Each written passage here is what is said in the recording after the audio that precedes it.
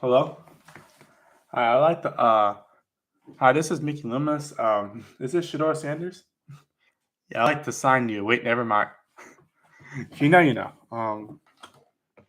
What is up, everybody? It is Mars Sports.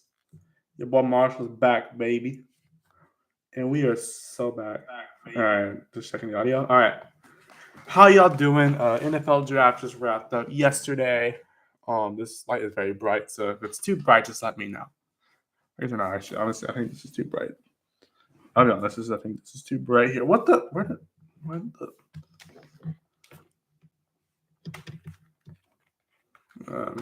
keyboard right there with my two keyboards I have. Oh, all right, there you go. I can see the color in the back. So today we are going to talk about each team in the NFL draft. We'll go over an analysis. Sorry if I take too long on the Saints or on a certain team, but we're gonna do this, baby. So yeah, NFL draft just wrapped up. We're in UDFA season now, where the undrafted free agents get signed. And Aaron Rodgers still hasn't made a decision yet. But we'll talk about their potential new QB of the future. Ironically, not the one you would think of, but that. But we're going to talk about each team. We're going to about each team, honestly. It's easier for me. And we're going to go with the random wheel of we're going to go with the random wheel of names, and then I'll just talk about the team. So yeah, but here you freaking fracking go. Here's the wheel. We're gonna go by each team. I was like, let's just go random at this point. And also change the lights. Just remind me to do that. I forgot to do that during the draft, the mock draft. Sorry. Anyways, let's fracking do this. So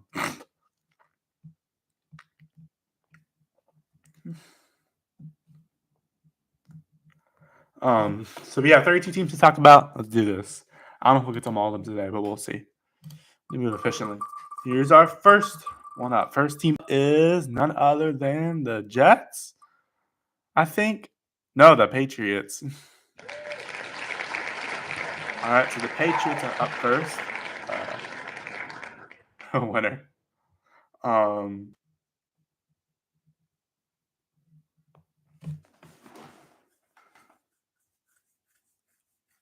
Let's freaking do this. So the New England Patriots. Let's just go through their draft stuff. I don't know if I should do this every time, but if y'all want me to show the wheel, just let me know. I don't know if I want to do it each time though. just because. That muted. Okay, very good. So let's go with start the New England Patriots. Patriots were mainly going offense here, which I think is good because their offense was kind of a crap show last year, and they needed to build the team on Drake May. You know what I mean? But yeah. I'm thirsty. I'll be right back. Need some water.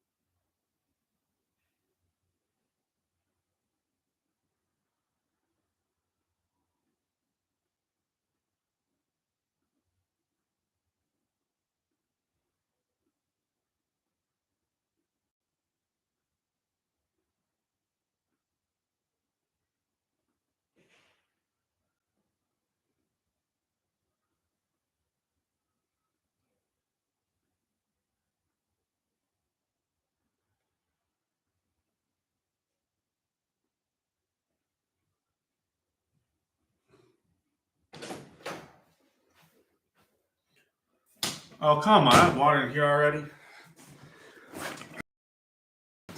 Much older water, but who gives a crap? The thing stays cold, that's for sure. To this day, I love this thing, bro. This thing holds water so well. And thank you, Jack, again for giving this to me. To this day.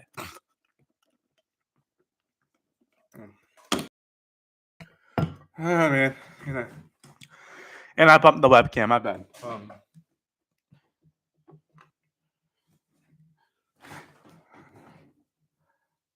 Should I try to?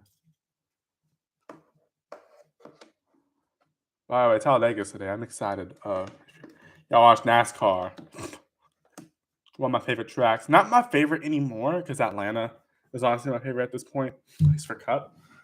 Talladega is always one of my favorites. Yeah, Talladega is still really, really good. Don't get me wrong. And honestly, hot take: fuel saving is better than train racing. Let's freaking do this.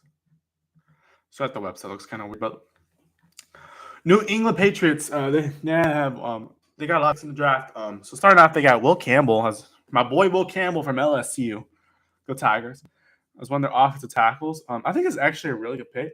I think Will Campbell is the best offensive tackle in the draft this year, and this dude literally was so good at LSU. He would destroy people. It was crazy. Like, he was so good. Also a really good person too. I mean, Will Campbell was the best player from LSU last year. Also part of the reason why Jay Daniels was successful, of course, because he was there when Jay Daniels was still there. This dude is really good. I'm really excited to see what he can do at New England. I think this will help Drake May get some protections. Yeah. And then round 2, New England went with Travion Henderson, who's a running back from Ohio State. I saw him play in person at the Cotton Bowl.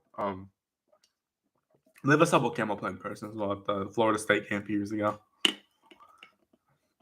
Please win Rookie of the Year, Tyler Shough. That would be amazing.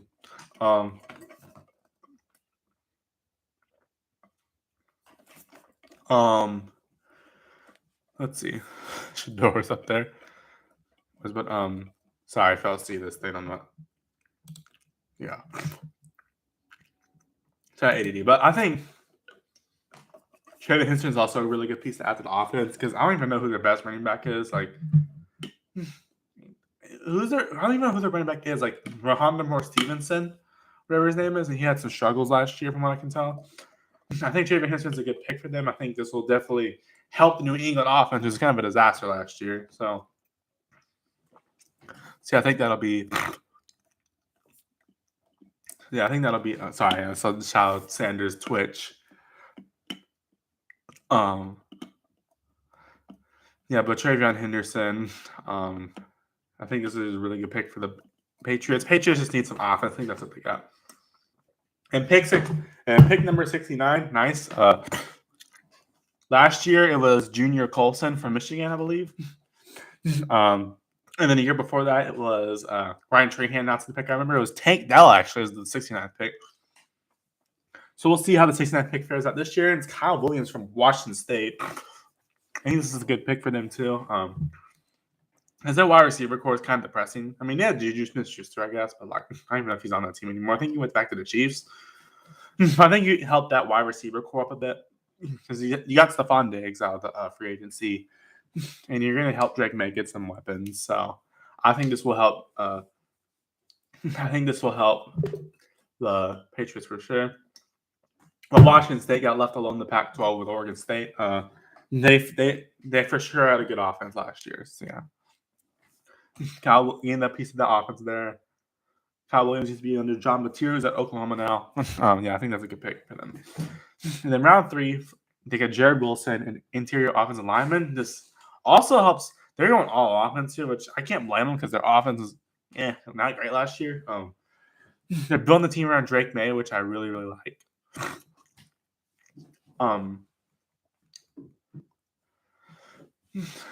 But Jared Wilson, I think that's a good pick for them. I mean, like I said, it's like Will Campbell. I think he gets an interior protection as well. I think this will help the Patriot offense. I think that offense is going to look a lot better next year, especially like Mike Vrabel in the helm now. Like he seems like he's doing a lot of strides to improve the team.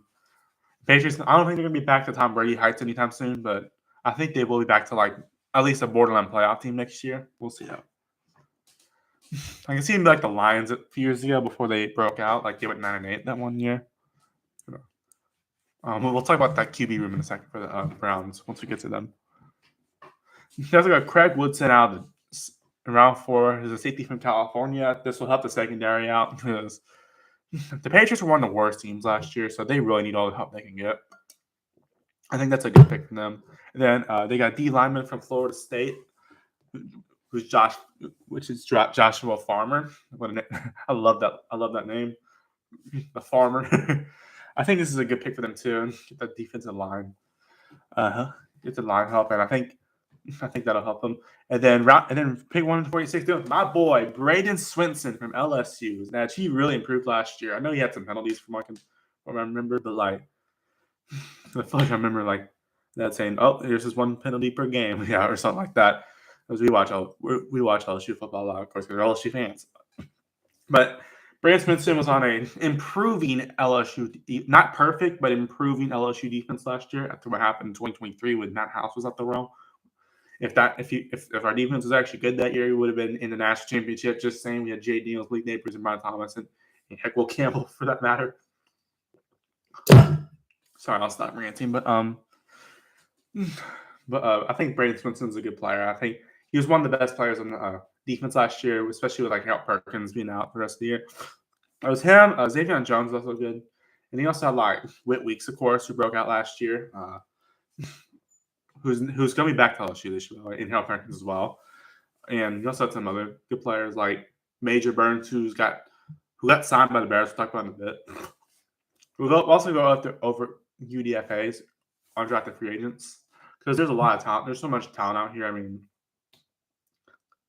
if you don't get drafted, that doesn't mean you're not talented, obviously. But there's that. But I think it's a good pick for the Patriots. And then they got Andres Borregales from Miami. I believe he was the first kicker picked at the draft. I don't know what their kicker was last year, or was it Chad Ryland? I think he moved to a different team, but I think he's a good kicker last year. So I love the special teams. They hope they're covering all bases pretty well. I think that's good. And then Marcus Bryant, you got O-lineman from Missouri. I think this is also good. I mean, if one of the O-linemen get injured, I mean, and he could be a starter too. Marcus Bryant's right there, but I mean, he could be up there. I think beefing up that O-line is really going to help the Patriots for sure.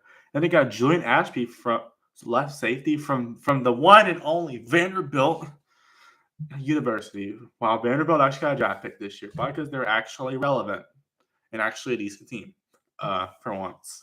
And they beat Alabama, so that was pretty epic. And almost beat Texas. But anyways, we're talking NFL here mainly. But yeah, anyways, Julian Ashby thinks it's a good pick. You get that secondary help too. You get the secondary help as well, so I think that'll help the team a bit. Plus, Vanderbilt actually, I know their record doesn't look that much appealing, but they're a better team than what their record showed last year, in my opinion. But yeah, they had a lot of close games last year. I think they could have honestly been like a 10-win team, to be honest with you. But yeah. But anyways, I think Vanderbilt's going to be good next year. I think they're the dark horse to win I think they're a dark horse to win the SEC next year. At least make the playoffs. We'll see.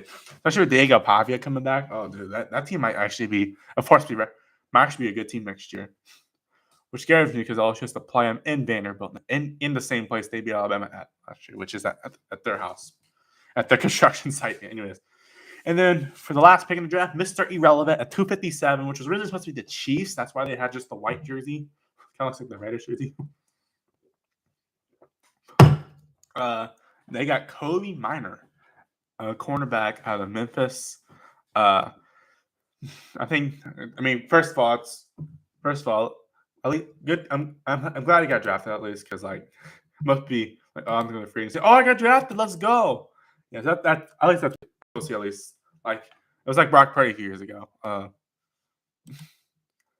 But congrats to Kobe Minor for getting drafted. After waiting a long time, he finally got drafted. Patience pays off. I'll just say. I think it's a great opportunity for him. I mean, who were the last few? I mean, last year it was Jalen Key. I'm sure we'll do Mr. Relevance for the Jets. And the year before that, it was what's his name? Deshaun Johnson for the Rams. And then Brock Purdy, of course, the year before for the 49ers. I forgot who 2021 was. It was someone for the Falcons, I believe. Yeah.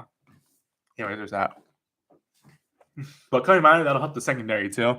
They got a cornerback, so I think that's going to help the team out. I mean, that secondary is going to be a lot more improved next year, I think. So we'll see how that goes. And yeah, we'll see how the Patriots do. Now we're going to spin the wheel again. You aren't going to see it, but It's just I don't feel like switching. Oh, and undrafted free agents. They've signed so far. We're gonna go through all these too. Why not? By the way, these update very commonly, so yeah, I'm gonna go through these pretty quickly just because there's a lot of them. But but according to PFF, this is about PFF I'm looking at. Patriots signed quarterback Ben Rulich from Louisiana, which that would be a good backup for Drake May. And who knows? They found Joe Milton last year, so what do I know? And plus, Louisiana was a good team last year. Even though they fell off towards the end of the season, but they were a good team last year. And then they got running back Lane Larison for UC Davis, so that'll help the running back room. They got fullback Brock Lampy from Notre Dame's daddy, aka Northern Illinois. So I mean, I don't think a single fullback I drafted this year, but you get those fullback in there, so we'll see how that goes. Plus, you can find a hidden gem like Kyle Juszczyk or what's his name, Pat Ricard. And wide receiver, so I have 2 wide receivers, which are Demir Blankonski from Memphis and Efton Chisholm the third from Eastern Washington. At least that's the same college that Cooper Kupp's from. So I think you get some more wide receivers in there, so that's good. They got tight end C.J. Dippre from Alabama, so that also give another receiver for Drake May.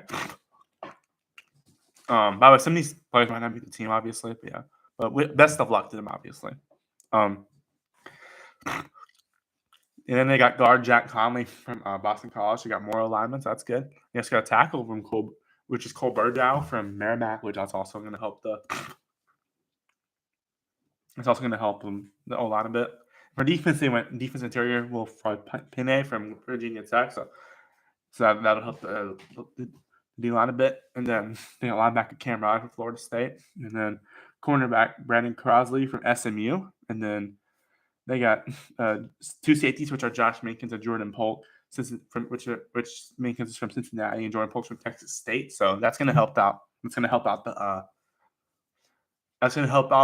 the defense there. So that'd be good. Plus, you have one playoff team in there would be an SMU. So one has experience in the playoffs at least. Yeah. In the minicamp and fights, they have fullback Dwayne Martin from Louisville. So best of luck to him. I guess it'll be either between him or Brock Lampy or something like that. Maybe both. We'll see. I don't know. Although they signed Brock Lampy, just invited them. So who knows? We'll see what happens. Anyways, Patriots overall I think had a good draft. I think that's going to help the team a lot. So yeah. And the next up is the Packers, the team that actually hosted the draft this year. Shout out to Tom Grassi, by the way. That was it was awesome to see him announce the pick. Although they kind of did him dirty. The freaking ESPN did him dirty. Now, I'm not showing it, but NFL Network at least showed it. But yeah. But I'm so happy for Tom Grassi. That's awesome. Let's go to the Packers. Packers actually cooked. I think they got some pretty interesting picks this year. Because normally they're usually low-key in the draft, but I think it's actually a pretty cool draft. It was there's probably some pressure from the crowd, obviously, but yeah. But for the Packers, they finally drafted a wide receiver the first time 20-something years in the first round. They got Matthew Golden out of Texas. This is a really good pick for them, especially with how young that team is. It's a more young, talented team. That team's going to be really good for years to come, especially how young that team is, dude. The average age is 25 or something. I don't even know.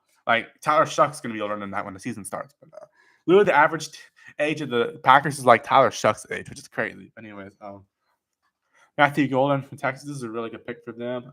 Give Jordan Love another weapon to throw to. Man, they're cooking. Bro, I think the Packers are going to be a really good team next year. Maybe they probably need to be more consistent. I think if they fix some consistency issues, they'll be good. But yeah. But Matthew Golden, man, I mean, that's a good pick for them. I think he'd be a really good fit for Jordan Love in the Packers. So plus he joins who else? Who's on? Christian Watson, some others. I forgot the names. But I think that adds to very young and very, very high potential wide receiver they have. And then round 2, they went Anthony Belton from NC State, interior alignment. I think this will help align a bit. I believe they drafted Jordan Morgan last year, so a lot to that. So that's a good pick for them. I think interior alignment will help the team out, help Jordan Love out especially. But yeah. There's that. And then pick 87. Then went with another wide receiver. This time, Savion Williams, which is a wide receiver from TCU. Another wide receiver they picked. Two wide receivers. I did not expect that to happen. But, I mean, I know a lot of people says it's a weird pick, but I think it's actually a solid pick. It's like, when I can tell Savion Williams can run and throw. I was seeing some of his highlights on the screen or when he was at TCU. But I don't know. Was he on the national championship team or one of the mid-national championship? Yeah. But this is a good pick. I think he's a good wide receiver. It'll be another. Plus, I feel like a lot of the. Oh yeah, Remy Dobbs is another wide receiver. I forgot who else. But you add to that really young wide receiver room.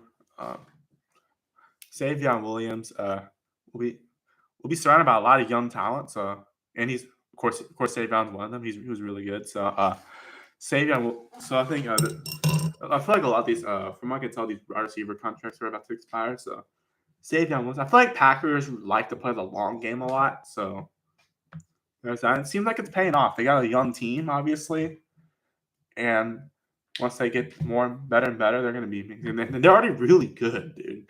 Like they made the freaking playoffs last year already. Like that Packers team was really good. Like they got so many good things coming their way. It seems like. But Savion Williams is a good pick for the Packers. So yeah, we'll see how that goes. And then they got Baron Sorrell with Ed from Texas in the 4th round. So at least after going on offense, they touch on defense. I think this is going to help the defense a bit because I feel like the defense was good last year. I feel like a lot of times, like they shut out the Saints, of course. That was the depressing Saints team, but still, that's like when no one was healthy in the Saints. But still, it's still impressive to shut an NFL team, even if it's the Broncos shutting out the Chiefs. But that was kind of funny, even though the Chiefs were basically trying to get shut out. I think they're doing that just to get the Bengals on the playoffs. But I think this will help the team a bit. I mean, Texas was very good last year. Gave a lot of Texas people. And if you want to count state Texas, Savion Williams too. So yeah, but Baron Sorrell this will be a good pick. I think he'll help the defense out. So, yeah, and then they got Colin Oliver from Oklahoma State. He'll be in he'll be in a much better situation at Green Bay than he was at Oklahoma State, obviously, because man, that was rough last year. Wasn't his fault or anything like that, but man, that team was just horrible last year. Oklahoma State, but Colin Oliver, I think this will help the defense. I know they let Colorado score 59, but I mean, if you can put him on a good team, he could thrive a bit. So we'll see what happens. I mean, we'll see what happens. I mean, we'll see that. Sorry, but I think this could help the defense. But I forgot to mention, I think Baron Sorrell was in the green room.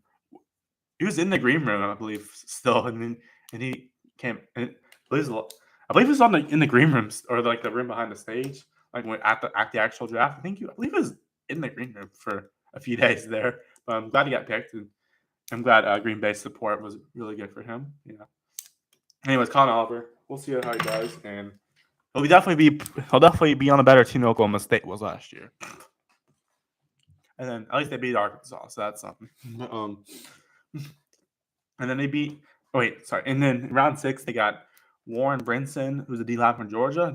That Georgia defense was really good last year, so you get one of those players, or it's always been really good. You get one of those players, so I think that'd be really good for them. As long as I know it's a Georgia play, as long as you keep him out as long as he drives properly, because you know those Georgia players. But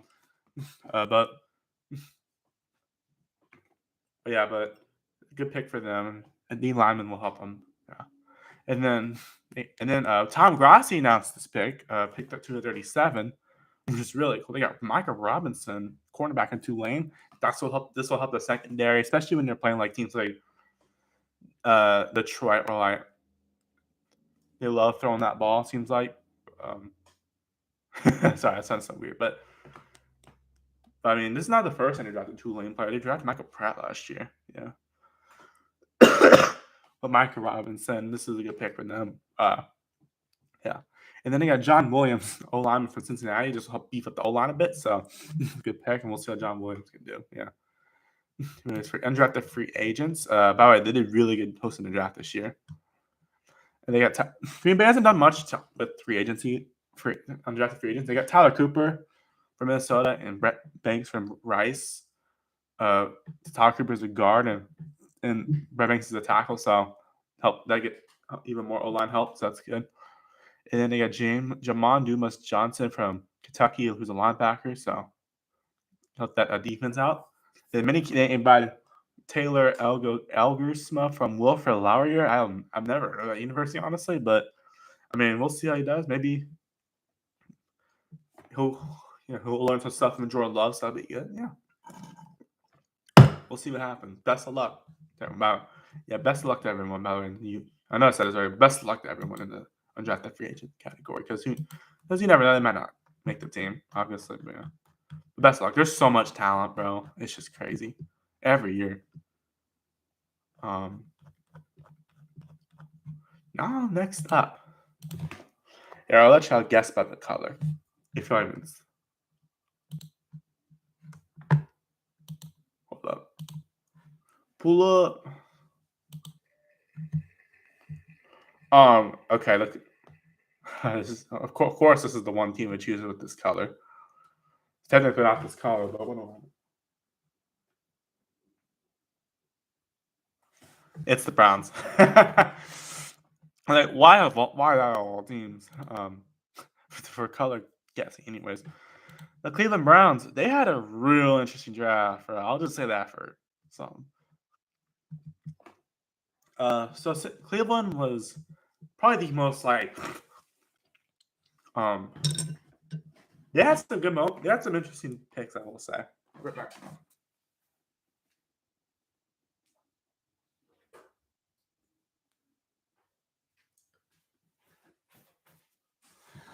All right, let's do this. So they traded down to pick number 5 from the Jaguars, who got Travis Hunter out of it. We'll get to that in a bit. But for the Browns, all right, they had picked 7 times. They actually had draft picks this year. I didn't realize their last pick was in round 5, but but they kind of had a weird draft that will limit. Overall, I say Green Bay had a good draft. I will say that's a Green Bay overall a good draft. I forgot to say that. Like the team itself, yeah. But Cleveland, they had 7 picks. I mean, they probably still I mean, they finally got a first rounder for the first time in a while. Yet they trade down still, but yeah, it seemed like the Deshaun Watson stuff's at least going away in some way. But yeah. But let's do this. So for pick number 5, they got Mason Graham, D lineman from Michigan. This is who I had going to the Jaguars originally, but I had him going pick 5 still, obviously, because I didn't do any trades or anything like that because I didn't feel like predicting that. But maybe next year we'll predict trades. Plus, I low-key just want to pick something for every team, you know. But Mason Graham, this is a good pick. I mean, that Cleveland was just a disaster as a whole last year, especially that defense. I mean, Mason Graham coming in, I think that's going to at least help out a bit. And he was really good at Michigan. I believe he's on the national championship team. So a lot of these Michigan players getting drafted this year, even though Michigan went 8-5 last year, which that's solid considering they lost a lot of people. But yeah, but I mean, at least you beat Ohio State and Alabama, so that's something. But Mason Graham, good pick for them. I mean, you got your defensive guys, so I think that'll help. I mean, they were looking for defense originally, so because a lot of people had Abdul Carter, who actually went to the Giants, but I think this is a good pick. You get that defensive player that you need, yeah. And then pick 33 in round 2, they got Carson Senior. If he was there in 2021, I saw him play. He's a linebacker from UCLA. This is a good pick. This will also help out the defense because they really need some defensive help, honestly. Like, they let the Saints score 35 with a mostly injured team. Come on. That was when everyone was injured at that point. But I think this will help the defense out. I don't know if Cleveland might take a while to rebuild, but we'll see. But I think you can get a guy from your linebacker. I think that'll help. And then round 2, they went, and then pick 36, really right after they picked Carson, Swish, and Inger. Sorry, it sounded like I stepped on the nose. But anyways, that's a good pick for the Browns. Carson Schwissner. Sorry. And then pick 36, even Quinshon Judkins from Ohio State is a running back, of course. Saw him play in person as well. Lee Trey and Henderson got drafted right before him too, so that was something. But this is a good pick. I mean, Nick Chubb seems like he's injured a lot, so you pair him with Nick Chubb. Oh, dude, they're gonna cook, bro. Like, especially, I believe Nick Chubb's also getting older, so you potentially have your one running back of the future. So that's a good pick for them. Plus, he doesn't have to leave the state, so that's something. And then in the third round, they went with Harold Fannin Jr., tight end from Bowling Green. This could be a steal, honestly. First of all, he doesn't have to change uniform colors. Ironically, his also has a color. And he doesn't have to change. He gets to stay on a team that has a color in their name, which is Bowling Green from them. But, this is a steal in the draft. I mean, I know he's in a group of 5 universities. Bowling Green had some good. Oh, shoot. Bowling Green had some good moments last year, we'll say. So I just realized I'm talking really loud.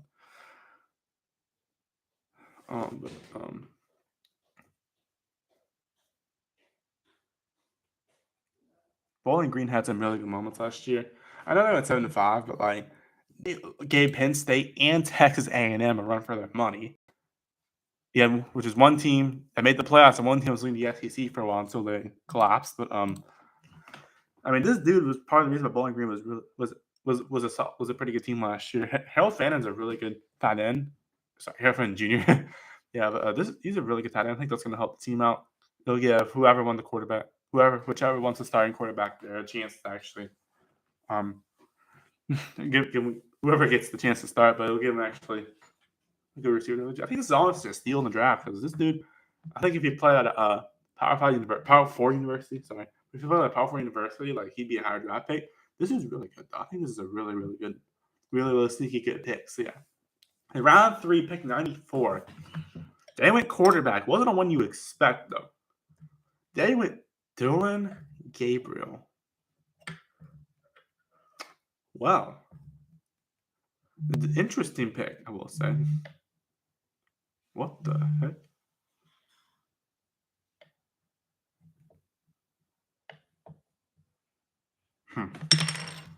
What the heck? Sorry, you just texted me.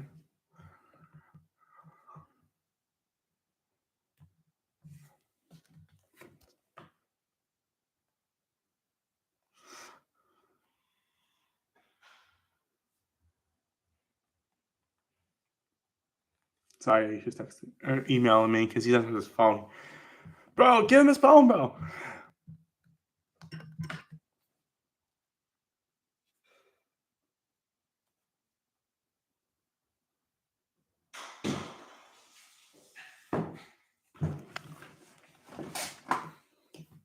The heck was that? Oh, okay.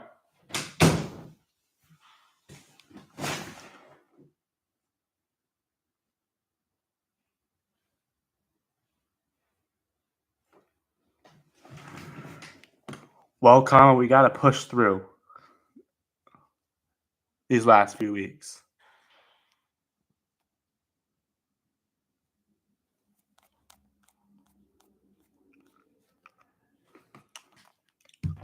I'm sorry. They went Dillon Gabriel, which Dillon Gabriel, he was good last year, I'll say. I mean, he transferred to Oregon last year for his last season, and it was actually good. It paid off for him. He made the playoff. It went only undefeated team in the regular season and made the playoffs. Yeah, they got smacked by Ohio State, but Dillon Gabriel, I feel like he's a good quarterback. I feel like I will say it's a little weird. It's a little weird how they picked another quarterback, which we'll get to in a bit. But I think Dillon Gabriel, I mean, we'll see what happens. I mean, it's kind of a weird pick, especially when they pick Sanders later on. But we'll get to it in a bit. But Gabriel, I mean, he's a good quarterback, so we'll see what he can do. Maybe he'll be a dark horse to start for that team. So yeah, that's gonna be a busy quarterback room, by the way. And then 126, they went Dylan Sampson from right back to Tennessee, and I go another running back. I think is a little strange, but Dylan Sampson's a really good player. He was really good at Tennessee last year.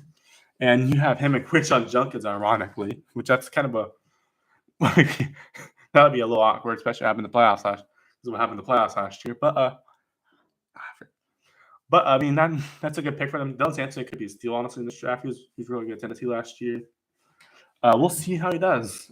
Especially like I guess it's good. I guess they're playing if Nick Chubb gets injured again because Nick Chubb also older.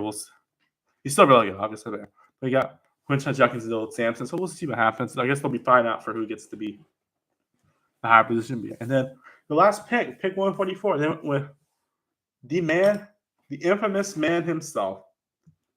They got the biggest storyline in the draft, Shedeur Sanders, quarterback Colorado. And I mean,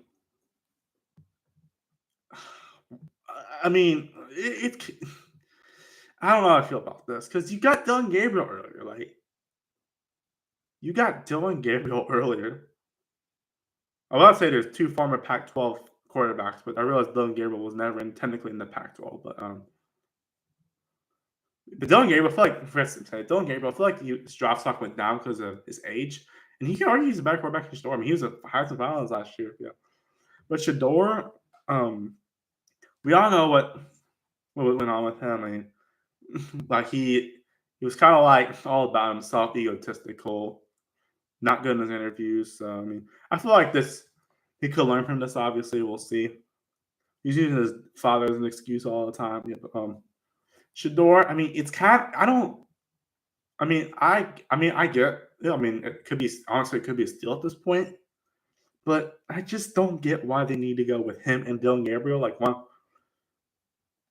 even the Browns didn't seem thrilled about drafting him. But what do I know?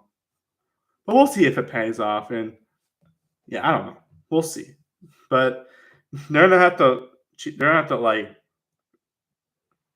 like control Shedeur a lot, dude. Like, seems like Shedeur, from what I can tell, he can get a little cocky sometimes.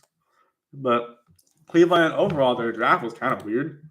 They kind of went a lot on one or two positions, but we'll see if it pays off. Maybe they're tanking for like Garrett Nussmeier in the future or something, or I don't know. I mean, Cleveland, in their UDFAs, they've signed running back Amani Marshall from App State, another running back, so they'll make that running back room even bigger. They also got wide receiver Gage Laverdane from South Carolina, so they finally got a wide receiver. I think they honestly need at this point. First guy. They also got Eli Wilson, the tight end from App State, so you got him with what's his name? Helfand Jr. You got edge Aiden Huntington from Tulane. That'll help the defense, and then Donovan Wheeler from Pitt. There's a safety that'll help the secondary too. So Cleveland overall had I don't know how to feel about that draft, honestly. They had some good picks, but they had some really weird picks too. So yeah. But who knows? Maybe it'll pay off in the end. You know, they just need some stability at this point, especially what happened with Deshaun Watson. So I'm live streaming about the NFL draft. I want your analysis. And if you want, you can give your opinion on the Cowboys draft, and I'll share it with everyone if you want.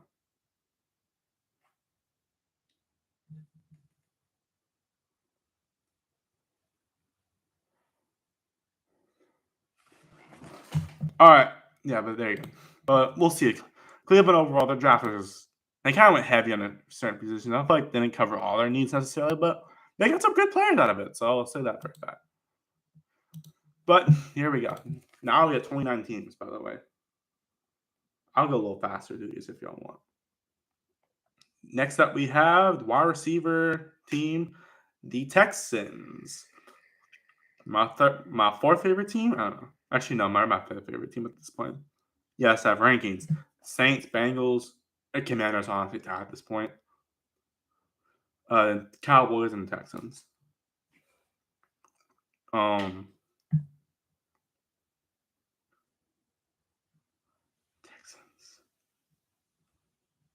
Honestly, if I had to pick between Bengals and Commanders, I don't even know. Probably Bengals because they have also Jamar Chase.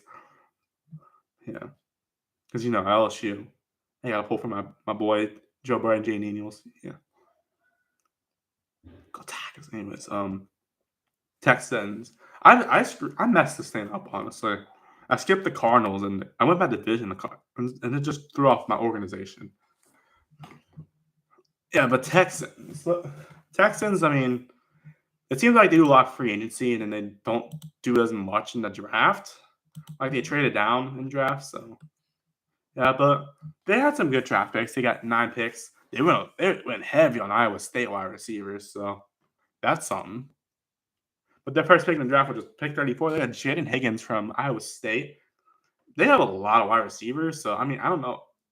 I mean, it seems like they're trying to become the Ohio State of football, or I guess honestly, or LSU football with like all the wide receivers.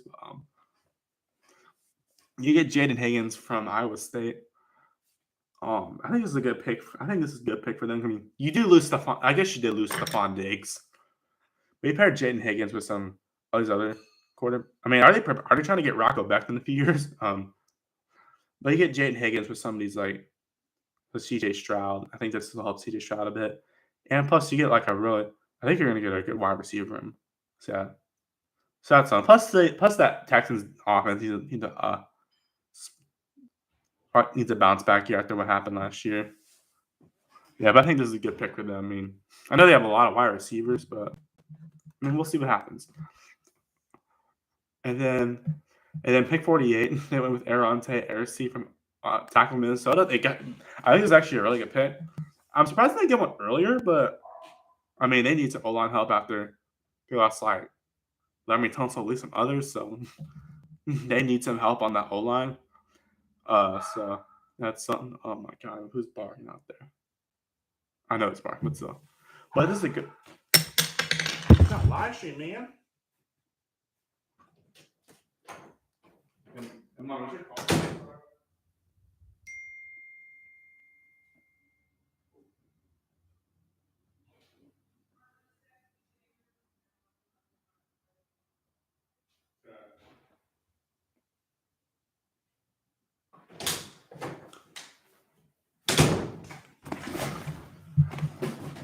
Sorry, I was checking on. Apparently, yeah. So if you're barking in the background, I'm sorry, but my dog's mad. But yeah, anyways, he had to get locked up because I don't know. But yeah, anyways, must have been like hyper or something. I don't know. But yeah, I think this is a good pick for the Texans. I kind of wish they would have more alignment, but I mean, I still think they got a good alignment in them. So yeah. Plus, they could sign some. I think they signed some others. So yeah. Oh boy, the Rockies suck. 4 wins. That's yeah. So I got distracted again. And then round 3, pick 79, they went with Jalen Noel, a wide receiver, also from Iowa State. So I think you have Jade Higgins and Jalen Noel. I mean, honestly, picking from the same university as long as a good university, like Iowa State was actually really good last year. Like they went 11-3, I believe. Yeah. This is actually a good pick for them. I think. I mean, it's a little over top wide receivers. Yes, you could argue that, but like Jalen Noel, I think compare him and Jade Higgins, I think that'll definitely they'll definitely help the two of them. Like they can learn they can take through stuff at Iowa State, and that'll help them a lot. Yeah, so I think that'll help. But Jalen Noel, I mean, I respect them going for Iowa State wide receivers. I mean, Iowa State was good last year. They were one of the best teams in the Big 12 last year. So yeah, had their best year in a long time as well. Yeah, yeah, I think that's a solid pick. And then they went from one Jalen to another, ironically spelled the same way, which is kind of an unusual way to spell it. But yeah. Oh my God, they went with 3 Jalens. They went with the Jaden as well. They got Jalen Smith, from a cornerback from USC. I know you could say what you want about USC's defense. I feel like they improved a little bit last year on points. I think Jalen Smith's one of the better players on the defense. So this is a good pick for them. It'll help that secondary a bit, and I feel like for a team like the Texans, they're good, but they're not quite elite yet. So you get better players, and I mean it's better. Obviously, the Texans are way better than what they used to be, but I think it gets some help the defense out for sure help as well. And then they kept on going with USC as they went with 116. They went with Woody Marks, running backs up from USC. I think this is actually a really good pick. Woody Marks was actually a good running back last year. I remember seeing him in that game against LSU. He was good, and Jalen Smith also too. But I know USC kind of had a down year last year. I mean, they they still have a good moment. Like, they still beat like LSU and Texas A&M, so that was something for them. LSU won, did not. We could have won that game. Anyways, we should have won that game, but if we didn't lose that game, they wouldn't have beat A&M. But I guess that's one way to look at it. But yeah, I'd much rather win that game. But I mean, Woody Marks is a good pick. I mean, he'll be with Joe Mixon, I believe. So yeah, I think that's a good running back room they got there. Then they went with another Jalen, this time spelled different. Jalen Reed, safety from Penn State. This will also help the secondary. Plus, Jalen Reed was on the former playoff team. Was on a playoff team last year. So yeah, I think this is a good pick. It'll help that secondary out. And then they went with Graham Mertz from Florida, quarterback. I think Graham Mertz is underrated just because like he was put in a weird situation at Florida. I mean, they started getting good at the end of the season when like they beat LSU and Ole Miss and a few other teams. But I mean, Graham Mertz got injured last year. He looked decent. He looked pretty solid, honestly. Like he had some good moments. I mean, it seems like DJ Lagway is going to be better, but like Graham Mertz is a solid quarterback still. He had some good moments, and back at CJ Stroud. So I think as long as he stays healthy, he could be a solid backup. Yeah. And then you got Keontae Hamilton, defense lineman for Rutgers. So you got compared to the O line a little, you got the D line. So I think that's a solid pick for them. And then so I think that'll help. He's also from Rutgers. I forgot if I said it. I don't know if I said that or not. And then 255, they went with Luke Lackley, tight end from Iowa. Whoever thought an offensive player from Iowa will get drafted. But I mean, this is actually good. I think you can compare him with Dalton Schultz and some others. I think that could be a good tight end room. So yeah. And overall, Iowa improved on offense last year. So yeah, I will say that for a fact. Iowa did improve on offense. It's probably the best offense it's looked in a long time. And undrafted free agent signings. They got Daniel Jackson, wide receiver Minnesota. So getting even more wide receivers. That's a center for Eli Cox from Kentucky. So you get some more linemen. So maybe it's the next Larry Tunsil. We'll see. Then you got linebacker Casey Osai from Louisiana. Ajay Hussey. Huzzy. Cornerback from North Carolina. So that's like a bad word to say. Left safety off Austin Break from West Virginia. So if I see these positions wrong, I apologize. So you got some good signs, and that'll help the defense. Overall, I feel like the Texans could have drafted more O-linemen, honestly, but overall, still a pretty good draft for them. So yeah, we're 1/8 of the way through, baby. Next up is the Bills. Barely the Bills, but why the colors switched? I believe it's just the same colors, ironically. Yeah, it's a little different shade of blue from my phone. Or I'm hyper. Or I'm just looking at it incorrect. Bills. Let's see. So Bills got one of my favorite rookies last year, Keon Coleman. Oh yeah, that was last year though. But anyways, Buffalo has 9 picks to draft, and they went for the first pick. They went with Maxwell Harrison from Kentucky. He's a cornerback. That's a good pick. They can help the defense out, especially like when they play the Chiefs. Of course, they need that. They need all the help they can get against the Chiefs. So, I think that's a good pick for them. I think they'll help that secondary out. Yeah. And then round 2, and then 41st pick, they went TJ Sanders, not one of the Sanders from South Carolina. We'll talk about Rocket in a bit, who got signed. I forgot which team. I think it was the Chargers, yeah. And TJ Sanders, D-lineman from South Carolina. Another good pick. South Carolina was for sure probably the most improved team out of the SEC last year. I mean, then Vanderbilt were very improved. And probably Florida, honestly, towards the end of the season. But this is a good pick for them. Help that defense out, because like they get the defensive help, especially especially against the Chiefs.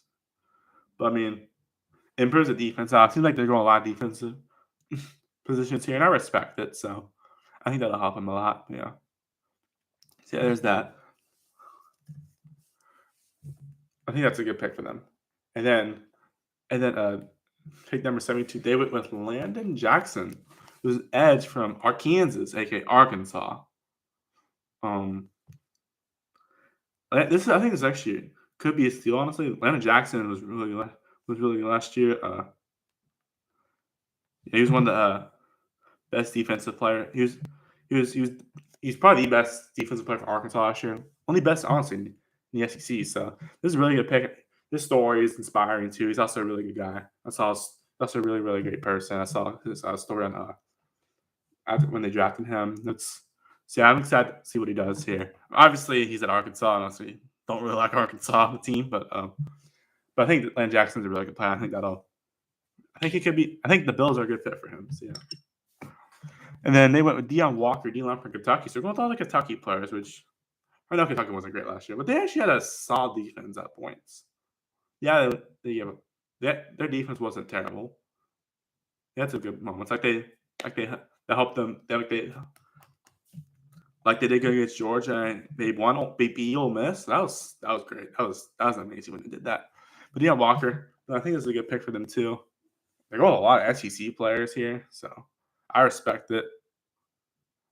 But Deion Walker, I think this is a good pick for them. Hope that D line a bit. So yeah.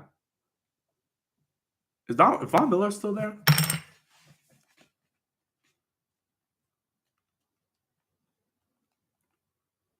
I don't know. There's a Von Miller in DeSoto. Wait, today? Huh. I didn't realize Von Miller went to DeSoto. That's pretty awesome.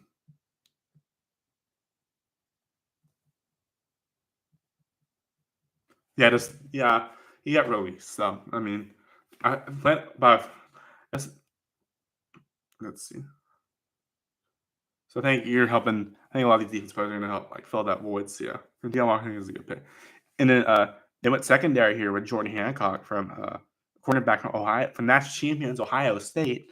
He's a good pick for them too. Help that secondary out. I think that's going to do good for them. And then right after they picked Jackson Hollis, who's a tight end from Georgia Tech. He'll be put in a really good tight. He'll be put in a pretty good tight end room with. He'll be put in a good tight end room with like Dawson Knox. Who's the tight end there? I know Dalton Kincaid is. Is Dawson Knox a tight end as well? Jackson Hollis in there. I think that's going to be a good tight end room next year. So yeah. Plus, I'll help Josh Allen out, and Josh Allen can throw to anyone. Seems like yeah. And then, especially I feel like a receiving core is pretty young. Well, I mean, besides Amari Cooper, but still, he's not that old. But yeah, Amari Cooper's not old yet. And then 177. Right after that, they had a lot of picks in a span of a few minutes. They went Dorian Strong, cornerback from Virginia Tech. So they went from Georgia Tech to Virginia Tech, and they also went another cornerback. This will also help the secondary a bit. So this will be good for them. And then 106, they went with Chase Lund, O-line from. Look who got in the draft this year. UConn got a player drafted. Let's freaking go. Because UConn's always been a basketball school, but it's cool to see their football team do good, and also see one of their players get drafted. I think this will help out Josh Allen, help the O-line. So Chase was actually on a pretty good UConn team last year. I know they had some weird losses, but I mean, that UConn team is the best it's looked in a long time. So yeah. But Chase Lund, I think that's a good pick for them. So yeah. And then they went Caden Prather, wide receiver out of Maryland. I think this will help that. Like I said, young wide receiver room. I think this will help that wide receiver room out a bit. I mean, who's in there? I don't even know. You got Amari Cooper, I believe. Is Amari Cooper still even there?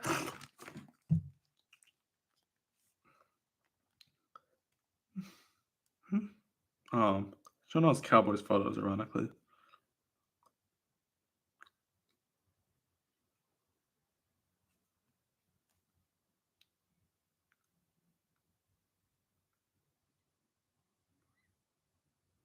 Amari Cooper sent the Dallas Cowboys? Wait.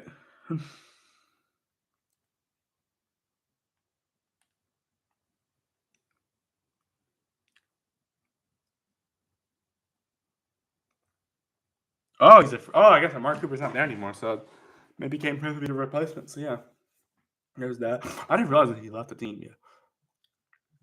Yeah, there's that. And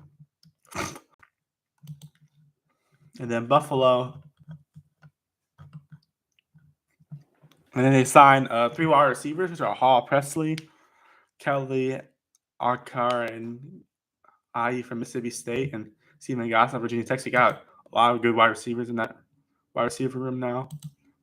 Then you also have tight end Kiki Latu from Washington, so you get even another tight end there, so that's good.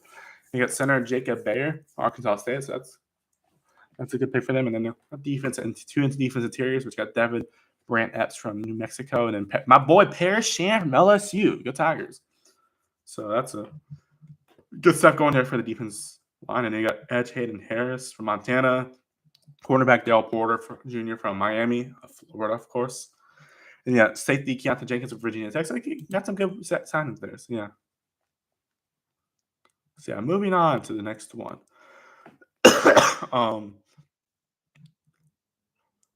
Wow, we're 56 minutes in. I've barely got any teams through. Next team is the Giants, I think, or the Commanders. Giants. Going by the divisions. Yeah. That's how we are there. Giants had. Oh, by the way, Buffalo had a pretty good draft, I will say. I mean, there's not really many needs for the Bills, just besides being the Chiefs in the playoffs. Yeah. I think they got a good draft. Who did I pick? The Giants? The Giants? New York Giants had quite a draft, I will say. They had 7 picks, but it seems like a lot. 2 of them it seems like that's a good picks here. First up, they got Abdul Cart, number 3, edge from Penn State, of course. And this dude was one of the best players in college football last year. I mean, he was really good. Best player for Penn State last year, we'll say. I mean, this dude's a monster. He's really good. So things will help the defense out. That defense has a lot of potential with like Brian Burns and some other really good players in there too. So I think the Giants are slowly improving. I don't know how much improved they will be next year, but we'll see. And then they traded up and picked number 25 to get Jackson Dart, quarterback from Ole Miss. Whoa. Took him from the Saints, or what do I know? But I mean, this dude's from the same school as Eli Manning. Jackson Dart's a good quarterback. I know he had some like rough moments, like that Florida game. Also his daddy is LSU now, but yeah. Although they beat us a few years ago, but yeah. But Jackson Dart's a good quarterback. He's one of the best in the draft this year. Second one to go, of course. I mean, this dude, I thought he was going to go to like the Steelers, and I thought he was going to go to the Saints. Now he's going to the Giants. So, I mean, I think he's actually a good quarterback. I know it might be a little high to draft him. You could argue, like he might be a second rounder, but I think this is good for the Giants. I mean, it's kind of weird because you just got Russell Wilson, but what do I know? Russell Wilson's getting older, so I mean, you had Jackson Dart as your QB for the future. So that's something. Plus, I don't know how long Russell Wilson's going to be there for us. Yeah. Plus, you never know looking at him. Yeah. But I think this could pay off in a few years. We'll see how he does. I mean, if he's the next Daniel Jones, that's not good. But I mean, you got a veteran quarterback there, and Russell Wilson, so that's good. I mean, that's quite a quarterback room. We'll say you have. What's a weirder quarterback room? Cleveland Browns with Deshaun Watson, Joe Flacco, Kenny Pickett, Dylan Gabriel, and Shedeur Sanders, or is it the Giants with Russell Wilson, Jackson Dart, Jameis Winston, and Tommy DeVito? That's something, bro. I'll say that for a fact. And then, so there's that. And then they went Darius Alexander in round 3. I believe they minus. Hold up. What the heck? That's round 3, bro. Not round 4. Or not Alexander. Round 3, but not round 2. Sorry. Where the heck did it? Round 3 went with Toledo's Darius Alexander D lineman who's a D lineman. I think this is a good pick. It helps that defense out too, and that defense was not great last year, I will say. But the Giants were just not a good team last year. But I think this will help them out. Toledo is honestly one of the more underrated teams out there. I know their record's not not amazing. I mean, they had some good moments. They beat the crap out of Mississippi State at Mississippi State. I know Mississippi State stuck, but still. And then they also beat Pitt in like a blowing overtime, but they won that game like 3 times. But yeah. Yeah, but probably honestly, that might be the craziest postseason game last year. That Toledo Pitt game. Anyway, so it's a good pick for them. Helps that defense out. So especially like Brian Dable on the hot seat, he needs all he can get. So, yeah. And then round 4, pick 105. This is a steal. This dude is a steal. I don't know why he wasn't picked higher, but this dude's amazing, bro. 105 fifth pick. Giants went Cam Scatterboot from running back for Arizona State. This dude's a monster, bro. He's really good. I mean, I think he's really. This dude was the sole reason why Arizona State almost won that game against Texas, and this dude was really, really good for Arizona State. And he's probably reason Arizona State was actually relevant again too. I mean, Arizona State was really good last year, dude. I mean, he was part of the reason. I mean, this dude is really good. I'm surprised he wasn't ranked higher, but I think this dude is going to be really good, especially now he's going to be in a room with like Devin Singletary and Tyron Chasey Jr. So I think he could get some opportunities there. I think this would be a really good pick. Plus, he can throw it too. We saw him in the Peach Bowl. So this dude's really good. I think this is a steal in the draft. Might be the steal of the draft. Who knows? There are a lot of good running backs that, yeah. There are a lot of really good running backs in the draft this year. And Cam Scab, I think he'll be really good with them. So, yeah. And then, especially with a team that doesn't pass well, obviously Russell Wilson can help you. And then, and then for pick 154, we have Marcus Mbo, who's offensive tackle from Purdue, which I know Purdue sucked last year, but at least Mbo is one of the bright spots of that team. But this will help the O-line too. Especially have like whoever starts, Russell Wilson, Jackson Dart, Russell Wilson, then Jackson Dart for years to come. Or it could be like Kirk Cousins, and then they get Michael Penix, like with the Falcons. Yeah. Yeah, look at that quarterback, like I was saying, like right here. Who's the starter? Who obviously Deshaun Watson's gonna be an IR, but yeah, what do I know? You got Deshaun Watson, Shador Sanders on the same team. That's who knows how that's gonna go, but yeah, just the thought of that's crazy. But Marcus, I think that it's gonna help the O-line a bit. So yeah, that's good for them. Especially the offense wasn't great. That team as a whole was not good last year. And then round 7, pick 219, they went Thomas Fedone, the second tight from Nebraska. I mean, this will for sure help the tight end room. I don't even know who their tight end was last year, but Darius Slade, I think he was a wide receiver. I forgot.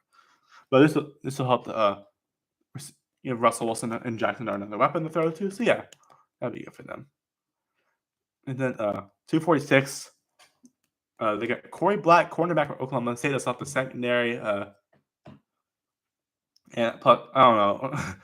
What do you think is a worse situation, the Giants or the what do you think is the worst team last year, the Giants last year or the Oklahoma State last year? But that's besides the point. But I think it's a good pick, and this will help the secondary. Yeah. Especially against like teams like, because the division could be really tough. Because the Cowboys could be a good team again next year. We'll see. It really depends on how Jerry Jones handles everything. And you have Commanders and Eagles, who could honestly are the best two teams. Might be the best two teams in the NFC next year. We'll see. I'll make schedule predictions by. I'll make record predictions, team predictions by when the schedule comes in. But what the heck? Giants. Where are the Giants at? Undrafted free agents. They went a bunch of wide. Holy crap! They went a bunch of wide receivers. They went Bo Collins from Notre Dame, Dylan Canberry from Louisiana. They went Daquan Felton, which sounds like a former player from my school. With Daquan Felton from it's a very similar name. He's from Virginia Tech, by the way. Daquan Felton is from Virginia Tech, sorry. And then Jordan Bly is from Gardner Webb, who's what. And then you got Nate McCollum, who's from North Carolina. So you got a lot of wide receivers there. So I think it's gonna help, obviously, because that wide receiver room. Besides Malik Neighbors, I mean that wide receiver room wasn't great last year. I mean they had Darius Slayton improved a little. Yeah. Like Wan'Dale Robinson, I didn't even know who that was for the end of the season. Yeah, and you have Jason. I didn't even barely knew any Giants players honestly last year. Probably they're so bad, but you have tackle Jason Williams from South State helps that D line, and you have for defense you have cornerback RJ Delancey III from Wisconsin, and then you have safety Makari Page from Michigan, so that's going to help out secondary. And then you also have guard Jason Collier Jr. from Pittsburgh, so we'll see how he does there. Yeah, there's that. That's the Giants there. And a nutshell. Man, this is going to take forever to go through. We don't have to do all this today, by the way. Now we have the Las Vegas Raiders. I think cooked in the draft this year, honestly. I got some good players at LA Raiders. Oh, snot, bro. Like I said, I've been sick a lot lately. But the Raiders, I'll go a little quicker through these, by the way. I might take a while for the Saints, so just warning y'all. They're my team, bro. Of course I'm going to take a while. Can't blame me, bro. But anyways, they went a lot of picks. They got 11 picks in the draft. And I think they cover a lot of good bases here. So yeah, in first round, number 6, they went with the best running back in college football last year. One of the best of all time, of course, as well. They went with Ashton Jeanty, run back from Boise State. Really good pick for them.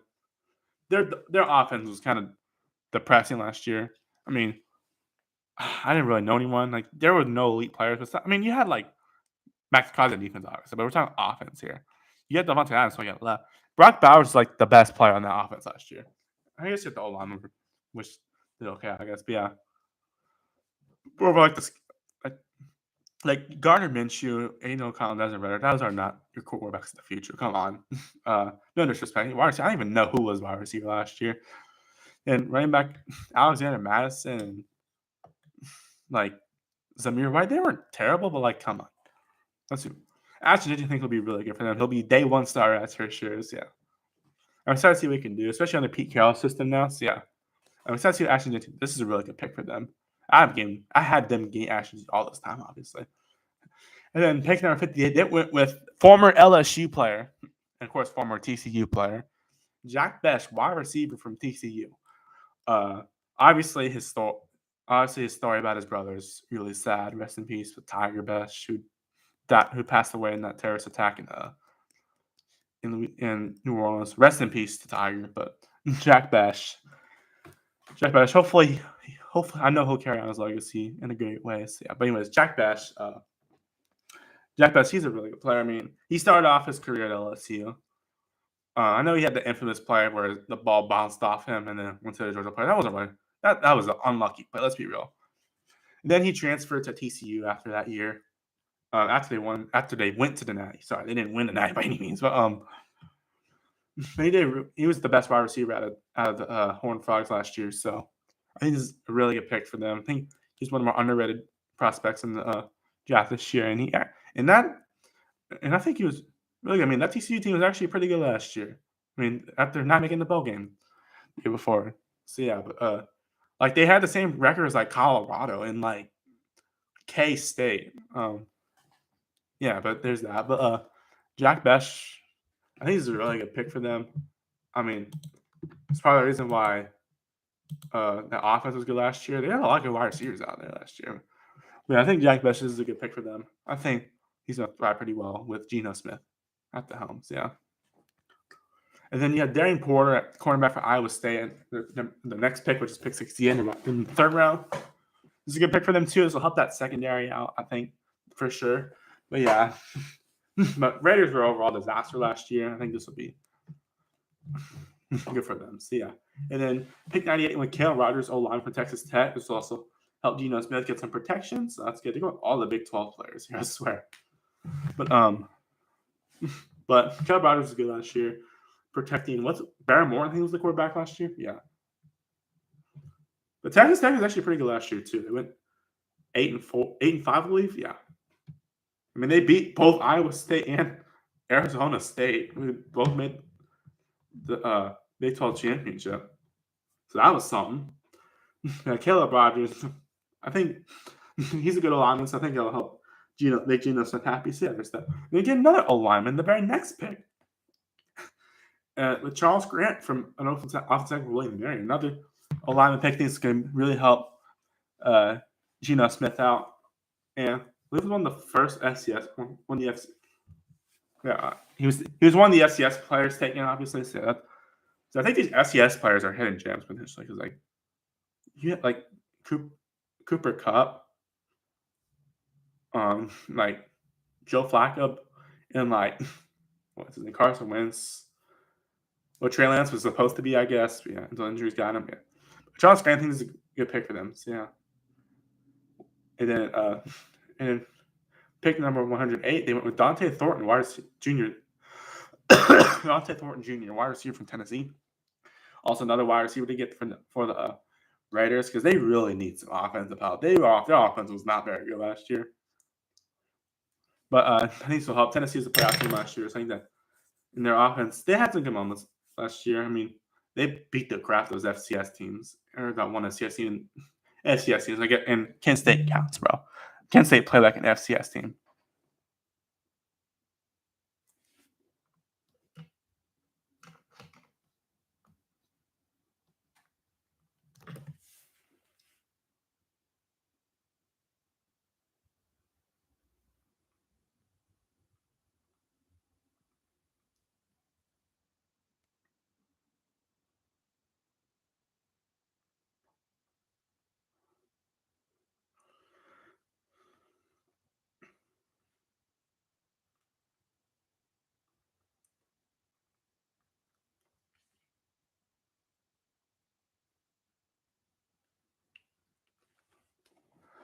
All right. Yeah, by the way, we got Cowboys. I asked for his Cowboys take, so there's that. But yeah. Anyways, Dante Thornton Jr. Yeah, okay. Sorry. Dante Thornton Jr. If I missed your person, I'm sorry. But Tennessee, I think this is a good pick for them. Did I go over who the Giants got? Yeah. I did. Okay, sorry. But Raiders, they had a lot of picks this year. I think it's good for them to help the receiving core. But yeah. Then they went with Tonka Hemingway Jr., D line from South Carolina. So help the defense out. I think him and like Max Crosby on the same line would be like with Max Crosby in the same line. So that'd be really interesting to see. So yeah. Because Max Crosby is the best player on the team at this point. Yeah. But I mean they got to get some good players on the team. I think Pete Carroll's gonna rebuild that team to actually be relevant again in good ways. Like that the Raiders beat like the Ravens, and that was like their only good win last year. Yeah. And then they went with JJ Pegas, D lineman from Ole Miss. This is a good pick for them too. Ole Miss defense improved last year, we'll say. They had a pretty good defense. I mean, Ole Miss was one of the best SEC teams last year. Just had a lot of close games that didn't go their way. Suck it. Anyways, JJ Pegas is a good player. I think this will help the D line, and also I think they're going to help that D line, especially like also with Max Crosby, of course. Yeah, that's going to help the defense out. And then bear with me here. And then pick 213, it would tell Tommy Millott, quarterback, who is listed as a wide receiver from Montana State. Montana State was a really good FCS team last year. I mean, they were undefeated until the national championship when the Kings himself, North Dakota State beat them. Tommy Millott was listed as a wide receiver. And this is a good pick. I mean, if he can play quarterback wide receiver, that's great. I mean, he could be like a Taysom Hill type. So yeah, I think that'd be good for him. And then, speaking of North Dakota State, literally 2 picks after they went to another quarterback. Cam Miller from North Dakota State. Hey, you got the 2 best FCS teams quarterbacks going up with each other. North Dakota State is the GOAT in FCS. They got to move up to the FBS at some point. Come on, they'd be great in the Mountain West. We're in the Pac-12. Heck, maybe in the Big 12. We'll see. I mean, we saw what they can do in Colorado. But yeah. But Cam Miller, Cam Miller, I think this would be a good backup for Geno Smith. I think Tommy Millott could be used as like Taysom Hill type. And Cam Miller, I mean, if Geno Smith gets injured, I mean, Cam Miller's right there. I don't even know. Is Gardner Minshew even on that team? I don't know what team Gardner. I think Gardner Minshew's on the Chiefs now. He's going to be a Super Bowl. He'll be pretty. And as much as it sucked if the Chiefs won the Super Bowl again, Gardner Minshew will be Super Bowl champion. So that's something. So that's pretty cool if that actually happens. Yeah. But Cam Miller, let's be good for Geno Smith. I don't know if Aiden O'Connell's on that team. So I think he is. I don't know about that's better though. Is that? Yeah, I think that'd be good for the backups. Yeah, a lot of quarterbacks right now. So yeah, they have a lot of FCS players here. I respect it. And then they went Cody Lindbergh, linebacker from Michigan, just to help the defense as well. So, yeah, I think these are some good picks. And then Las Vegas. And then they also went another quarterback who literally played his home games in that stadium. Haj Malik Williams from UNLV. Really, you need to literally plays in the Raiders Stadium. So he doesn't have to move anywhere. So I thought that was pretty funny. Yeah, it's like Kenny Pickett a few years ago. Played at Pitt and played at Pittsburgh. We played for Pittsburgh Panthers and went to the Pittsburgh Steelers. Didn't have to move to the home stadium at all until I got sent to the Eagles and the Browns. But yeah, but Kenny Pickett's a Super Bowl champion, by the way. That's pretty epic. But anyways, I think another quarterback after him. That's good. And then they tackle Parker Clements for Virginia Tech. Add to the D-line. For defense, they went interior Trevin May from Baylor. They went edge John Joyner from Minnesota. I believe Max Crosby's an edge, so you can learn some good stuff from him. And they got Matt Jones from Baylor. Not Matt. And then two cornerbacks, John Humphrey and USC, who knows how to win that game, by the way. I know that, of course, as an LSU fan. And then Mello Dotson from Kansas, which I think that's going to help the defense. And the mini camp fights, you got Canby Goff, safety from Air Force. So we'll see how. So best of luck to. So yeah, we'll see how that goes. Yeah, best of luck to all those. Yeah. Let's see. Anyways. Yeah, but moving. So yeah, Raiders. I think Raiders actually won the best drafts. I think, in my opinion. Yeah. This year, at least. Moving on. 49ers. Oh, the 49ers are something else, dude. But they did find the draft this year, I think. Let's see what I can tell.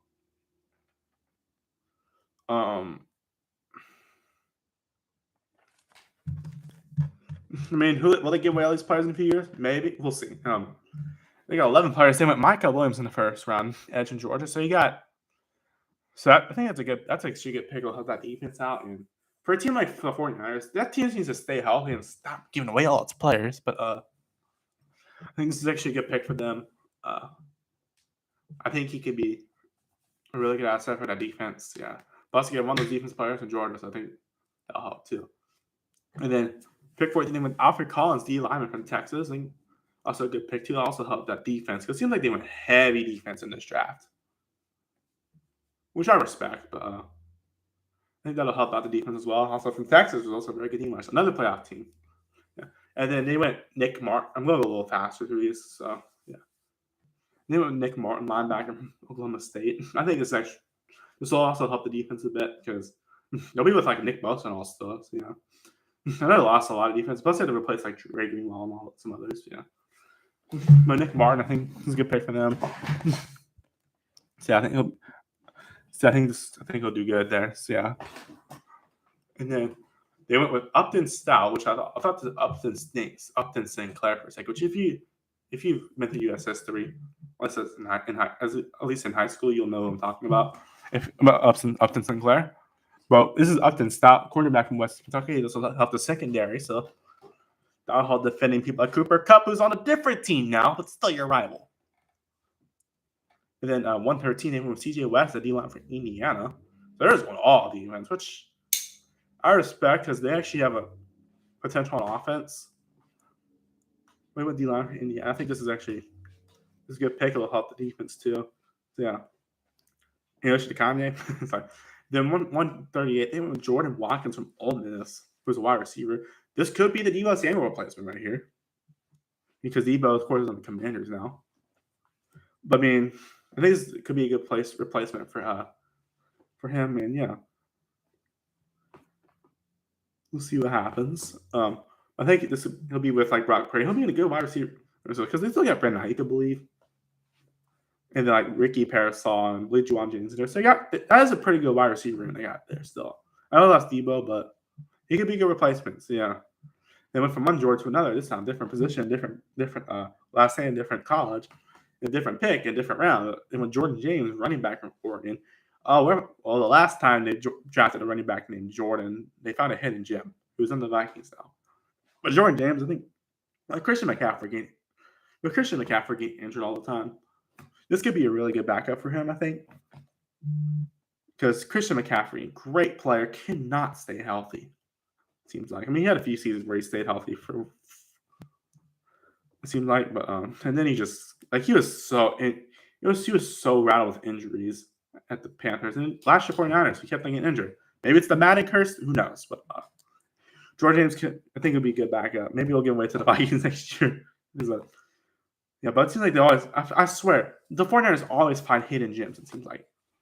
I swear, like they found Brock Purdy was the last, who almost went undrafted, literally the last player in the NFL draft that one year. They're good at finding hidden gems. Yeah.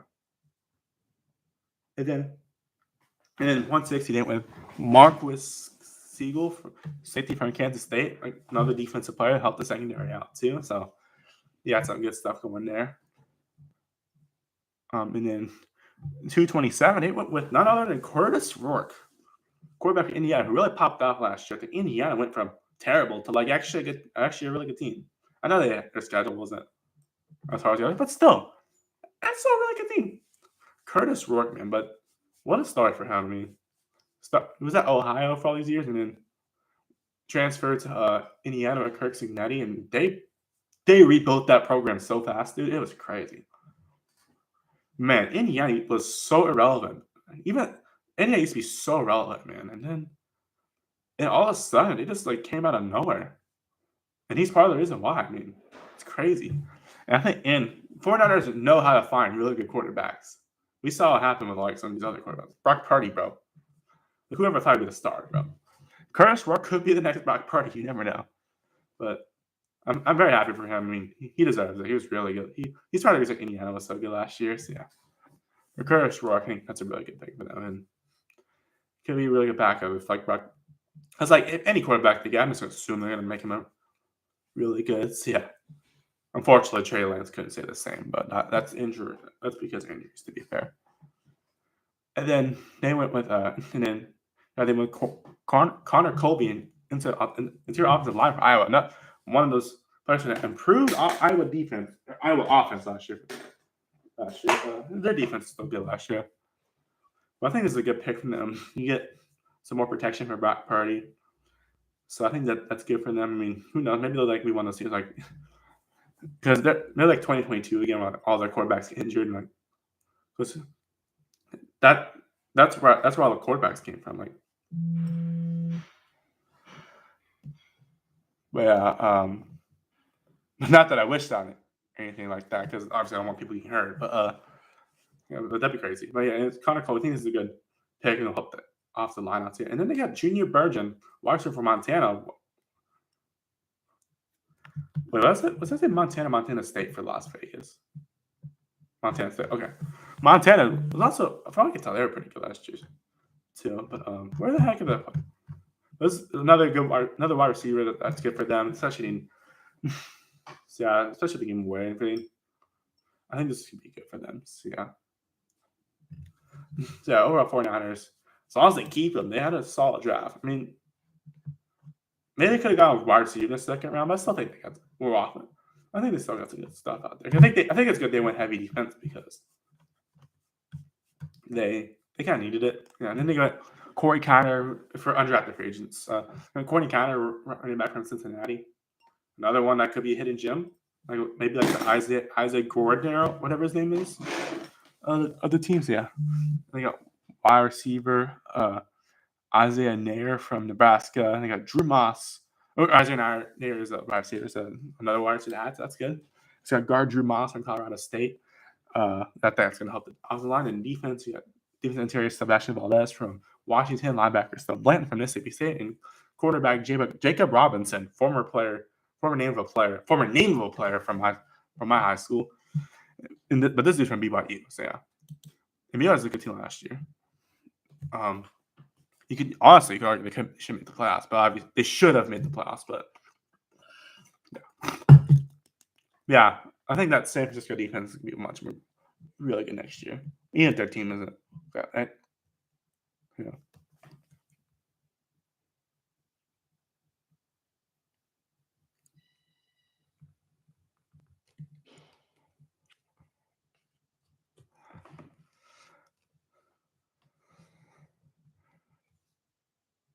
Anyways, yeah, there's that.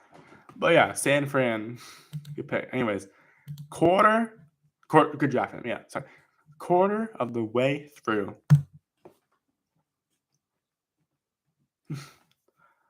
Next up, we get their rival, the Arizona Cardinals. Arizona. Kind of the same colors, isn't it? All right, let's go to the Arizona Cardinals now. Arizona, I think, had a solid draft, from what I can tell. Let's go up. Ariz. Let's go up. Let's see what they're up to. I'll take a break in a bit, by the way. Probably. Arizona got 6 picks only 6 picks, but he made pretty good use out of them. They went only defense. Well, except for one player, but they went defense, heavy defense, which I think is good because like their defense had some issues last year, we'll say. I picked number 16. They went with Walter Nolan, D line from Ole Miss. Help that defensive line. Actually, I think the defense, if they get a few pieces, I think the team's gonna be really good. Cardinals have potential. I know they had a losing record, but like they have a lot of potential, I think, to be good. I think they could be a potential wild card team next year. Maybe win the division based on how crazy the NFC West is. But I think Walter Nolan's actually is a good pick, and it'll help that defense a bit, and they kind of need that, honestly. So yeah, I mean, yeah, but there's that. I think that'll help. And then pick number 47, they went with Will Johnson, cornerback Michigan. I'm surprised he slid that far. I think his injuries. This is a steal. I think Will Johnson is really good, man. I mean, that would really help that secondary. I'm surprised they slid that far. I know he got injured, but still. I think Will Johnson, as long as he stays healthy, will be really good. I think that could be really, really good for that secondary. So, yeah. And then with another D lineman, we pick number 78, Jordan Burch, D lineman for Oregon. I mean, maybe Christian McCaffrey will be scared now. Yeah, but like, I think it's a good pick. This definitely could help like the run game and all for the opposing team's run game or the run defense, I guess. What I'm trying to say, but this will help the run defense, I think. All these defensive picks, run picks. I think Jordan Burch is a good pick too. I think the Arizona Cardinals think going heavy defense is actually good for them. So yeah. And then 115 they went Cody Sam from Ohio State. Again, will help the defense. He was on the national championship team, of course. And that Ohio State defense was really good last year. So yeah. But I think this is a good pick for them. I think he'll be really good. He'll be really good for the Cardinals. I think a lot of these picks, I think, is really good. And especially for Ohio State, that's a really good pick. You go a lot Big Ten. And then speaking of Ohio State, they went Denzel Burke, cornerback at Ohio State. Also up the same name. Oh, geez, that's gonna be awkward with Will Johnson, Denzel Burke from Michigan and Ohio State. They were in a fight not that long ago. That's gonna be a little awkward, but I'm sure it'll make up. But this is a good pick. Maybe still, I don't know. But Denzel Burke, he's a good player. I think this will be really good for the Cardinals. Get another cornerback in there. So yeah, and then they finally went offense here. Pick 211, get Hayden Connor, interior offensive lineman from Texas. I think this will make Kyle happy. I think this will help protect them a little bit more. So yeah, and then to pick 225, they went Kitten Crawford from Kitten Crawford from safety from the Vine. Also helped that secondary. Got the safety in there. So yeah, I think Cardinals not the most flashy draft in my opinion, but a pretty good draft overall. They got a lot of defense. Maybe they could go more offense, but I mean you could do that in undrafted free agents, which they might have done honestly. And they haven't really done much in sign many UDFAs. I'm going to refresh the page, by the way, because I'm sure more people have signed since then. They went wide receiver Bryson Green from Wisconsin, and then tight end Oscar Cardenas from UTSA. So you got some more weapons for Kyler Murray to throw to. Yeah, and then you got tackle Josh Fryer to help the O line, who's from Ohio State. Well, Ohio State, but I respect it. Kind of looks like Ohio State uniforms in some way.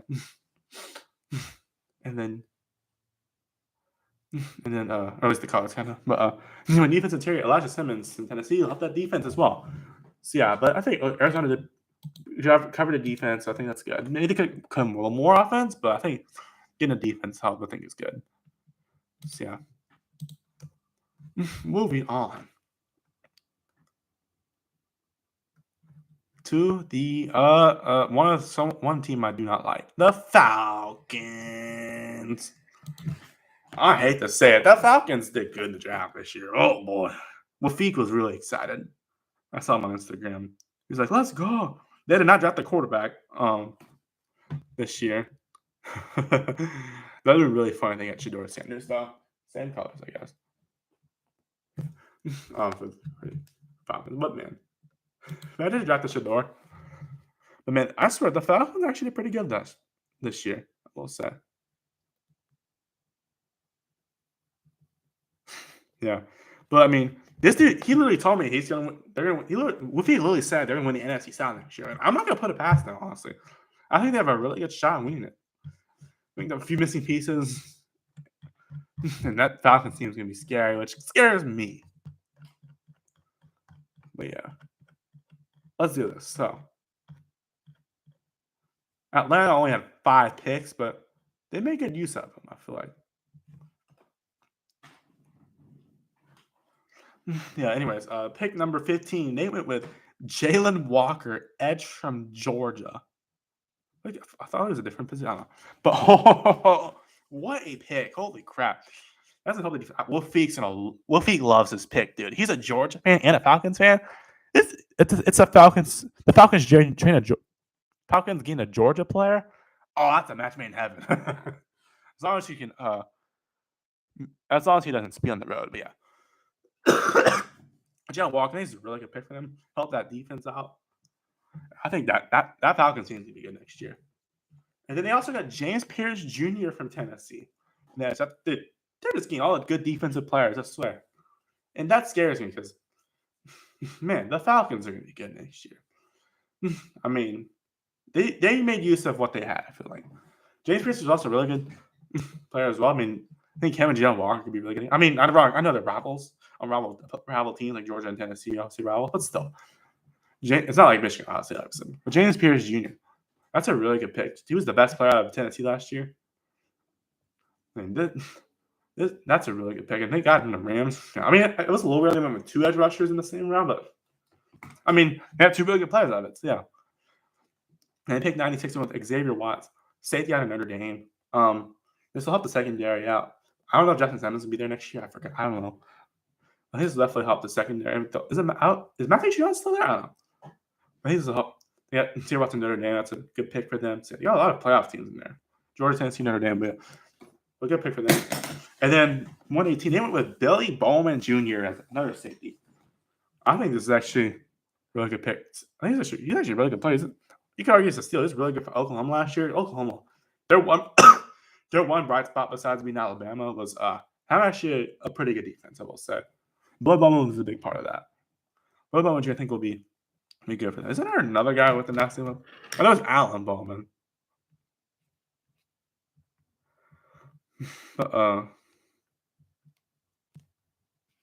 What's his name? Billy Edwards Jr. I was thinking, I don't know.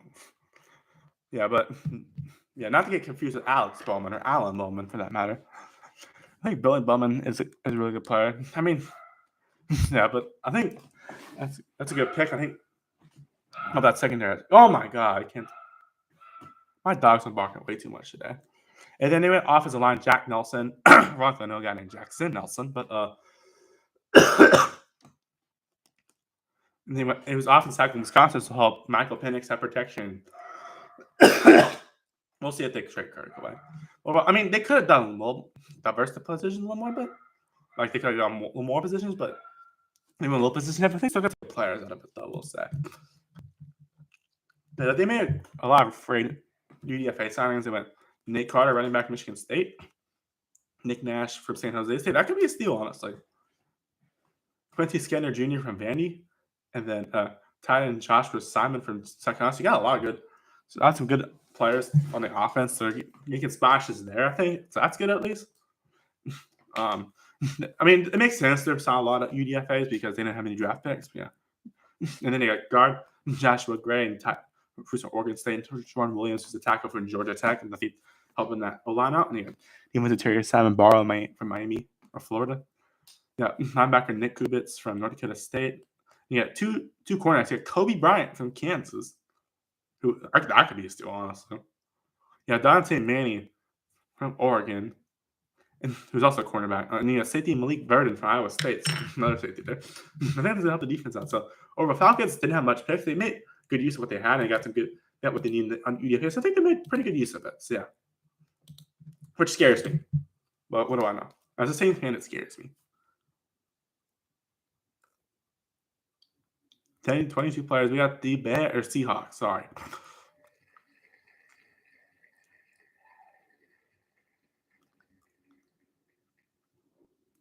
Seattle? Seahawks. All the wide receivers, it seems like. But let's do this. But, I mean, there's something to be. I think Seahawks has something going on there. When they signed Sam Darnold and Cooper Kupp, I think they made some good signs. We'll say they had a lot of picks this year. The picks they addressed a big need, which is O-line in the first round with Gray Zabel from North Dakota State, who's of course O-line. This is actually a really good pick for them. They need to address the O-line, especially if you want to protect Sam Darnold and all that. So I think that's actually good for them. I think that's going to be really good to see. Really good for Sam Darnold. It's making him really happy. So yeah. And then 35, they went with Nick Emmanwori from safety from South Carolina. I'll help the secondary out. That's for sure. I think that's going to be good for them, man. Especially like other teams like especially like what is it?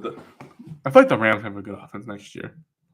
Yeah, I think I got a good second. You helping the secondary out there, so that's good. And then you got Elijah Arroyo from Elijah Arroyo. Tight end. I'm gonna say Tennessee. Tight end from Miami, Florida, of course. And I think it's actually, you could argue this is a steal. I mean, this is really good. He's on a really, really good Miami offense last year, like Cam Ward and some others. It's like a lighter version of, LSU 2023. Great offense, bad defense. Yeah. Ironically, they have the same record, but I know. But LSU's a better conference. Yeah. Hold on. Anyways, but still, besides the point. Ario is I think it's a really good pick for Seahawks to get another tight end there. I don't even know who is Noah Fant still there. I think you get another receiver weapon for Sam Darnold. Yeah. And then speaking of quarterbacks, they got Jalen Milroe, quarterback out there. I actually had a mock draft. I actually had Jalen Milroe going here. It was a little earlier, I think, but I think it's actually could be a good pick for them. I mean, if Sam Darnold doesn't end up being the guy, you never know. Well, I think Sam Darnold will actually be pretty good. Joe Burrow's there. I think it's a good backup. He has to be like a good rush, especially after trading Sam Howell. That gives Joe Burrow more opportunity at that point. I think Sam Howell went to the Vikings, but yeah. But Joe Burrow, I think it's a good pick. I know he had some struggles at Alabama last year, but I mean, he can run. He's a mobile quarterback, so that scares me. And he is unfortunately the daddy of LSU twice, but there's that. I think that's a good pick. Seahawks get that backup quarterback in there who can run too. So yeah. And then pick 142. I mean, you can use like a Taysom Hill type, come out running every now and then. Yeah. And 142, you have Riley Mills, D-line for Notre Dame. So you have that defensive line too. So I think that's good to address that. So I think that would be good for them, especially from a playoff team, Notre Dame. Yeah, and then you have the 166, Torrey Horton from Washington, Colorado State. This could be, you could argue this is still, I think Torrey Horton is really good. He was really good at Colorado State last year. I think this could be a good replacement. Especially losing all those wide receivers. They got Cooper Kupp tonight, but they lost like Tyler Lockett and DK Metcalf. Tyler Lockett, I believe, just signed with the Titans, and then DK Metcalf, of course, went to the Steelers. Who is the quarterback? I don't know. Well, I know the quarterback is, or who knows the stars? Aaron Rodgers. It all depends on one man, Aaron Rodgers. Yeah, but I think I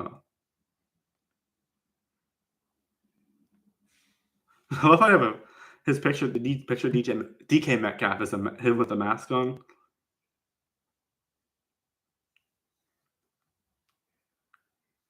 Yeah.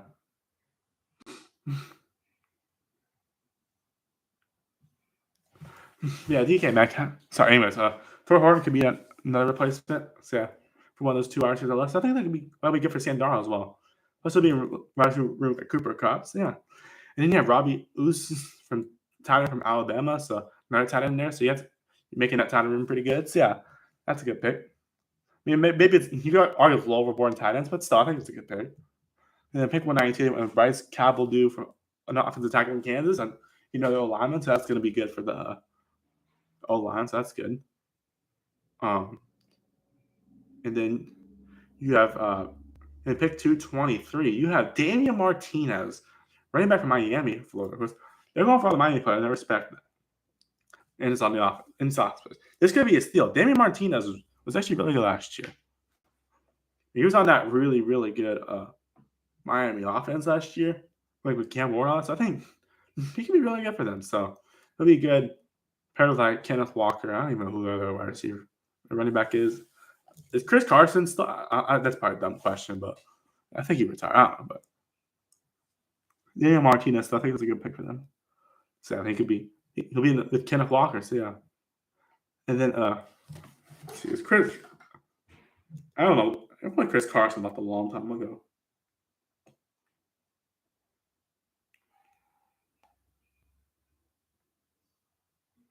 Oh, he retired a long time ago, 2021.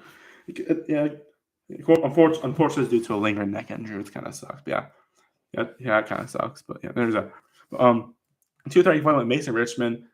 I was attacking from Iowa. That's another alignment, so that's going to help send around. I think the O line's what they need to adjust. I think they adjusted pretty well, so that's good.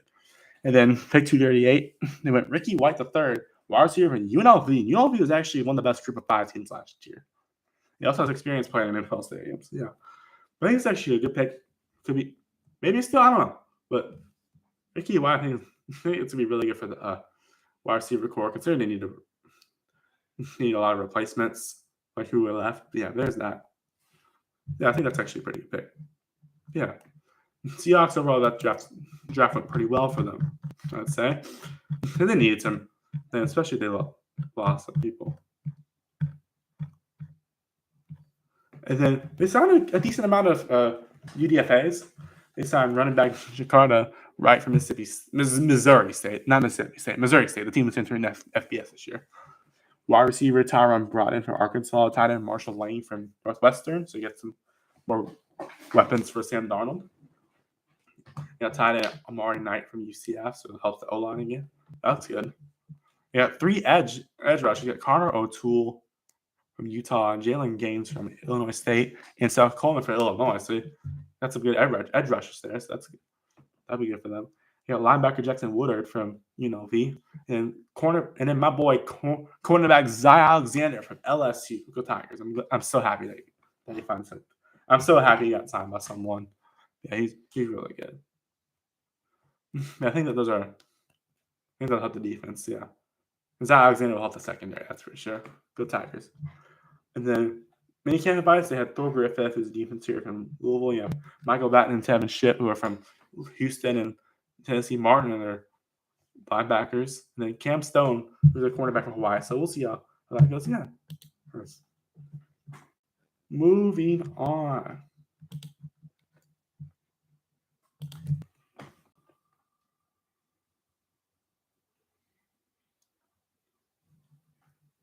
You have the Eagles?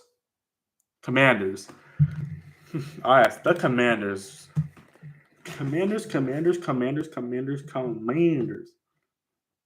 may or may not be my Super Bowl pick. Stay tuned.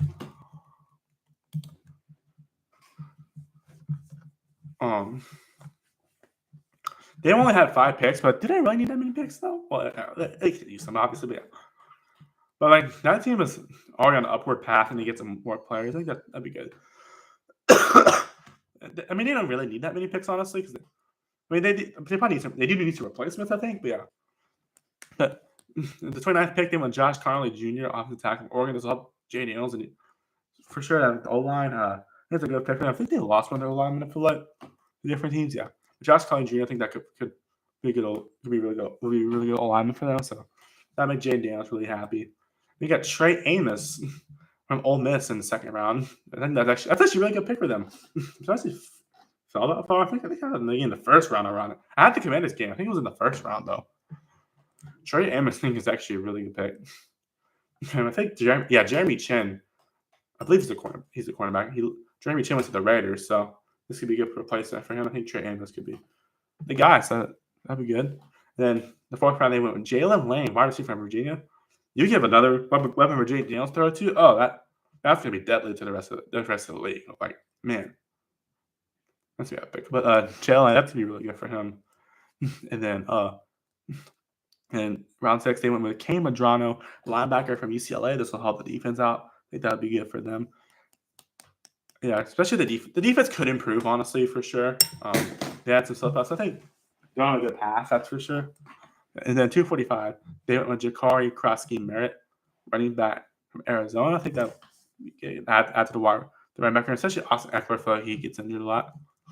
So I think you had that backup for him. Yeah, and you have Brian Robinson there too. So yeah, that'd be a good pick. Now, what I would have really loved to see the Commanders get, obviously, it was not gonna happen, unfortunately. But I would have loved to see them get Karen Lacey for Jay Daniels, but unfortunately, that's never gonna happen. Rest in peace to Karen Lacey. But it's just so tragic, Karen Lacey, man. But rest in peace. But anyways, yeah. But man, could you imagine Karen Lacey being with Jay Daniels again? That'd be pretty epic. But yeah, rest in peace to Karen Lacey, though. Gone too soon. Anyways, but I feel like Commanders still had a good draft. Washington Commanders, for now, the UDFAs, they got guard Tim McKay, that'll help D-line, and they got defense. They got Ricky Barber as a defensive terrier from UCF, and they got two cornerbacks, which got Colin Vigors from Vigors. I didn't say the Carlin Vigors or something. Louisiana Monroe, Pinchel Cypress, the second from Florida State. They're both those two cornerbacks, like I said. You got two safeties, which are Robert McDaniel from Jackson State, former Deion Sanders school, of course, and Shador and Travis' school, and then Trey Rucker from Oklahoma State. So I hope that defense out. So I feel like the defense is really what they need. Yeah. But if I don't say who's invited minicamp, that means they haven't invited anyone yet. Yeah. Moving on.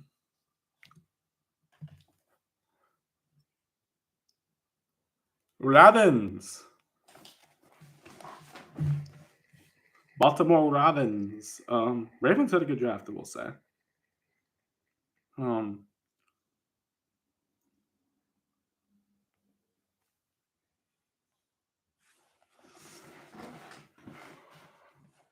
Yeah. But the Baltimore Ravens. Sorry. Ravens I feel like they had a decent amount of picks this year. Is that them? Oh, man, they did 11 picks. Anyways, but here's the picks they had. And the first one, they got Malachi Starks, who's a safety. Who did the Falcons get? I forgot. So I'm seeing a lot of Georgia players went up. Cool. A lot of Georgia players got drafted this year for good reason, obviously. Pick 20, got Malachi Starks from safety from Georgia. I think it's going to help that secondary, especially like Patrick Mahomes. They're in the similar boat to the Bills. They just got to beat the Chiefs. So, yeah, but Malachi Starks, I think that's a really good pick for them. I'll help that secondary. It seems like they'll get some really good defensive players, especially like the secondaries. Yeah. But I think Malachi Starks would be a really good pick for them. So yeah. Pick number 59, they went with Mike Green, edge from me, aka Marshall. This could be honestly. I'm surprised he fell that far. This is a steal. I mean, I know Mike Green has some things behind the scenes that aren't great, from what I can tell. But I mean, if he learns from that, obviously, I think that'd be really good for the Baltimore. I think Baltimore's defense is really good next year. Mike Green, I think, would be a big part of it. He's one of the best group of 5 players last year. Best player from Marshall, that's for sure. I think that's be really good for the team. So, yeah, but Mike Green, that's a great pick for them. I'm surprised he fell that far. I'll just say that. And then pick 91, they went my boy they went my boy Emory Jones Jr. off the tackle from LSU. He's really good too. Him, Will Campbell, Miles Frazier, and Garrett Dellinger were all really good last year. I mean, that old line for LSU was really good. Emory Jones was really good last year. I mean, I think this honestly could be a steal. I think this definitely helped Lamar Jackson, especially because he runs a lot, But I think this is a really good pick. Aaron Jones Jr. is a really, really good player, and I think he's a close second behind Will Campbell. Well, yeah, I think he's second behind Will Campbell, and that's a really good. That's really good still. Like that's a real good line, I will say. And I think they can do really good with him. So yeah, Gary Dillinger is back down here. We'll get into that. But yeah, there's that. About LSU, now I think about it, their L line is going to be a question next year since they're losing so many of them. I trust everyone though. They're about to get a line. Now will they make the playoffs? We'll see. Anyways, moving on. But really good pick for the Ravens for Emory Jones. Yeah. And 129, they went with Teddy Swims. Okay, Teddy Bridgewater, Ted I, Buchanan, linebacker from Cal. This will help the defense as well. I think this is a really good pick. I mean, I think they're going heavy defense, but I respect because that defense I think is got to be real good. I think Tom Monken is the defensive coordinator there, if I'm not mistaken, or something like that. So, and he was at Georgia, so yeah, who's always known for a good defense as of late. I think it's a good pick for them. And then pick 141, they went with Carson Vincent from offensive tackle from Alabama A&M. So got a little HBCU school in there, I believe. I believe Alabama's HBCU.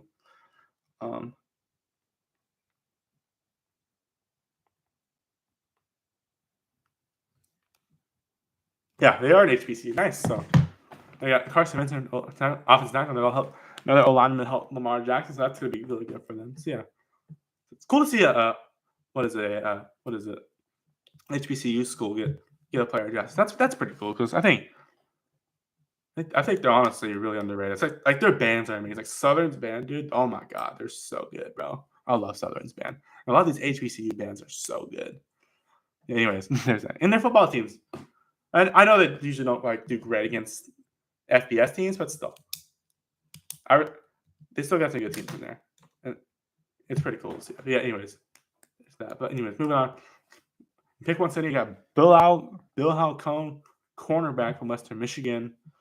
Another one to help the secondary. So that's good. I believe Nate Wiggins.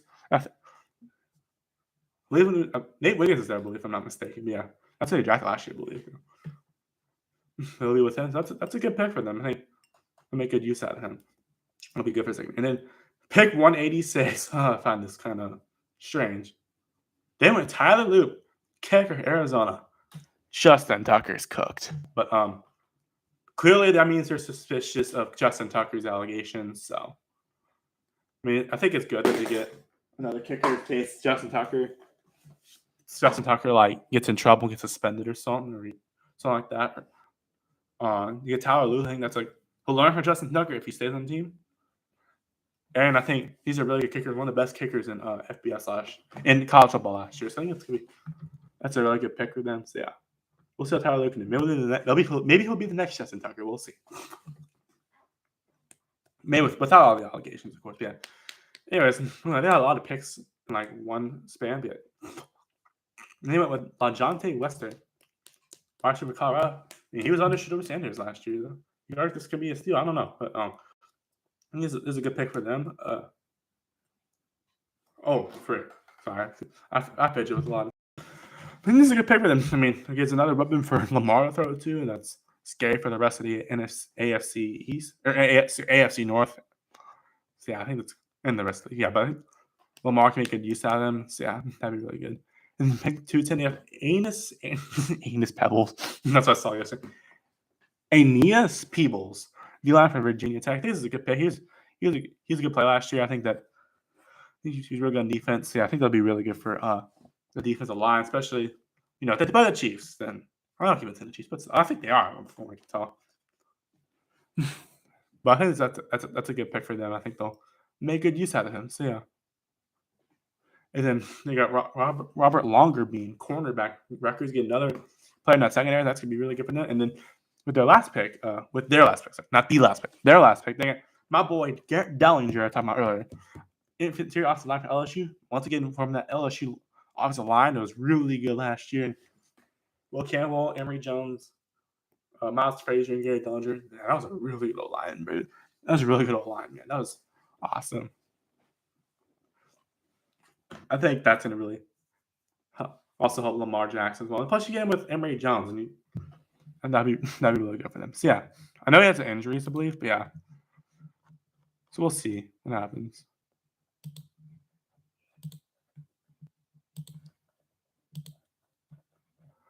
Oh, and then 4 free agents, UDFAs. They got a lot. Holy crap. They got running back Son Nato from Monmouth. You got 2 RCs, which are Jamal Bakes from Nebraska and Xavier Giller from Arizona State. So good stuff there. Yeah, tight end Sam Pitts from Minnesota Duluth. I didn't even know that was a university, but yeah, that's some good players. They'll get some more weapons for Lamar Jackson. Got 3 tackles.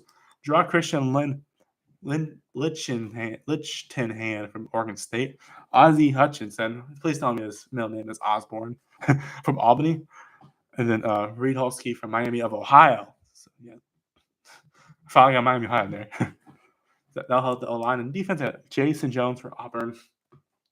Jerry and edge Duane Black from Temple.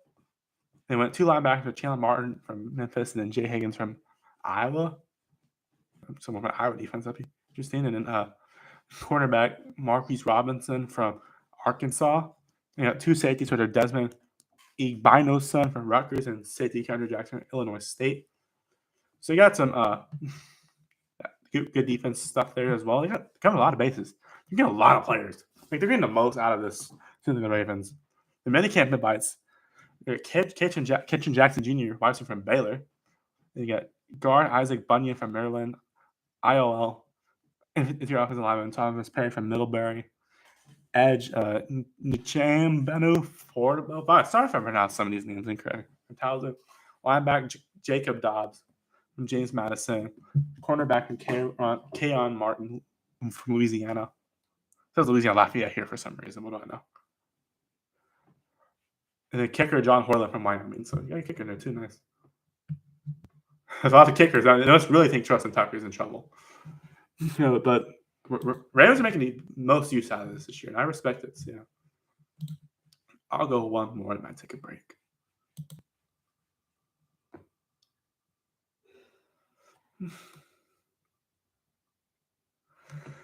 The Titans. Titans had a really good draft this year. They had the most, I will say. They had the #1 pick. What? That's always a start.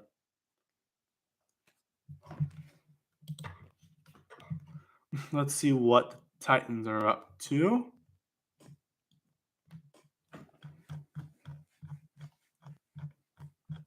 I'm trying to finish this before the Talladega race today, by the way, for now. They had 9 picks in the draft. Which they had, of course, the first pick got Cam Ward, quarterback Miami, Florida. Yeah, you know. I think this is a really good pick. I mean, Will Levis was just not it, bro. I'm sorry, but he was not it. But Cam Ward, I think that'll be bring new energy to the Titans. I think he'd be really good. He'll be a day 1 starter, if I had to guess. But yeah, that'd be really good for them. Not much I can say. We all knew it was coming, but yeah. But that's good for Cam Ward. I'm very happy for him. And then pick 52, they went with Oluwafemi Oladejo, edge from UCLA. Sorry, I'm kidding. I'm sorry if I mispronounced these names. They cover defense too. I think that's really good because Titans were the worst team last year for sure. I think I predicted them to be the worst team as well before our season started. Yeah, but Kevin wins. I mean, sorry, jumped ahead, but I think this is good for the team. I think I think they need to improve on both sides of the ball, in my opinion. I think that'd be good for them. So yeah, hoping that you can edge. I think that'd be really good for them. And then pick number 82, they have Kevin Winston Jr., safety from Penn State. They'll help that secondary out, so I think that'll be really good. Plus, you got for the college football playoffs, so there's that. You get the experience in this, yeah. And you got actually Mary Dyke, wide receiver from Florida, because I feel like the wide receiver room is a little weird. I mean, they have some potential in there, but like, I don't know. But I think they'll be good for Cam Ward, give him a weapon to throw to. I know it's their rival technically, but still, I think they'll be good for them. And then 120, they went Gunnar Helm, tight end from Texas. This could be a steal. Gunnar Helm's really good. I honestly thought the Saints would get him, but get a really good tight end there. I think the Tennessee could be actually a pretty good team next year. I don't know if they're making the playoffs, but they could be a borderline wild card team. They're still like 9-8. So I don't know.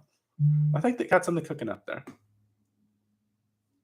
I don't know, but Titans are a weird situation. But I think Gunnar Helm, that's a good pick for them. And then they got Alec Aomer, wide receiver from Stanford. This could be a steal. I mean, Stanford was terrible last year, obviously, but he was one of the only bright spots. I think it's actually a really good pick to get another weapon for Cam Ward. So I think that's be really good. They're building the team around Cam Ward, which I really, really like them doing. So yeah, I think that's gonna really help them. And then they got Jackson Slater, interior offensive lineman from Sacramento State, which Sacramento State's been one of the most trendy teams lately, because especially them going to FBS next year, or FBS next year, 2026. And they're trying to get into Pac-12. Yeah, but I think that's a good pick. It'll give Cam more protection as well. So that's really good.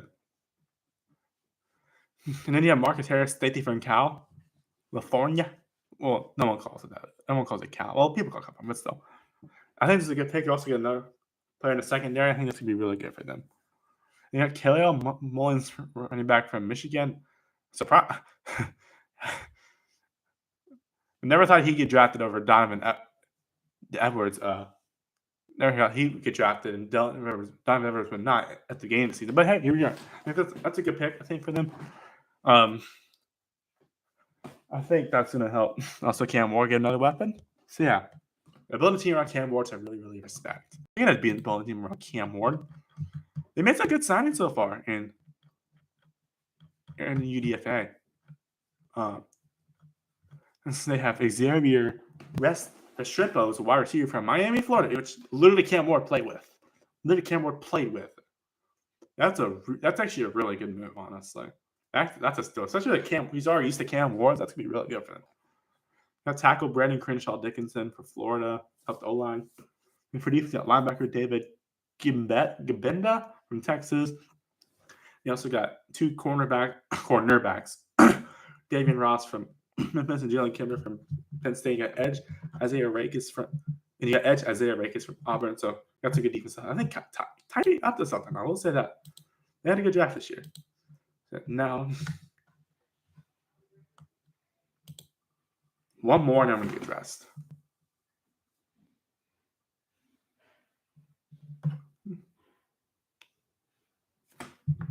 Check the chat. Is anyone even talking? Oh, we got the Bears.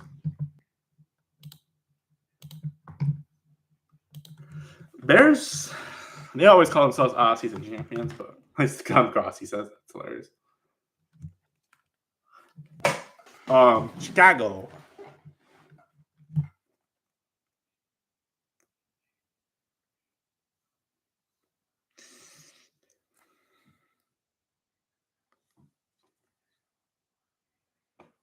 All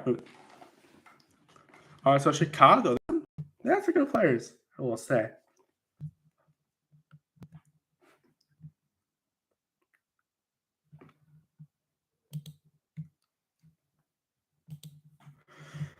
But here we are. But here's the Chicago Bears. In the first round, they went Colston Loveland, which is tight from Michigan. I was shocked they went with him over Warren, but maybe Ben Johnson sees something in him that he doesn't see in Tyler Warren. But I think that's going to help Caleb Williams out, because Caleb Williams needs all the help he can get. I mean, I'm surprised they didn't go O-lineman in the first round, but a little surprised, I guess. But I think you build the team around more with Caleb Williams. Build team with Caleb Williams. Maybe he could be like David Canales and find something in him. Although Ben Johnson is probably more successful than David Canales. David Canales, like as a coordinator, David Canales is still a good coordinator, obviously. And I think he's got some. In the Panthers. That's gonna be good for them soon. Which sucks for me because I'm a Saints fan. But anyways, Colston Loveland, I think still a good pick. I'm a little surprised. Again, I'm a little surprised they went with him over Warren. But what do I know? I think building the team on Caleb Williams, I think would be good, and just give him some more weapons. Yeah. And then pick 39, they went with Luther Burden, a third from Missouri. Surprised he fell that far, but I know a lot of people are critical of this pick. for like Luther Burns' sake. But I mean, I think it's good to give Luther another. I think it's good they're building a team around Caleb Williams, especially for a very underwhelming offense last year. They need all the help they can get. Yeah, but there's that. And I think they're the team that really improved on the O line.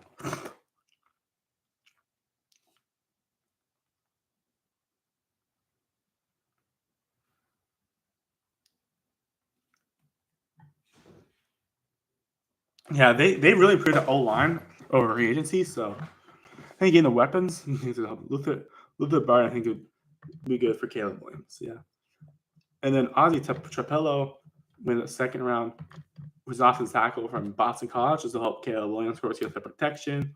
And one of them gets injured, you know. And then pick number 62, they went with Shamar Turner, not the only Shamar on the team, ironically. Well, on Texas A&M, of course. It's Shamar Stewart as well. We have Shamar Turner, D lineman from Texas A&M. That's going to help the defense out because their defense wasn't terrible last year, we'll say. That's a good one. Like they only held as depressed as the game was, they only held the Seahawks to 6 points. Yeah, but I think it's actually a good pick for them. Help the defense out, get the defensive line, yeah. And 132, Ruben Hippolyte, the second linebacker from Maryland. Again, I help that defense. I think it's gonna because I think the Dennis Allen is a defensive coordinator now, which he's not a great head coach, but he's a really good defensive coordinator. I think it's gonna really.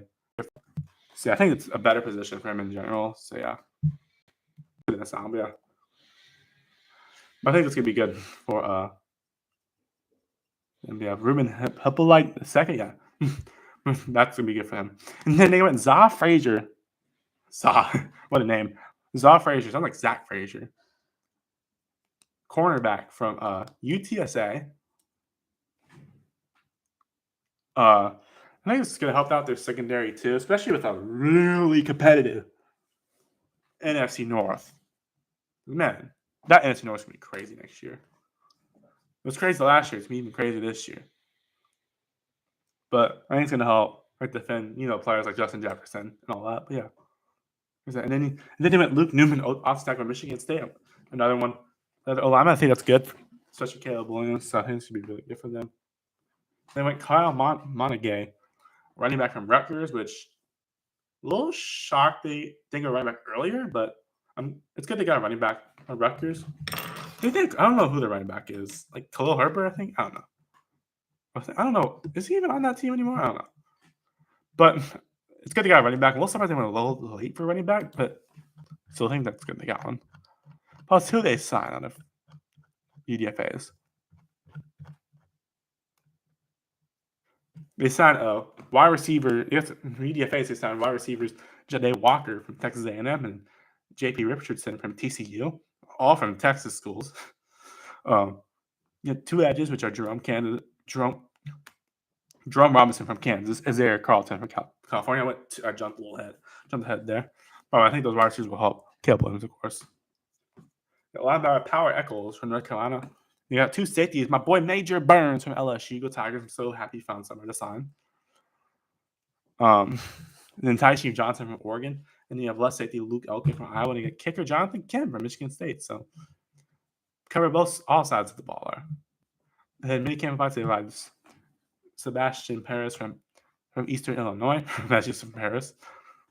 Edge from Cole Nelson from Virginia Tech. And then linebacker Michael Batten from Houston. So Chicago, they this year. I'll be right back. I'm going to change my wardrobe a little. It's 11:50. I always force myself to get changed by noon. So, yeah.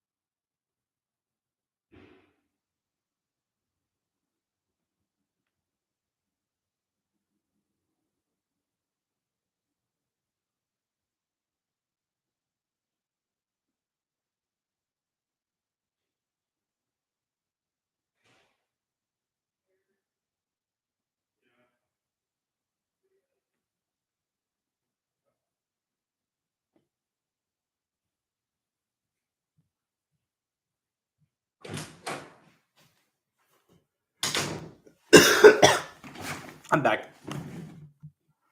Yeah, I just got dressed. Oh, shoot. I forgot to change the color. I knew I'd do that at some point.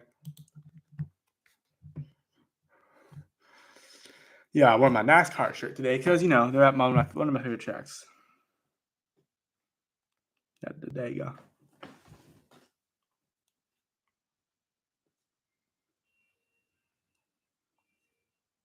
There we go. Now we have overall Bears had a good draft. Anyways, moving on to the next. We're almost halfway. We're about halfway at this point. We gotta get our 16th team, which is none other than the Panthers. Well, my least favorite teams, the Panthers, which actually might be good next year. I don't know. We'll see.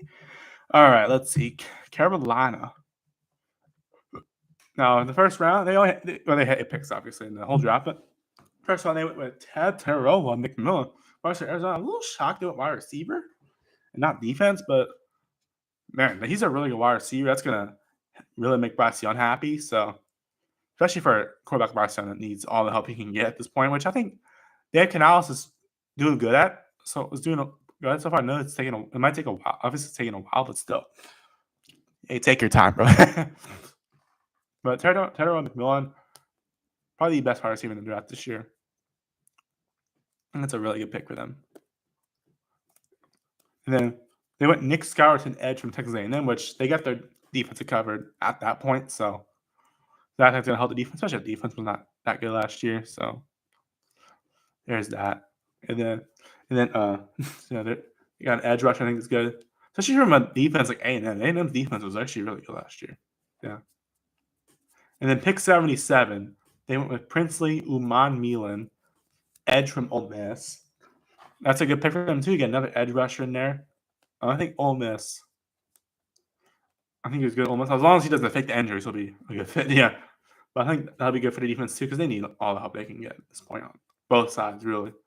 And then they went Trevor Etienne, running back from Georgia. That could be a steal. I know he got suspended to start the season at Georgia, but I mean, seems like he's recovered. But that's a really good pick. I mean, that actually kind of scares me. He's actually really good running back. He was really good for Georgia. But also brother Travis Etienne. I didn't even know he was in the draft, to be honest with you, this year.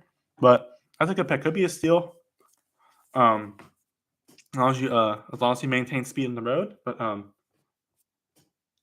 that could be a really good fit, especially it'll be in like Chuba Hubbard and all that. So, yeah.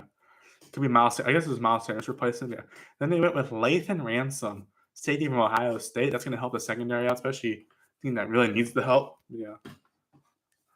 And you got from national championship team, so that's always something. And pick 140 with Cam Jackson, who's a defensive lineman from Florida. Another one to help the defense out. So Panthers are cooking up something. And then 160 with Mitchell Evans, tight end from Notre Dame. So you get a tight end there. I don't even know who their tight end is. But I think you get a tight end there. And also national championship teams. Yeah. I think that'd be good for Bryce Young. And then you got Jimmy Horn Jr., wide receiver, Colorado. It was under Shedeur Sanders, of course, at one point. But sorry, just ignore him. Then there's fidgeting. I mean, I think this is actually. I need a fidget thing too. I know it's probably looks ridiculous again, but anyways, I think that's a good pick. We'll help Bryce Young out. So yeah, I should have gotten jail. That'd been hilarious. But for the EDFAs, they went with a lot of them. They got Ethan Garbers for UCLA, could be backup for Bryce Young. Running back. Look, K-Ron Lynch Abs. It doesn't say what university he's from, ironically. And with 2 wide receivers, Jacoby George, Miami, Florida, and Kobe Hudson from UCF. I believe they also signed a Coastal Carolina basketball player as a tight end. So that was a few weeks ago, though. And then, yeah, that should help the defense out. Who was it? Jacoby George, Miami, Florida, and then Kobe Hudson from UCF. So you got a lot of Florida players in there. Or players from Florida, I guess. And then you got, for O-line, you got Luke Cantor, who's a guard from Cincinnati, and Mike Tarkin, who's a tackle from Oklahoma. They'll help out there. And then you got 2 linebackers, Bam Martin Scott from South Carolina, Tua Sivi Nomura from Fresno State. Sorry, Tua Sivi Nomura from Fresno State. So Sorry if I'm mispronouncing. And then cornerbacks, you got Corey Thornton from Louisville and Mike. Oh my God, this fantasy baseball stuff's killing me. And you got Jack Henderson. Wait, why am I jumping ahead? Sorry, you got Corey Thornton from Louisville, Mike Reed from South Dakota, who are all cornerbacks. And safeties, you got three of them. You got Isaac Gifford from Nebraska, Jack Henderson from Minnesota, Travion Thomas from Arkansas State, and kicker Ryan Fitzgerald from Florida State. So you got good players on offense, defense, and you got a good kicker. One of the only good players on Florida State last year. Florida State was.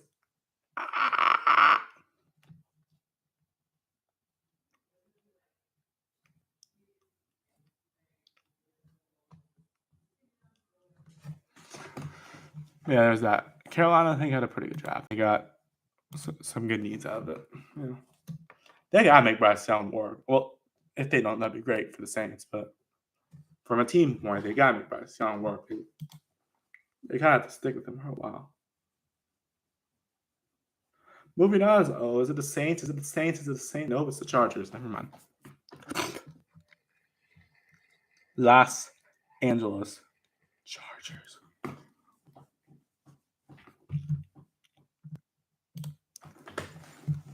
All right, Chargers.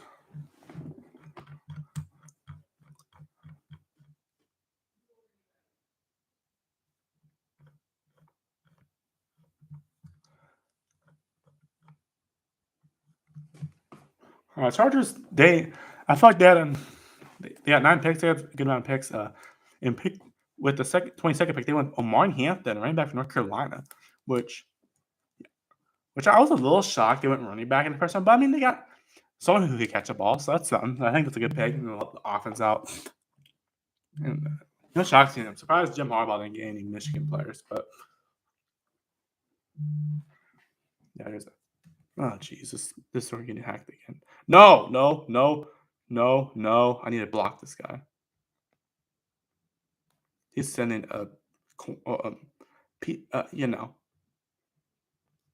bad stuff. Not so great stuff, I will say.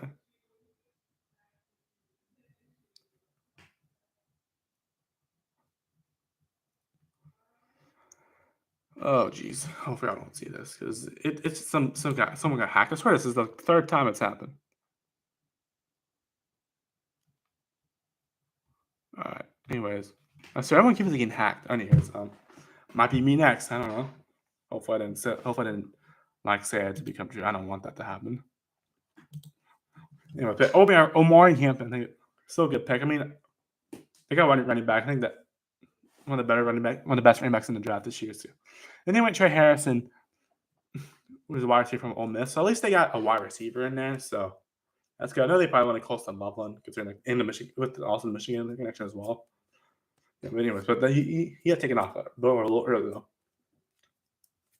Too early for the Chargers, but they got Trey Harris. I think that's a good pick. They need wide receivers, though. I mean, their best one's Lon McConkey. They got Mike Williams, I think, again, but I don't know. Yeah, I think Trey Harris is a good pick.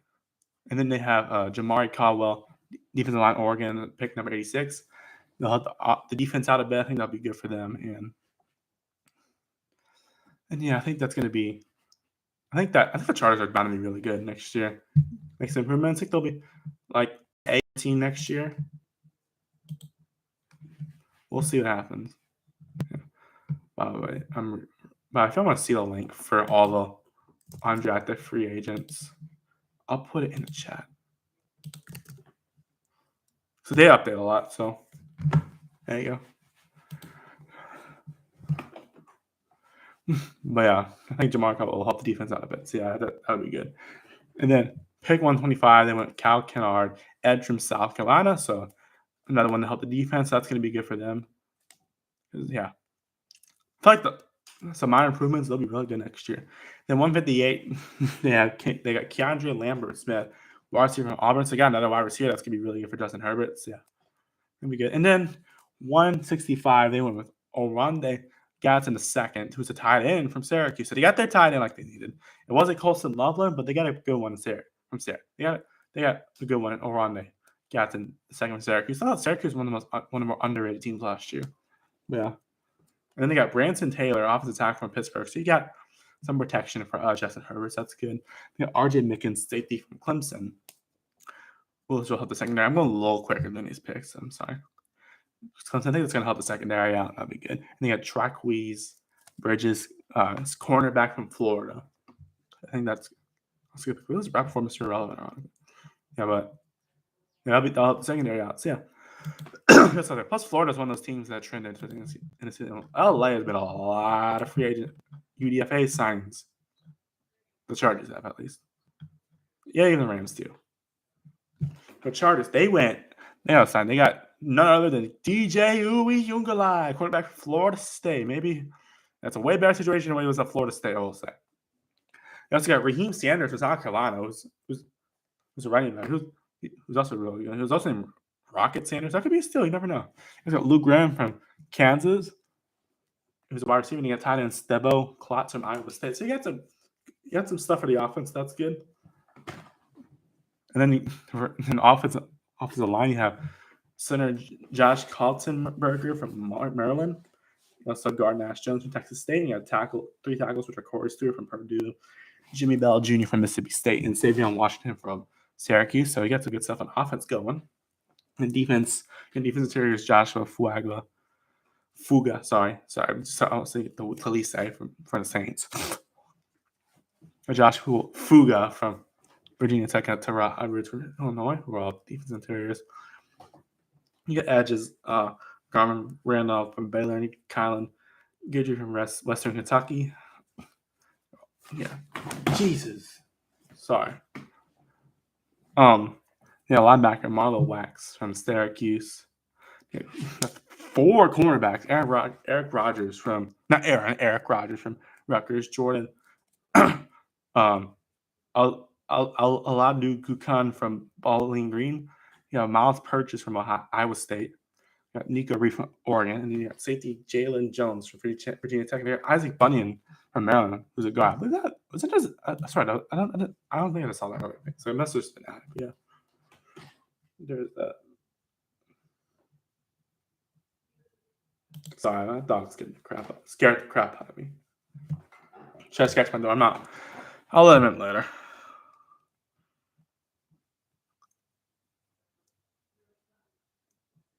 Yeah, but I'm gonna take a break in a little bit because my voice needs to rest. So all these live streams take a lot of voice to do. Plus, I'm getting hungry. I need to eat. So we got. I'll go 1 or 2 more teams. I'll decide. I'll keep the live stream on.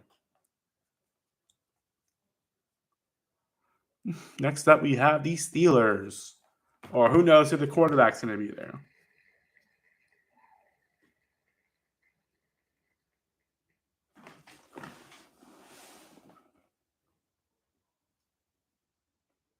There we go. Well, let's do this. So we have the Steelers draft this year. I had some shock. I had some weird. Well, no, they had some shocking stuff happen, but they had a pretty good draft. They had 7 picks. In the first round, they got Derek Harmon from I almost said Denver for some reason. They got Derek Harmon, defensive line from Oregon. So I keep on jumping ahead for some reason. I think it's honestly good they didn't go Shador here. Honestly, they got Derek Harmon. So I think it's going to help the defense out because I think they had a good defense. I think they can improve a little bit though. I think that's going to be really good for them. Now, for Derek Harmon, unfortunately, his mom passed away right after he got picked. So all my thoughts and prayers go out to his family. Rest in peace. All my thoughts and prayers go out to Derek Harmon and his family. So I understand it's a really tough time. But, I mean, if anything, at least she got to see her son get picked. So at least she got to see that before. But but when she was still here. But rest in peace. All my thoughts and prayers go out to Derek Harmon and his family. And the whole communities, yeah. But rest in peace though to Derek Harmon's mom. That's gotta be really sad. Yeah. Anyways, and then pick 83 with Caleb Johnson, running back from Iowa. Literally, part of the reason why Iowa's defense was actually functional last year. Caleb Johnson's actually a really good running back. I mean, he was one of the bright spots. He was part of the reason why Iowa had to be that offense is actually kind of serviceable at points. And I think, I mean, he doesn't have to change colors, I guess. It's uniform colors. I think that's actually a good pick. I mean, you pair Najee Harris, especially. Did they resign Najee? I don't know. But you pair Najee Harris, I think that's gonna be a good combos. Yeah, that's good for them. And then they got Jack Sawyer, edge Ohio State. Man, they're just getting so many good players out here. Honestly, this is a steal. I saw Jack Sawyer at the Cotton Bowl. He fumbled. He got that fumble ball from Quinn Ewers and ran all the way to the touchdown. I literally have the play on video. I can literally show you right now. This is a really good player. I think he's going to be really good. Good to see ours. Honestly, he's a steal. Oh, Ron could show me ATD Stadium stuff on here. But let me just show you real quick. The greatest, the part of the reason why Ohio State made the national championship, this crazy play right here. This is from my view. I was on Texas side, by the way, like stadium side wise. There's Jack Sawyer right there. I go to Cotton Bowl every year. Well, except that one year, 2020, which I went to the Rose Bowl instead because it was in Dallas. Yeah, that was my view. I'm getting hungry. Holy crap! Yeah, I think Jack Sawyer is a really good pick. I mean, he's honestly a steal at this point. He was really good at Ohio State. Yeah, and then I got another Iowa player. So another one that doesn't change color in the uniform. Yahya Black, defensive line from Iowa. You got an Iowa defensive player too. I think that's actually really good. It'll help the defense out.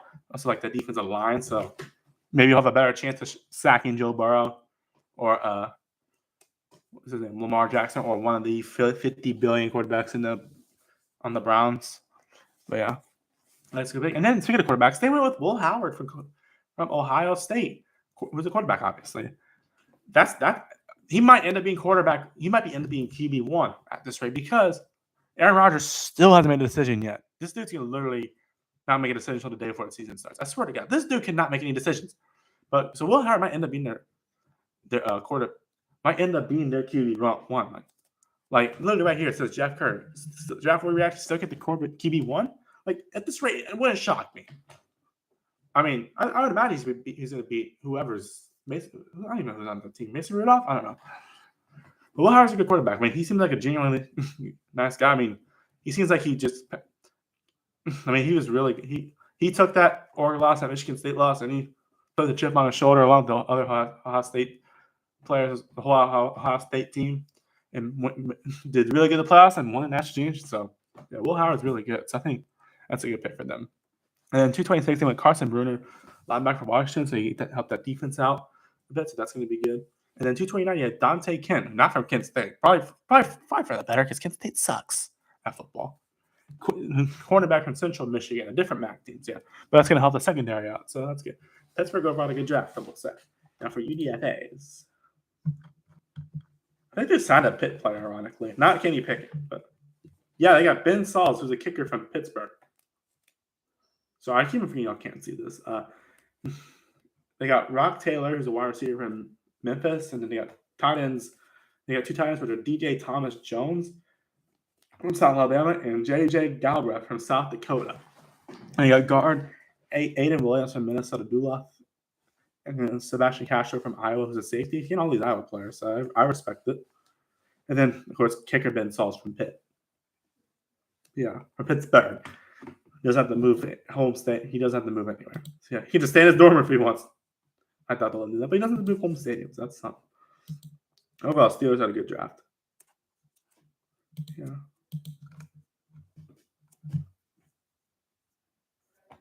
Oh, I'll go one more. How about that? And then I'll take a break and I'll come back. It's a marathon, bro. I'm telling you, it's a marathon.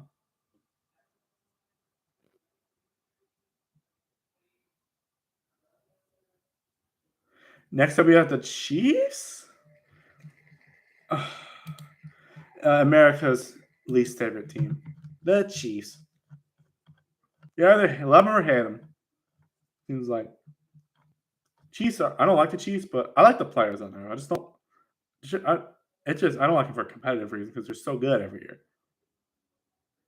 Um, so they got 7 picks. They didn't really need that many picks to be real. They got offensive lineman Josh Simmons from Ohio State, which they traded to 32 for, which they want to feel like they won a Super Bowl again, ironically. Even though they didn't.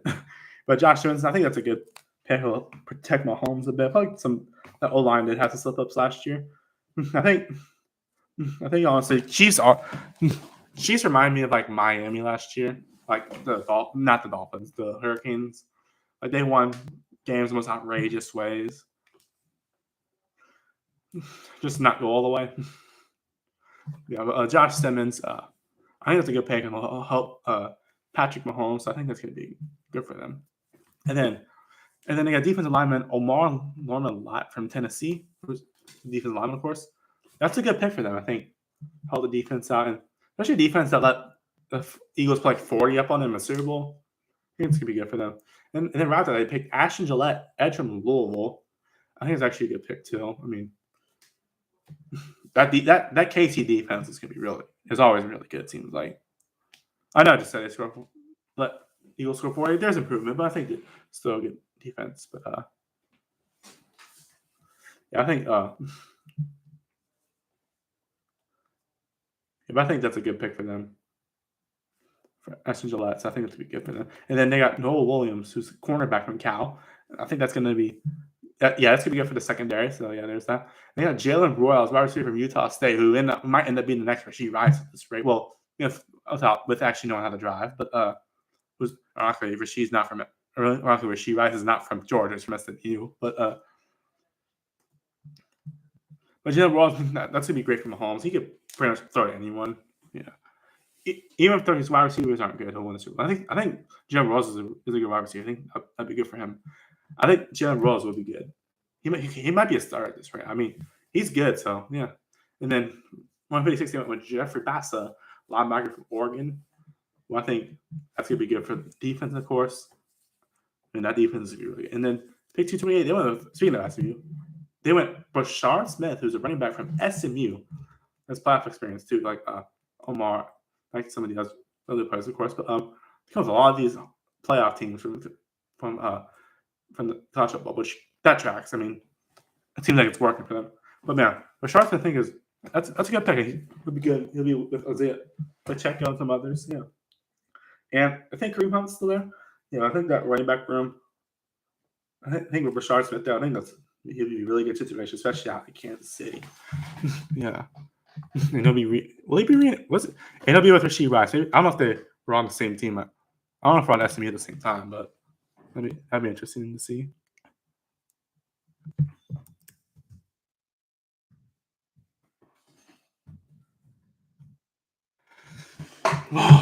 I am tired.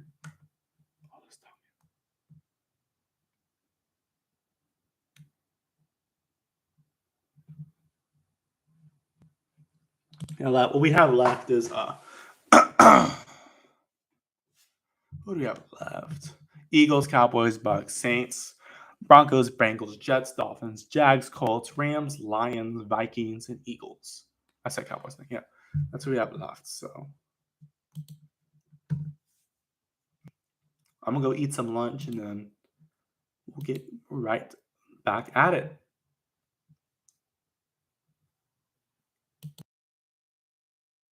I will be back shortly.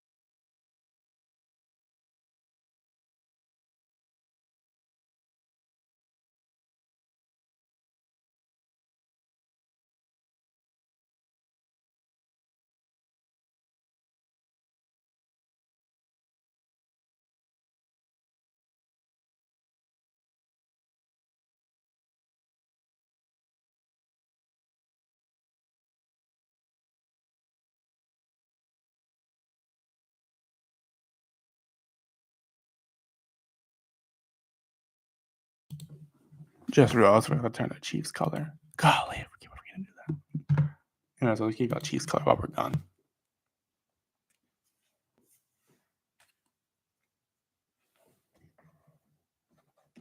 Chiefs had a good job. Okay, bye.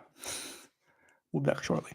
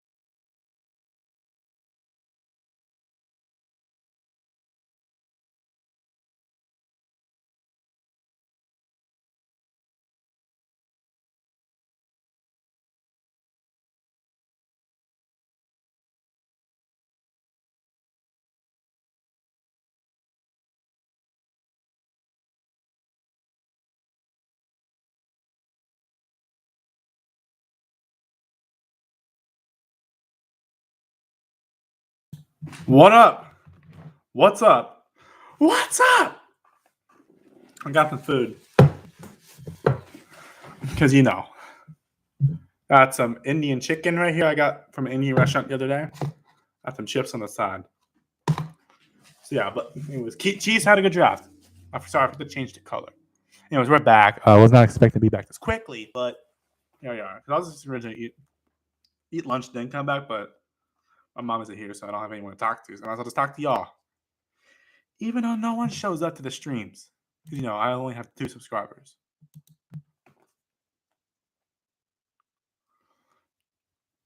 What was I looking for? Whatever.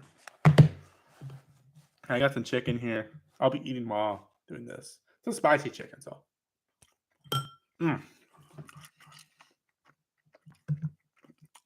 Let's do this. We have 13 teams left, and we just left off on the Chiefs. I have to do the Saints I'm eating. Oh my god. The Vikings. The Vikings. Minnesota. Mike, yeah, good draft. Well, they only have 5 picks, but that makes a good use out of it. Oh, good God. It's like a fork and a knife. It's sport. It's a sport. That's a splice. It's a fork, spoon, and knife. With a fork, you have the spoon, you have the edges of the knife. Sorry for ASMR, y'all, but anyways, Vikings only have 5 picks, but they make pretty good use out of them, I'd say. They got Donovan Jackson, intro lineman from so I think they need an O-line, especially. I think they need an O-line, especially JJ McCarthy. Got injured last year, of course, before season start. Now I think about it, they should have never drafted him, but Sam Darnold would be really good, but maybe McCarthy will be better. We'll see. But what is it? I feel like for Minnesota, even when they have low expectations, they seem to do good. And when they have higher expectations, they don't seem to do great. That's weird. Oh my god! But I think John Jackson. I think they lost some O linemen, but that's good. They're getting some new ones, so I think that's gonna be good for Sam Darnold. Especially get from the national championship team, Ohio State. Yeah.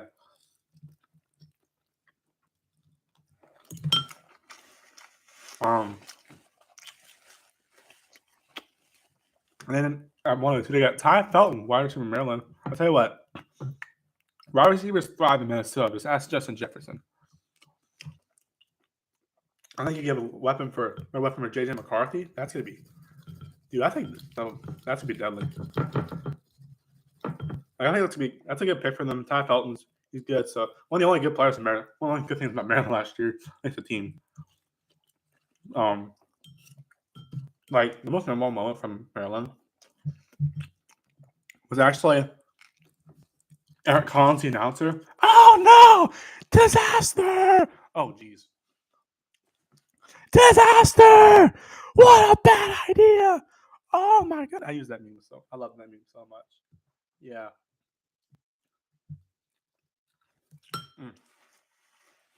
But I think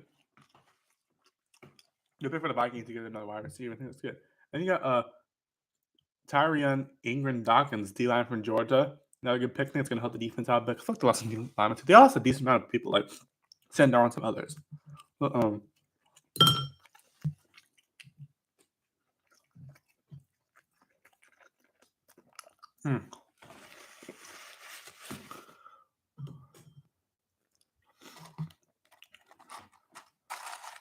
But I feel like that's gonna be good for them. It helps the defense out. Gotta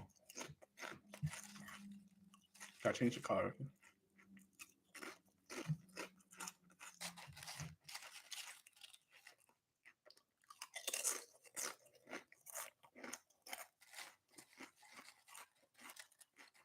I'm sorry. They still have the D line a bit. I think this would be good for them. I feel like sometimes their defense will help out a little bit, but Vikings, I think this need to be more clutch, in my opinion. Great seeing them losing the first round. That's what happened last year, but yeah. Especially with how competitive this division is. But yeah, but anyways, there's that. And they got Kobe King from Penn State as linebacker, and that's a good pick for them too. They'll also have the defense. Yeah. And right after, literally the pick right after, they pick Gavin Bartholomew, tight end from Pittsburgh. That's gonna be good. That's gonna be another good at another tight end. On the same room as T.J. Hawkins, I believe. So that'll be good. Yeah, that's some good things for him.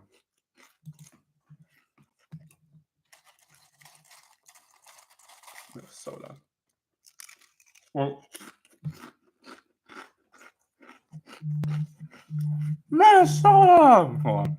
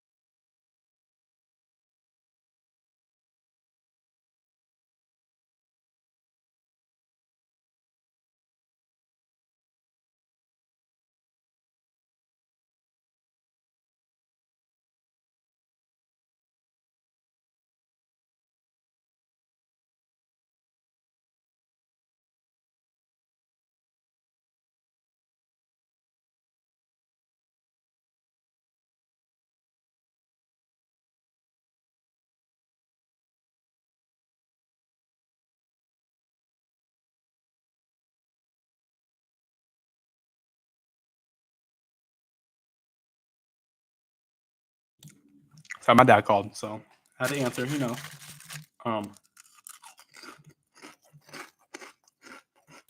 undrafted free agents. Shoot, went too far.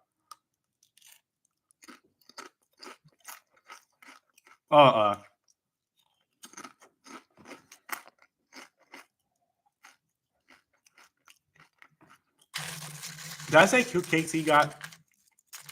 Here, I'll do it again. I don't think I said who KC got in UDFA, so you gotta give him to change the light color. Actually, Eli Young and Quellon Jones from Western Kentucky and Cedar with Austin, who were running backs. These are for the Chiefs, by the way. 2 hours, Elijah Badger from Florida, Mac Donald from Fresno State. Who are both our receivers, of course. Yeah, tight end Jake Breenstool from Clemson. And 2 tackles, which are Dalton Cooper from Oklahoma State and Essa Poole from Washington State. That's good stuff on offense there. The defense this year, they got Kosai Izard from Penn State. They got linebacker Brandon George from Pitt. They got 3 cornerbacks, sorry. Jacoby Covington from USC. Kevin Knowles from Florida State. Melvin Smith Jr. from Southern Arkansas. Parent A. Plexi from USC. I guess then there's a Buck relief or something like that. I don't know if he's on the team right now. Oh, I forgot to sit there. Forgot. Great to see feels so long ago. The minicamp fights, they have Jason Collier Jr., who's a guard from Pittsburgh, and then tackle Blaze Sparks from Delaware, and then defensive interior Nathan Kapongo from Akron.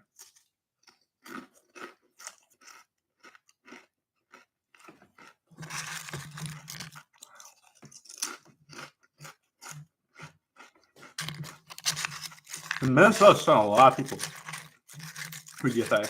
They signed quarterback Max Brosmer from Minnesota. He doesn't have to leave anywhere.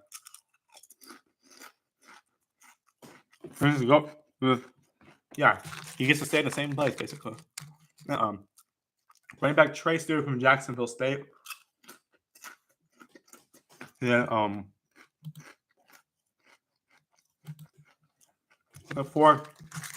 Or using Dante Fleming from Tulane, Miles Parks from Indiana, Robert Lewis from Auburn, Silas Bolin from Texas. All right, Silas Bolin might be a steal right there. I thought he was coming back at Texas. Hold on now. 2 tight ends, Benjamin Urasic and Bryson Nesbitt from Urasic from Georgia, Nesbitt from North Carolina. That's good stuff on offense. You got center Zeke Coral from North Carolina State, and guard Joe Huber from Wisconsin. Attacker Logan Brown from Kansas. There's the offense there, and they got defense. You have 2 adders are Alex Williams, who's from Middle Tennessee State. And Tyler Batty's from BYU. That's a baddie right there. And you have 3 linebackers from Austin Keys from Auburn, Chaz Chambliss from Georgia, Dorian Mousy from Auburn. You have 2 cornerbacks, Keenan Garber from K-State, and then Zamaya Vaughn from Utah. And you have safety Michael Powell from Miami of Florida. And punter Oscar Chapman from Auburn. And the mini camp advice, you have 1, which is Austin Riggs from Rutgers.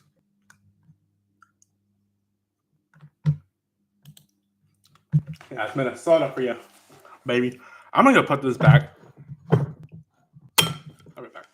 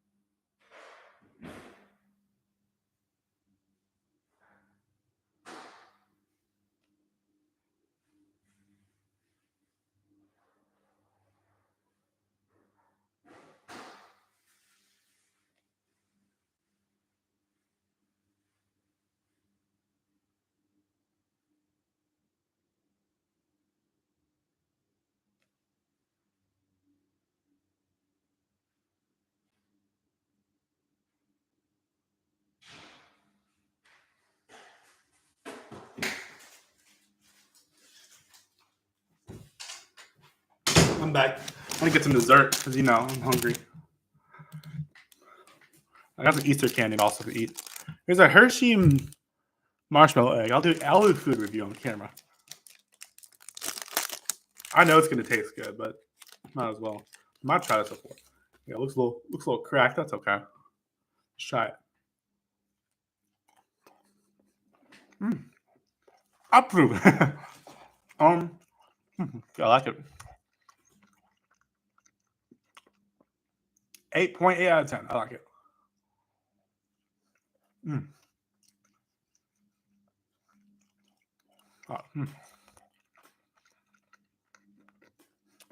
Can't really go wrong with these. It's marshmallow. It's a chocolate marshmallow egg. Chocolate covered marshmallow egg. Right, you can make your own marshmallows. I'm sure there's a way. Anyways, let's finish this up, shall we?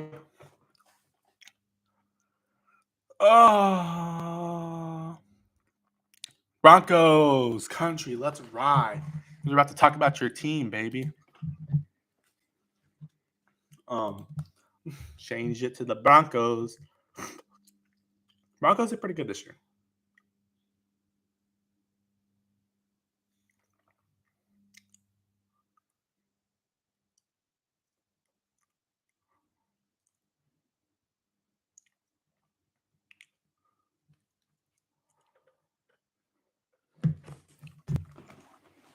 There you go. Yeah. Broncos, I feel like Denver finally recovered from the Russell Wilson trade. Let's be real. They're recovering at least. Uh-oh.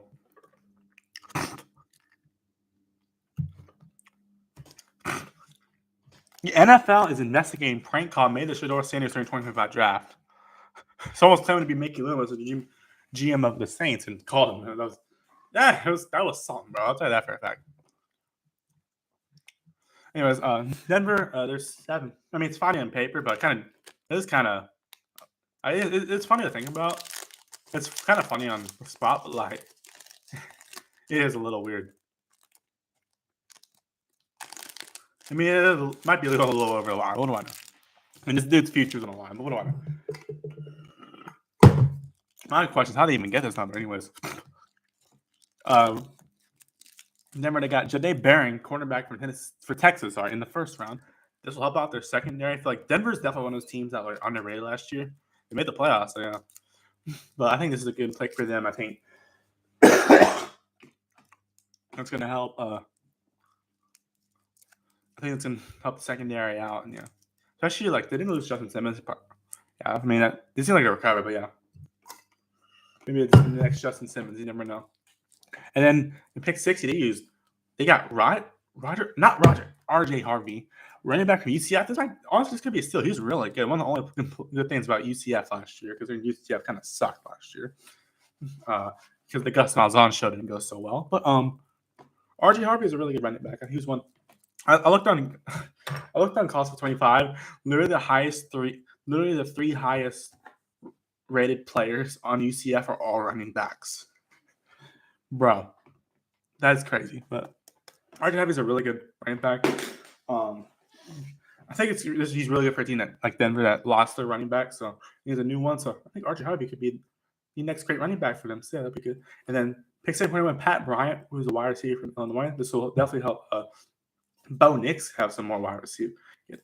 Give Bo Nix another weapon to throw to. So that's going to be good for him. I think that's good. I think that team's destined to be even more improved last year. And pick 101. Look at Sean Payton. He's finally doing it. Picking LSU players.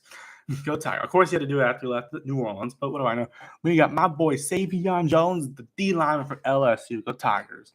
Maybe it was Gail Benson and one of those LSU players. Although we got some LSU players, but Sean Payton's finally drafted LSU players. Let's freaking go. Yeah, this is a good pick for them. Savion Jones is one of the best defensive players last year for LSU. And I think he's going to be really good at the Broncos. I think the Broncos will have a good defense next year. So I think it's a really good pick for them. I think Savion Jones is a really good player. And I wish the best of luck to him. I think he'll be really good.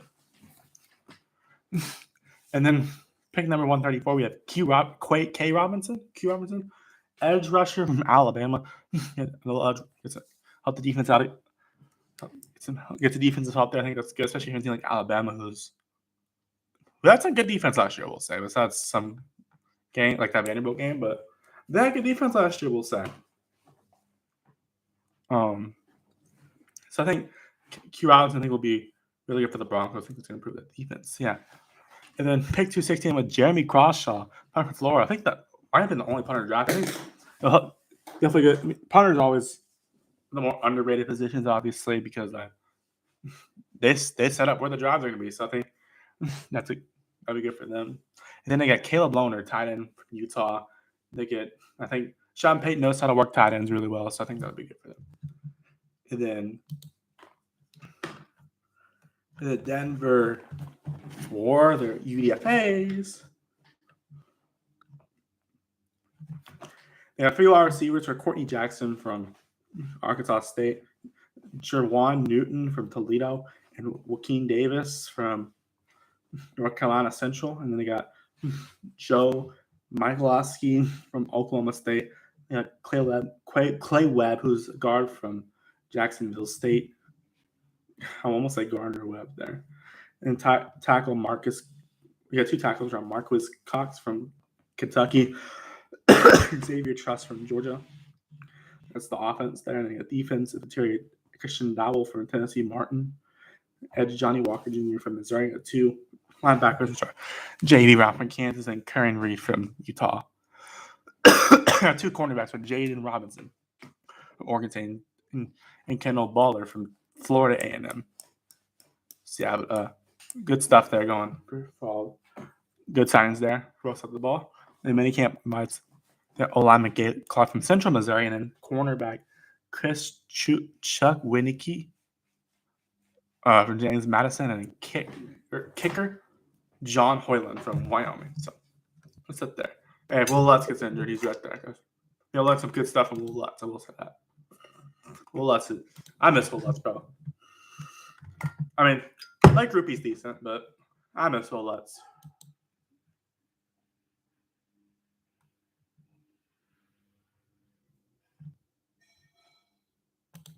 Eleven teams left. Oh my god.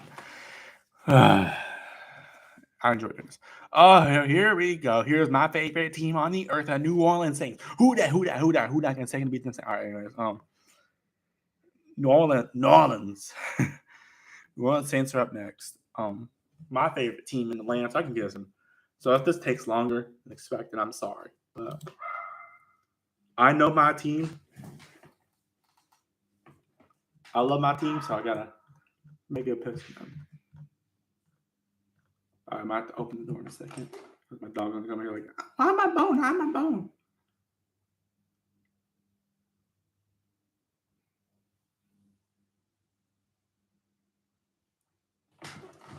All right, anyways, let's do this. So I know a lot of Saints fans are unhappy, but I think honestly we had a good draft. I'll be honest.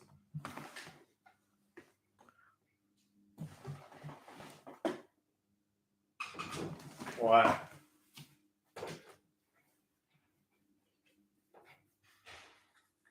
I knew you were coming in here, my boy. Here, you want me? There, sit. Down. Good boy.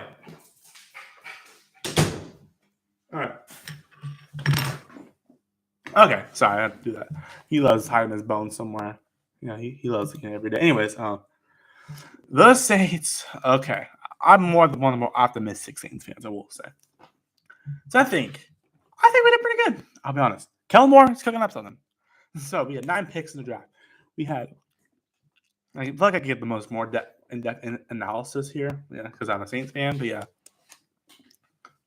but the 9th pick in the draft, rumors would be Jackson Dart, but no, we went Kelvin Banks Jr. offensive tackle for Texas.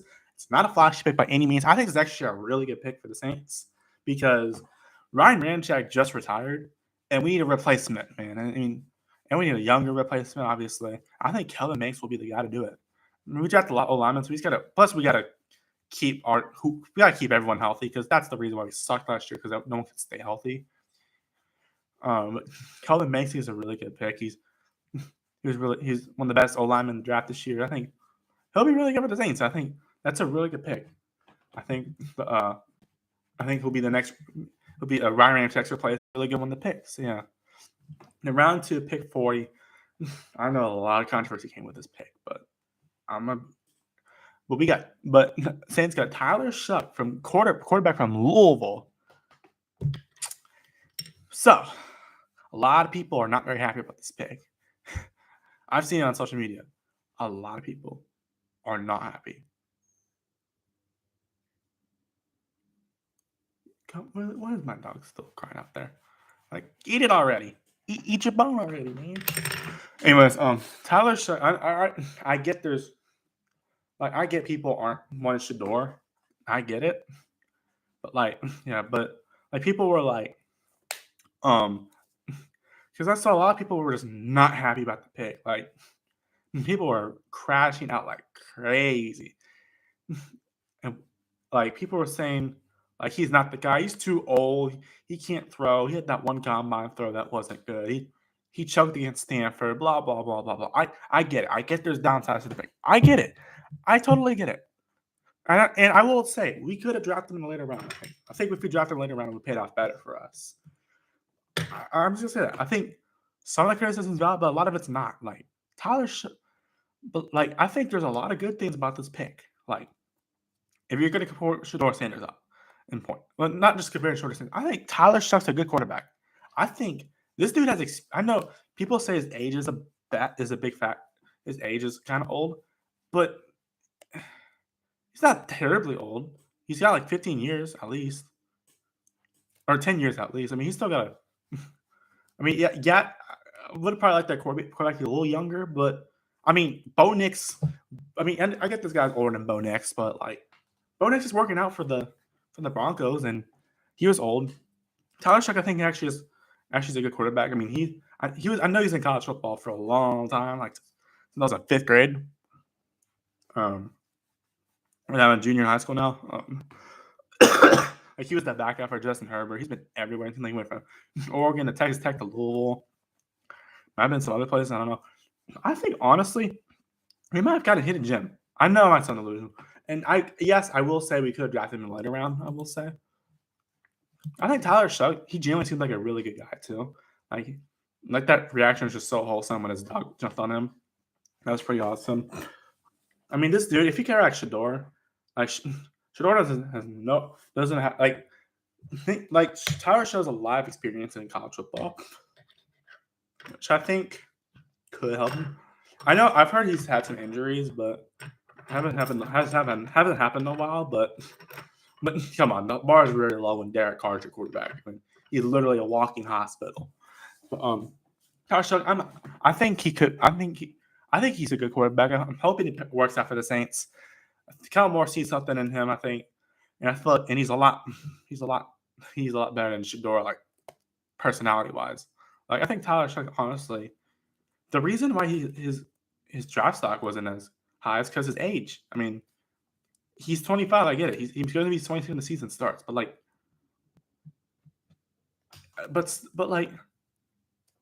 This dude still has potential to be really good still. I mean, he was good at Louisville. So I think Tyler Shuck, while we could have drafted him in the later round, I think honestly, if we didn't want Shedeur, which I understand, honestly, I don't really want Shedeur either after what happened. I think Tyler Shuck was our best option. I think it's gonna be good for us. I think Tyler Shuck is one of the more underrated quarterbacks in the draft. I saw some of his highlights. He had some good stats, I will say. I mean, yes, he had some bad moments, like that combine throw wasn't great. I mean, if you put him with the right people, I think if you give him a healthy team at least, he'll be pretty good. That's the same thing about Spencer Rattler. Heck, Jake Haener for that matter. And I guess Derek Carr. But like if you give him a healthy team, he'll be just fine. Yeah, but I'm excited to see what Tyler Shuck can do. Is it who I was expecting to get? No, but I'm interested to see how he does. I'm very happy to see he's on the Saints, so we'll see what happens. And then pick number 71. Yeah, I'm excited for Tyler Shuck. Yeah, we could have got him in later round. I think we got a quarterback. Or a quarterback. Maybe he'll be the next Tom Brady. I doubt that's gonna happen, but good team. Pretty cool. I think the Saints just need a healthy team, and they'll be good. And his odds to win Rookie of the Year plus 2,000, so that's something at least. Plus Derek Carr's gonna be injured, so we need someone to fill in. Just saying. Derek Carr, like I said, is literally a walking hospital. Anyways, moving on. Pick number 71, we got Vernon Broughton, D lineman for Texas. We're going for the Texas players. I respect it because Texas was really good last year. I guess I can't do that as much, but Vernon, I think this is a really good pick. He's a good pick for the Saints. I know a lot of people are complaining about like I saw people got stuck complaining about top. Like I get they probably want Shedeur. Understandably so. He might have my better stats. But like Tyler Shuck seems way more mature, way more experience and all that. Yeah. Anyways, I'll stop talking about Tyler Shuck. I'm excited for him. Anyways, Vernon Brown, I think is a good pick. I mean, especially if they'll help the D-line, especially like Cam Jordan coming up on potential retirement soon. I think that'll be maybe a successor, I guess. I think Vernon Brown is a really good pick. And plus that Texas defense was good last year, so I'm excited to see what he can do. So, yeah. But I think that's gonna be that's a really good pick for that's a good pick for the Saints. I'm excited to see. And then I think about Jonas Sanker, safety from Virginia. Now, he's the best player in Virginia, so I think this will help the secondary, especially with a very injured team. We need all the help we can get. Plus, like with us being in cap AG double hockey stick, we need all of the help we could get in the draft. So, yeah, but I think Jonas Anchor, I think he could be really good. I could help the defense a bit, the secondary, especially like because you're gonna have because Baker Mayfield obviously is gonna be really good. I'm thinking of the divisions like Michael Penix is gonna improve, Bryce Young's gonna improve. Yeah, I think if you get like people, especially like people like younger ones that need this, I just need the whole team to stay healthy. That's all. And there's that. But I think Jonas Sanker, I think will be good. So, and then pick 112, we got Danny Stutzman, linebacker from Oklahoma. He was, I was honest, I think it's a really good pick. Like he might be hitting Jim in this thing because as disastrous as OU's offense was last year, their win against Alabama and their defense was really good. Danny Stutzman was part of that too. He was really good at Oklahoma. He's a really good linebacker. And I think he's a good player. I mean, I saw him. I know it wasn't the best game. I know OU didn't play the best game against LSU, but like I saw him play on TV, of course, against LSU. He was one of the best defensive players. So I think LSU. I think he's be really good at the same time. Honestly, this might be a hidden gem right here. I mean, Danny Stutzman's really good. It's too bad his team wasn't very good last year. I mean, like I said, they beat Alabama. I'm not going to stop saying that because it's hilarious. But I think it's actually a good pick. I mean, OU's defense is good. And with that, I got one of those players. I think that'd be really good for us. Yeah. And then pick number 131, we went another Louisville player. We got Quincy Riley, cornerback from Louisville. I think especially Marshall Lattimore gone now to the Commanders. I think this dude could be his successor, like Quincy Riley. I think could be the next Marshall Lattimore. I think him and like Kool-Aid McKinstry in the backfield and like Alontae Taylor. Is he still on the team? Some others like Paulson Debo. Like as long as we get a healthy, like a healthy team again. I keep on saying this. We need a healthy team. That's all we need. I'm just saying. I think Quincy Riley could be basically replacing for Marshall Lattimore, maybe. But I think it's a good pick for us. I think we're getting some. I think later rounds, Saints were low-key cooking. So yeah, I think Quincy Riley's a good pick. And then 184, I actually really like this pick. We got Devin Neal who's a running back from Kansas. This dude was really good at Kansas. I saw him play against like teams like I know this dude was literally carried Kansas at points because literally Kansas lost so many one-score games, so many close games. It was crazy. Like Kansas could have won a lot more games than they did. Like there was like only one, maybe two games that were out of hand for them. Like all the games, they could have won every game if they really wanted to, for the most part. I mean, Kansas was just they were the best. They were the best 5-7 team last year. I mean, yeah, that Baylor game was out of hand. You could argue that TCU game was out of hand too. But like the other games, man, they were so close to winning. Like Kansas literally beat BYU, Iowa State, and Colorado in the span of a few weeks. I mean, that team had talent. I mean, Devin Neal is probably the best player on the team. Devin Neal is a really good player. I mean, I actually really like this pick. This is a steal. Devin Neal literally like broke records at Kansas. I know it's Kansas, but still, that's really, really good. Especially for up and coming football program like Kansas. I'm really excited to see how Devin Neal can do with this thing, especially with Kamara getting older and a team just not being healthy. Devin Neal could be really, really good, especially and Jamal Williams has left. I think Jamal Williams got released, so this dude's the replacement for Jamal Williams. So like I think Devin Neal, I think he's actually a steal in the draft. I think he's one of the most underrated running backs in the draft. Like this is a really good pick. I'm really excited to see what he can do. Like legit, like Saints cooked in the later in the draft, man. I say in general they cooked. Like I'm actually really excited to see how Devin Neal can do. Like I saw this dude. He's really good. Like this dude was carrying Kansas, bro. He was really good. So I'm really excited to see what he can do. So yeah. Anyways, moving on. 248, we got Malachi Mataveo, tight end from UCLA, and we got another tight end. So that's good. Especially like I know I keep on saying this. The team's just not healthy. Like we all keep getting injured. You know, I think this would be good for the Saints. We got another tight end. We got another weapon for whoever throws the ball, whether it's Derek Carr, Tyler Show, Spencer Rattler, Jay Hayner, whoever it is. I think that'd be good for them. Yeah, I think but hopefully. But I think that would be good. I'll just hope the whole team stays healthy. I think that's a good pick for them. And then 254, we got Fidel Diggs. You got another Diggs in the NFL. Who's an edge from Syracuse. And I actually like this pick a lot. I think it helps our defense out, and I think Cam Jordan's an edge, so that maybe he's the successor to Cam Jordan once he retires. So I think that's actually a good pick. Plus Diggs, plus people with the last name Diggs usually have success in the NFL. So yeah, I think it's a really good pick though. I mean, the Saints were cooking. I think they had a pretty. I think they had a good draft. Now I just hope we do good. I just hope we stay healthy and we do good in the season. I want to be good, but I don't know what we're gonna tank next year. I don't know. It's weird. I want the Super Bowl now, not later. And then New Orleans Saints, they haven't made many signings because like they made a decent amount, honestly. Yeah, refreshing the page, yeah. But they got running back Marcus Yarns from Delaware. We're going to UDFA's by the way right now. They got two wide receivers like Chris Tyree from Virginia and Moochie Dixon from SMU. So we got that's good stuff right there.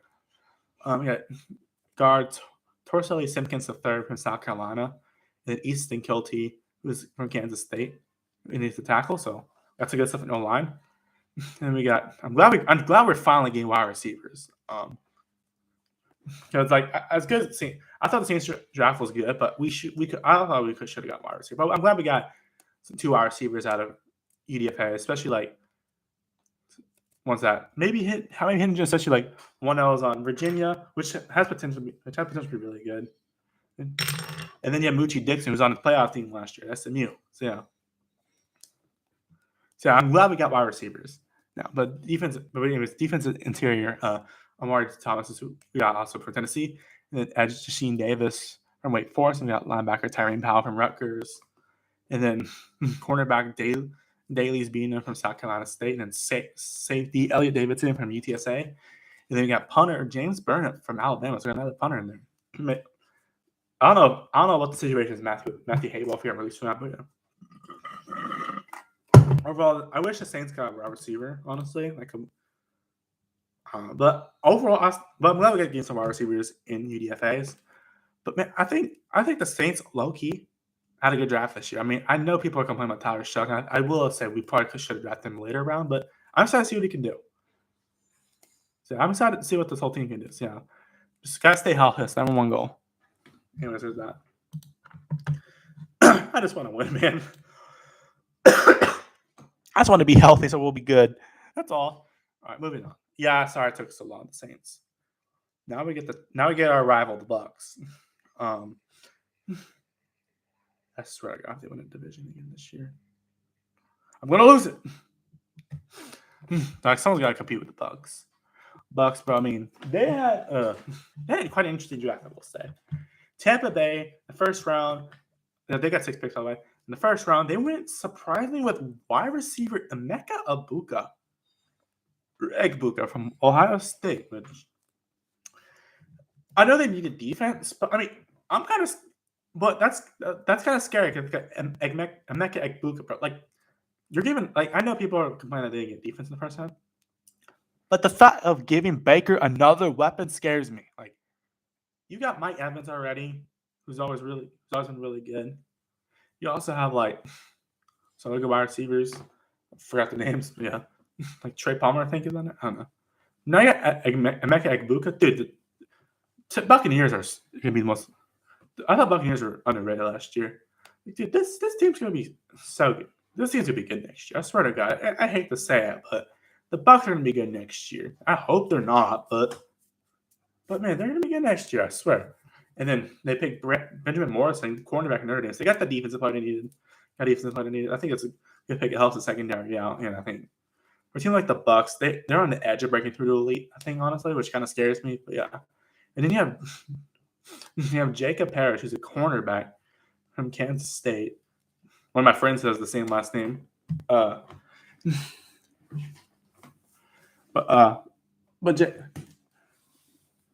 Jacob Parrish, I think it's a good pick. Jacob Parrish is a cornerback, so I think that's also going to help the secondary. Him, Benjamin Morrison, could be good for the secondary, so I think that'll be good for them.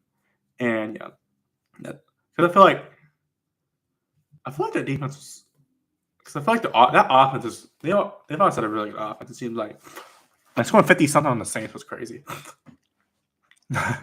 Anyways, but that's gonna make the defense even. They're gonna improve the defense. The Bucks, the thing. Bucks, I think, are gonna win. I have a feeling they're gonna win the NFC South, but maybe I'll change my mind. We'll see. You're like, oh, you're gonna pick the Saints. I don't know yet. I don't know, man. I gotta think about what the Saints have at stake. And then,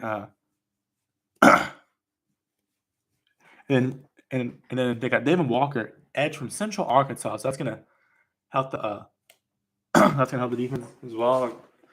Like that. That's help the defense as well. I think that's good that they're going defense.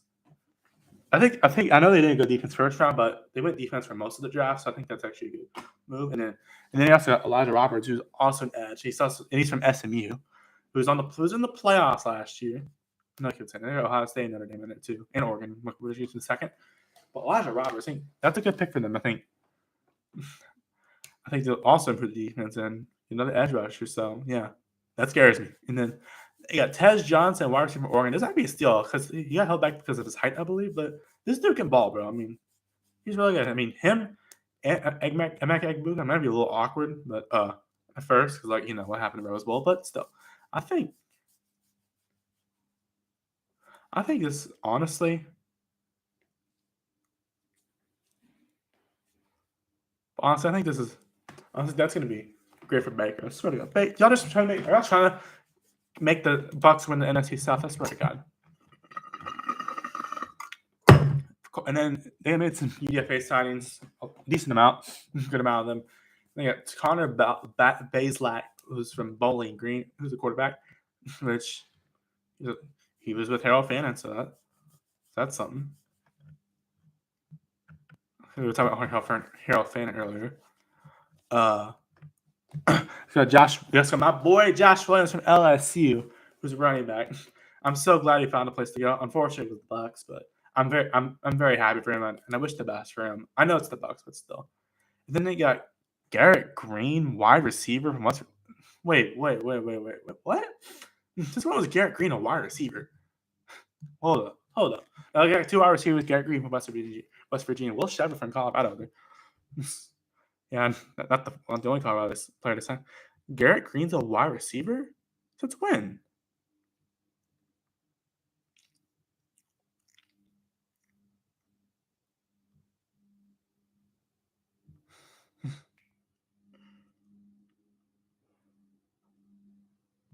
I thought he was a quarterback.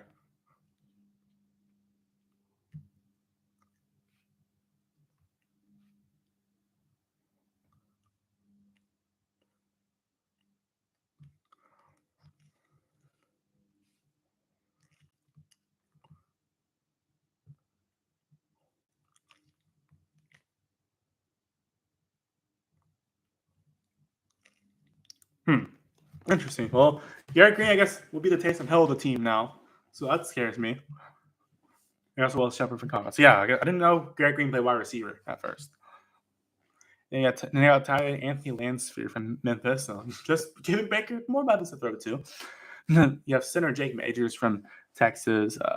You have tackle Ben Chukwuma from Georgia State, improving that O-line. You got defensive interior Desmond Watson from Florida.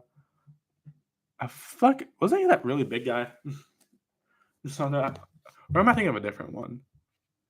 Was that guy like a random number? You gotta be kidding me. Oh my God. They got that really big dude from Florida. Oh, that scares me too. Good God. Why are we letting him cook, bro? But Desmond, I mean, he knows how to win that stadium, that's for sure. Considering they blew up Tulane in that stadium. And then they got linebacker John Bullock from Nebraska. You got cornerback Roman Parody from Ohio. And then you got 2 safeties, which are Shiloh Sanders, Deion's son, Shadour's brother from Colorado. So he actually had signed somewhere. And Will Brooks from Tennessee. And then many camp fights include quarterback Jordan McLeod from Texas State and edge Chance Williams from Charlotte. And man, I swear the Bucks are I feel like they could have gone. I feel like they went. I feel like that draft was actually pretty good for them. Maybe you could argue they win defense in the first round. I mean, you can't argue against wide receiver when you can't really argue that much against wide receiver, honestly. But yeah. Oh God, I swear to God, the Bucks are always gonna be good. Why can't anyone stop them? I don't want any of the other two starting. Whatever. I'm just a Saints fan. I have to deal with this every year at this point. Eagles, which do they really need anything, honestly? Yeah, they probably need some defensive players, honestly. Your Super Bowl champion, the Philadelphia Eagles. Thank God it wasn't the Chiefs. Anyways, Philly traded up to get pick number 31, which they got Jahad Campbell, who's a linebacker from Alabama. That's a really good pick for him. Seems like they always cook with these defensive players, bro. I'm telling you, bro. Like, they got Cooper DeJean, bro. They got some really good defensive players. I mean, ow. Good God. I put my knee into the freaking computer. My webcam went pew, pew. Second time that's happened. Or second time my webcam has fell.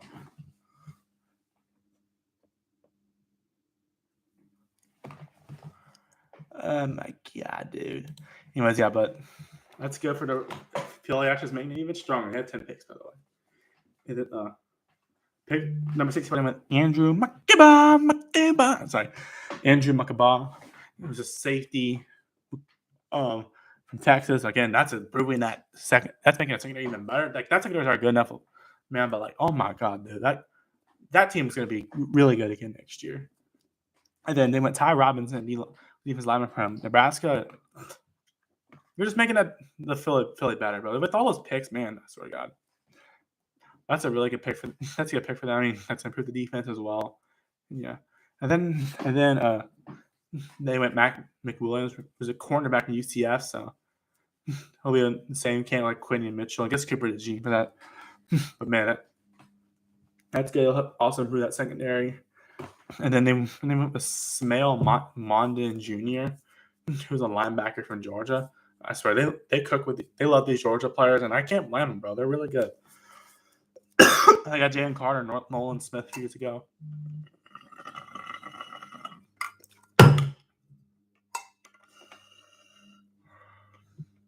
Sorry, my fantasy baseball is killing me.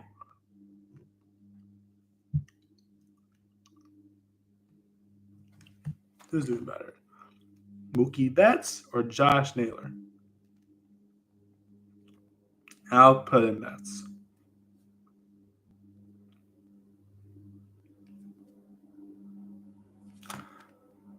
All right. Anyways, back in Williams here. And then they got, Smail Mondin Jr. Yeah. Anyways, moving on. Drew Kendall from Iowa, who's an interior offensive lineman from Boston College, who just helping Jalen Hurts even more. So that's good. I mean, like, for them. And yeah, they seem like they're doing just fine without Jason Kelce somehow. Yeah. That's saying because Jason Kelce was really good, obviously. Yeah. And speaking of quarterbacks, they had Kyle McCord, quarterback from Syracuse, former Ohio State as well. Actually went above Will Howard, which I thought was pretty funny. But Kyle McCord, if you take the pet game away, he was actually a good quarterback. He was actually really good last year. Actually pretty good last year. I think it's a good backup for Jalen Hurts, and he's basically taking Kenny Pickett's spot, so that's good. As long as you get a good backup, that'll be good. And then you have Miles Hinton off the tackle from Michigan, also once again giving Jalen Hurts more protection, so that's good for them. They also got Cameron Williams off the tackle from Texas, and more protection for Jalen Hurts. Although he's from Texas, although Mukaba and Williams are all from Texas, so I don't know if Jalen Hurts could take on that, but that's besides the point. Anyways, and then you have Antoine Powell Ryland, who's an edge from Virginia Tech. Man, just Philly's gonna have an amazing defense again next year. I think all these picks are so good, bro. I think it's really good they went with defense in this draft. They didn't really need to do much, honestly. They gotta do what they did last year. And they'll be fine. And then they signed a few UDFAs. They signed Montrell Johnson from Florida and Shunderick Powell from Central Arkansas. They're both running back. So Carolina for Saquon Barkley. You have tackle Holland Pierce from Rutgers, and then you have linebacker Lance Dixon from Toledo, cornerback BJ Mays from Texas A&M, and you have two safeties, Brandon Johnson from Oregon and Maxon Hook from Toledo. Good signs there, and then they're inviting Malik Carr. I don't know if he's related to Derek, but he's a tight end from Houston. Maybe he'll be Dallas Goedert's replacement. You never know if Dallas Goedert ends up reliever, so I don't know. Yeah. Philly, bro, they just keep on getting better. No one can stop them.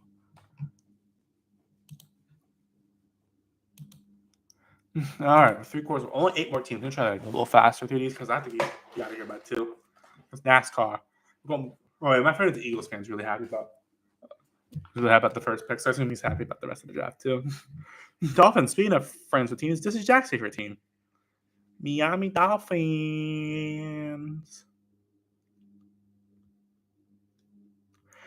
Dolphins had an interesting draft, I will say.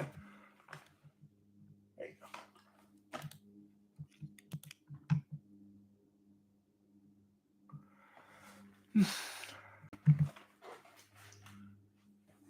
So from Miami, I'm kidding.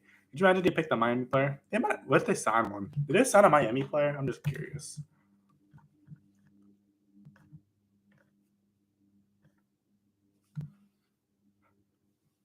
No, they did not. Yeah, at least. Oh my god! Imagine they did. It was Miami, Ohio. They signed him. Anyways, they made 8 picks in the draft. In their first person, they got Kenneth Grant, who's defense tackle from Michigan. I think is a good pick. I mean, you got all those Michigan players. I know Michigan wasn't great last year. They're terrible. But there's still a lot of great talent on that team last year. Kenneth Grant was one of those people. I think that's a really good pick. It helps that defense out. Plus defense like Miami's. Yeah, Miami had a weird year last year, but they're looking to bounce back after last year. So yeah, we'll see how that goes. I keep Tua healthy, man. Keep the Tua healthy. They got an interior offensive lineman at pick 37, which is Jonah Savania from Arizona. I think he's a good pick. I mean, you gotta protect Tua at all costs at this point because this dude's head's gonna be like dust in a few years at this rate. Which, man, that would really suck. Yeah, hopefully Tua doesn't take any more concussions. That would really suck. But yeah, you gotta get to all the protection he can get. And then they got Jordan Phillips. Do they have a guy with the last name Phillips there? Yeah. Jordan Phillips, D lineman from Maryland. Another good pick. You're improving that defense a bit. So I think Miami seems to make the playoffs and win the playoffs at this rate. They haven't won the playoffs forever. Mike McDaniel's a great coach. They got but they haven't reached their full potential yet, in my opinion. But I think I think there's still a lot in the tank. Yeah, I think Jordan Phillips. But anyways, this pick for Jordan Phillips things are really good. Improves the defense. Then you have Jason Marshall Jr., cornerback in Florida. I believe did they lose? There's Melvin. I don't know who was in. Yeah, I feel like Miami also had injuries last year. Things improved the secondary. I feel like they lost. Who was their cornerback?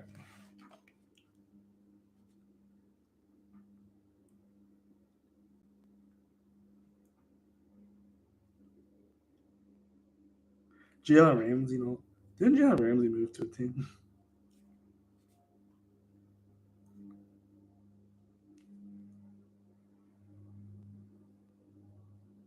Oh yeah. So Jalen Ramsey gets traded, and Jason Marshall Jr. is a replacement. I guess so it will be Jalen Ramsey's successor. We'll see. And then 155 shortly after they picked a lot of picks. They had to see that. They got Dante Trader Jr. as a safety from Maryland, once again helping that secondary out. So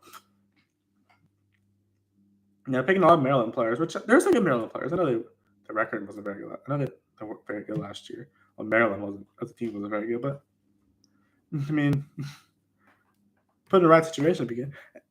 But they got some good players in there. I think Dante Trader would be good for the team, yeah, especially for the secondary. And then they got a lot of juniors. Jason Marshall Jr., Dante Trader Jr. I know it's just a second, but it's really junior. They got Ollie Gordon II, running back from Oklahoma State. Man, I think this could be a steal.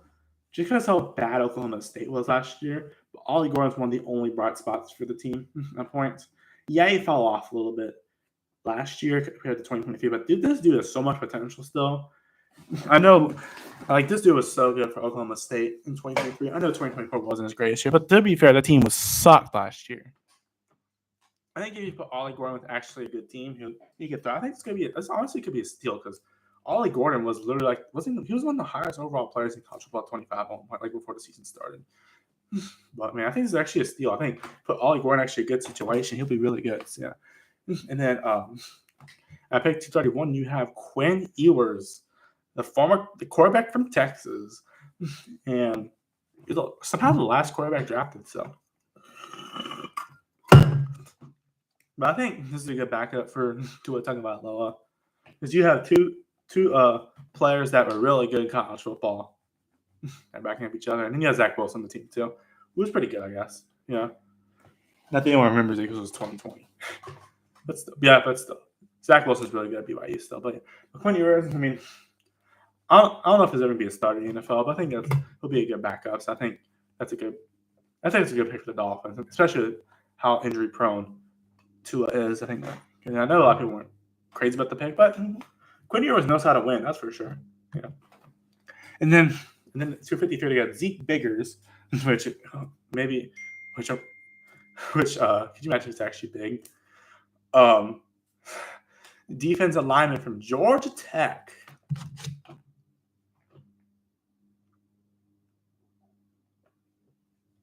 Oh, Isaiah texted me.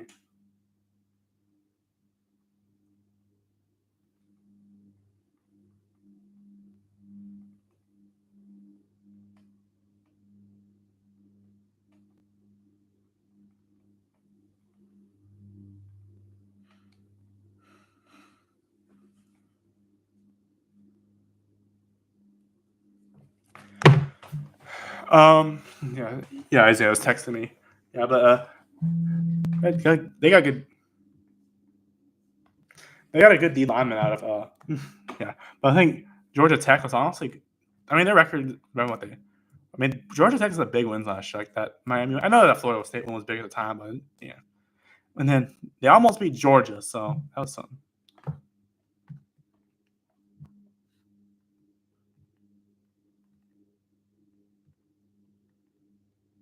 He's asking me if let's see, Shador went.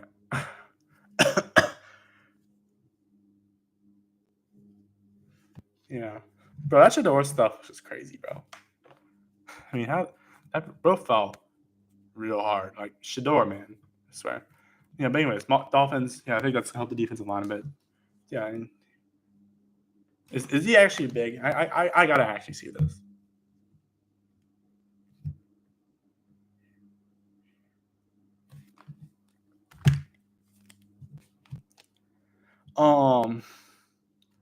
Please tell me he's actually a big player. That'd be hilarious. Oh, I think. Let's see. Oh yeah, he's pretty big. Yeah, he's pretty big. I guess the name. I guess it's the perfect name. Yeah, anyways, Miami had a good draft, but for fighting free agents, they got undrafted free agents. They got running back Nate Noel from Missouri, and they got 4 wide receivers: Andrew Armstrong from Arkansas, AJ Henning from Northwestern, Monterey Baldwin from Baylor, from Baylor.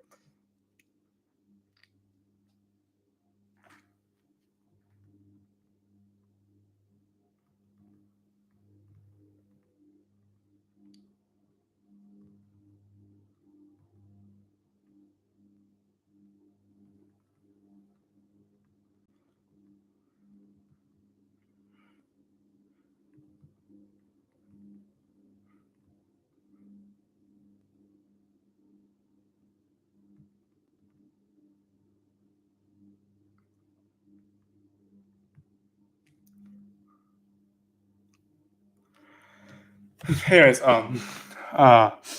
Miami, yeah, but Andrew Armstrong from Arkansas, AJ Henning from Northwestern, and Monterey Baldwin from Baylor, and Theo Waste from Missouri, all wide receivers, and they got Nate Noel from Missouri, who's running back. So I'm just repeating all that. So tight end Jalen Conyers from Texas Tech, and they got guard Addison West from Western Michigan. That's honestly a steal right there. He was really good for them. I think that's actually a really. He's honestly hit a gem. He was really good for them.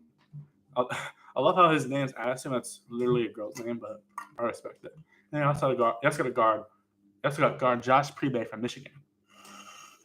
And then they got linebacker Eugene Asante from Auburn. And they got 2 cornerbacks, which are Ryan Adams from UCF and Ethan Robinson from Minnesota. And you got safety John Saunders Jr., not Sanders, Saunders. No relation to Shador, Shallow, Dion. And they got from Ole Miss. Oh, and they got left safety Nealon Hibbett from Alabama.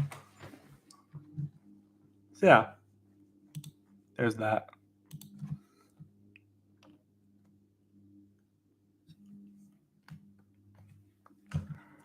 Seven teams left.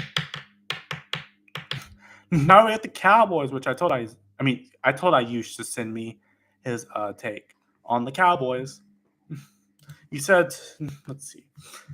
So I'll just go over what he said in a bit. Because he doesn't have his phone today. He's at, I think he's busy today too. So, yeah, he's doing stuff. He's doing some devious stuff. I'm kidding. But yeah, the Cowboys. This is what I've been wanting to go to for a while. Because considering, I'm around a lot of Cowboys fans. Yeah, we got 9 picks here. So I'll just go over his take in a bit. Yeah. Anyways, let's go. Let's just go through this here. Pick number 12, they went Tyler Booker, who's an interior offensive line for Alabama. I know they want to go wide receiver here, but I know the fans want that at least. But I think honestly, getting O-line, I mean, it's not a flashy pick. I think that's a pretty good pick. I think it'll help. First of all, it's a lot of Tylers on one team, and especially on one O-line. And two, I think this will help Dak get protected, especially if he was injured last year. Plus, Joe Milton, if he needs to come at points. But yeah, I think that's a good pick. And then pick 44, you got Donovan Eziraku, who's an edge from Boston College. I think this is actually a good pick. I think that, honestly, that'll help the defense out. Because that defense was kind of a disaster at points last year. They had some good moments, they had some bad moments, but overall, I think the defense could use improvement. I think that's going to help them, that's for sure. And then pick number 66, they got the ultimate journeyman himself, Shavon Revel, who is a cornerback at East Carolina. You sent me a video of this guy, about this guy's story. I thought it was a really interesting story. I thought it was pretty cool how he came up. Yeah, but I thought it was really interesting. But now he's the Cowboys. Now he's on the Cowboys. That's pretty cool. It's like, hey, I was watching that guy. I was like, wasn't that the guy you're talking? Like at first you used to like, oh, we got a cornerback. I was interesting, and I was like, isn't this the guy you sent me? Isn't this the guy you sent me a video about a few weeks ago? He's like, yes. Oh wait, that's him. Let's go. Yeah, but he's a Cowboy. And I think he's really improved the second day. Plus, he's a very good player. East Carolina for sure improved in the season once they fired their other coach. And their other coach actually doing pretty good so far. Maybe they'll be a dark horse to make the playoffs next year if they win the AAC. So yeah, anyways, I think this is a good pick for the Dallas Cowboys. I think for the second, especially for the second, I'm really happy for Shavon Revel considering I saw stories. So I think it's pretty epic.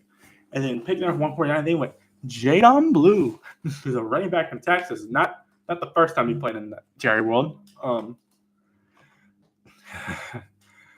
I think this is actually a good pick. I mean, if they need a wide receiver, I'm a little shocked they didn't try to go for like Amari Hampton, but they weren't going to get Jimsy in the first place. I know at first they're probably going to get him, but like Raiders kind of needed a running back. But yeah, but Jadon Blue, I think this is a good pick for him. He will be in blue, that's for sure. I think it's a good pick. I think he'll be in a running back room. I think a solid running back room, but like me personally, I think they got something cooking up there. Do you saw Dalvin Cook? Yeah, but I think Jadon Blue, that's a good pick. I mean, he was good at tackles last year, so. And then pick 152, you got Shamar James, who's a linebacker from Florida, helping that defense out. Because I feel like Cowboys have had defensive issues in the past. And he's like, we'll see how Brian Schottenheimer does. He's an offensive guy, so I feel like we might. I don't know if the defensive coordinator right. Wait. It's Matt Eberflus is the defensive coordinator at Cowboys. So maybe that'll be good. Get a former head coach. Just don't trust them. Just don't trust them to manage the clock. But yeah, but I think Shamar James is a good pick. It'll help. It'll help out. So yeah, it'll help the team out. It'll help the defense out. So yeah. And then 204, I got Johnny Cornelius, who's an interior offensive lineman for Oregon. So got another lineman there that's gonna help Dak out a lot. So that's gonna be good. Ironically, his name was not Tyler. Yeah, anyways, but that's a good pick for them. And then 217, they went Jay Toya, who's a D-line from UCLA. So I think that's good that they improved that D-line a bit. Didn't Zach Martin retire? Hold up.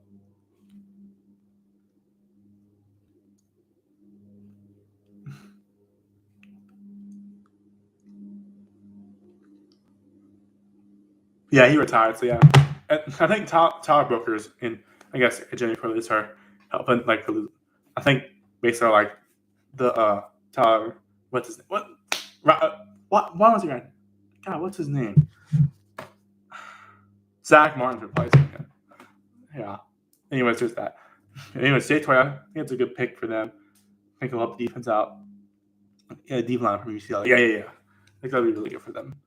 And then 239, they went with Phil Maffa, who's a right back from Clemson, which that's actually he could be his threat there. I think he could be hitting. He was really good at Clemson last year. They made the playoffs, of course. Phil Maffa was a good running back for them. I think he'd be really good. Cowboys. I think it's also good. I know they didn't get like a top running back. They got the two good running backs. I think it's gonna really help them. So I think Phil Maffa is a good pick for them. Yeah. And then 247 with Tommy Akinbisate. Sorry if I mispronounced that. Who's a D-line from Maryland. Again, they're improving that defense, which I really like. Which that's good for them. So yeah. And then I've been live for almost 4 hours. And then for free agents, for undrafted free agents, they got some wide receivers, so that's good. Yeah, 2 wide receivers. Got Josh Kelly for Texas Tech and Trayshawn Holden from Oregon. Got 2 tight ends, which are Tyler Neville, Virginia, and tight end Rivaldo Fairweather from Auburn. They got almost said Floyd Mayweather. I was supposed to say Mayweather. And Rivaldo Fairweather from Auburn, yeah. And then you got cornerback Bruce Harmon from Stephen Boston. They got 4 safeties, which are Elijah Clark and Justin Barron, who are both from Syracuse. Mike Zimmer from Eastern Kentucky and Zon Childress from Kentucky. So, yeah. You got some good stuff there. Now, I think Cowboys had a solid draft. I mean, I think they could have gone wide receiver in the draft, but I mean, not some undrafted free agents. That's something at least. Now we're going to use his text or email. Sorry. He said he thinks he did good.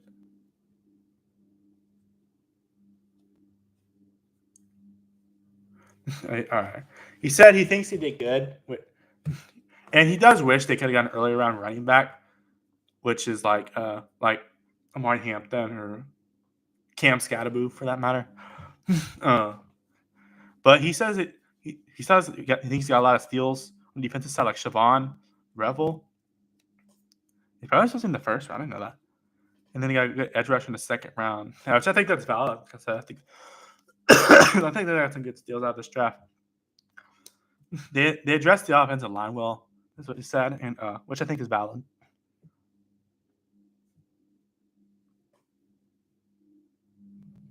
And he says they need to address wide receiver because if they didn't get any, then they need the others to step up, which I think that's valid. Overall, I think Dallas did pretty good. I mean, they could have got wide receiver. I think they did pretty good. So yeah, there's that. 6 more teams. We're so close.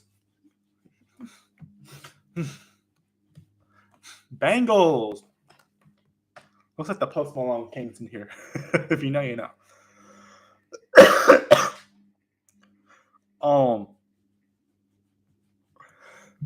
Let's go Cincy.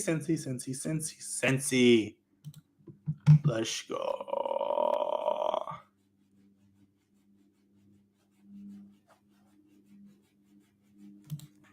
So for Cincinnati Bengals, they need a defense here, and they got their defense. Yeah.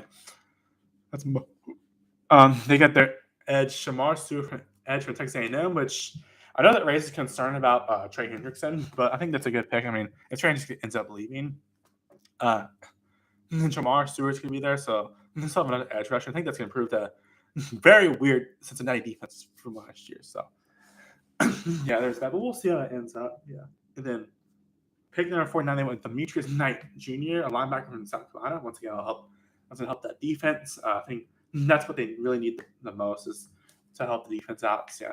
And then pick 81, they got Dylan Fairchild who's an interior offensive lineman for Georgia. Good I feel like the Cincinnati's O-lineman improved. But I mean, getting another O-lineman, I feel like that's always been a struggle for Cincinnati, like having a good O-line. But I think adding Dylan Fairchild would be good.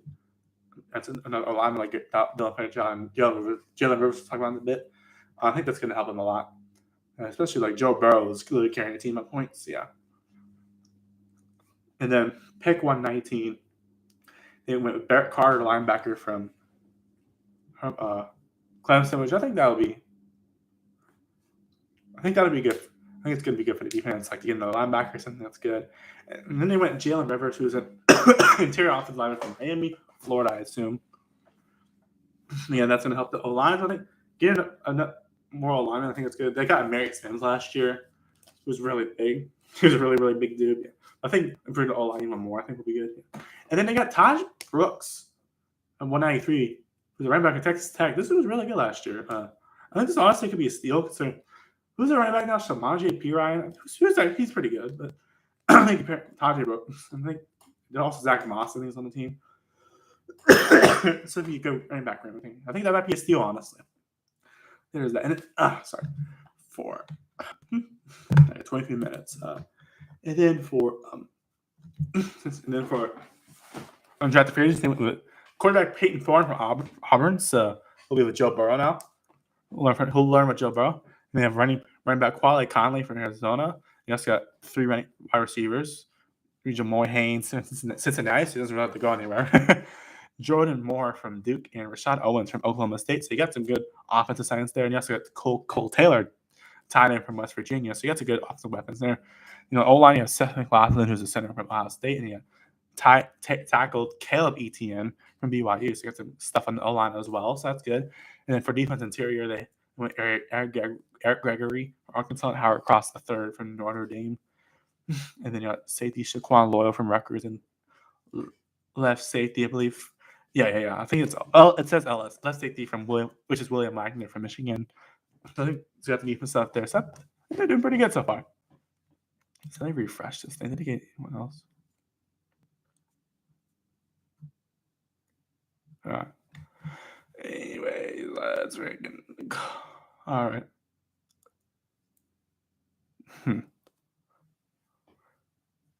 Yeah, they got some. That's like Cleveland Browns. If y'all want to go check the actual undrafted free agent list in a bit, like when it's fully updated, so just all the updates. You know what I mean? Yeah. Now we have 5 more. Division and 1 team left. Well, we already got. Well, there's no division we haven't touched yet. Jaguars, man. Wow. Oh, I feel like Cincinnati pretty good at the draft this year. Jaguars. Okay. Jaguars pull one of the things I've ever seen. They pull off a trade to get Travis Hunter somehow. I was not expecting to get Travis Hunter. As I'm going down, Jacksonville. Where the heck? As they've traded up to get pick number 2 to get Travis Hunter, wide receiver, cornerback from Colorado. Man, if this pays off, that's going to look really good. If it gave up a lot, I think it's worth it.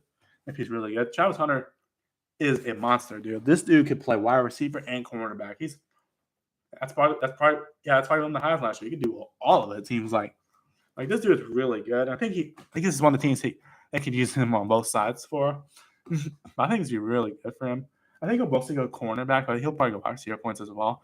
But I think this is really good for the Jaguars. I mean, they got already the best player of the draft this year. So yeah, and then pick 88, which I got Caleb Ransall for cornerback Tulane. So I guess if Travis Hunter's tired, Caleb Ransall will be there at least. So I believe they lost Andre Cisco. I think the Texans, yeah. But I think this would be good for the secondary as well. We got Caleb Ransall back there, so Travis Hunter is tired and all that. So I think that's good for the secondary. And then you got Wyatt Milam, literally pick out right after Caleb Ransall.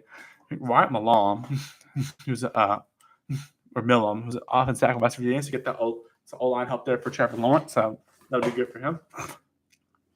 And then you got pick 104. You have Bayshul Tutin, sorry. Running back Virginia Tech, that'll be good to add to the running back room with Travis Etienne and others. He'd be paired up with him. That'd be cool. Do they have? Yeah, let's see.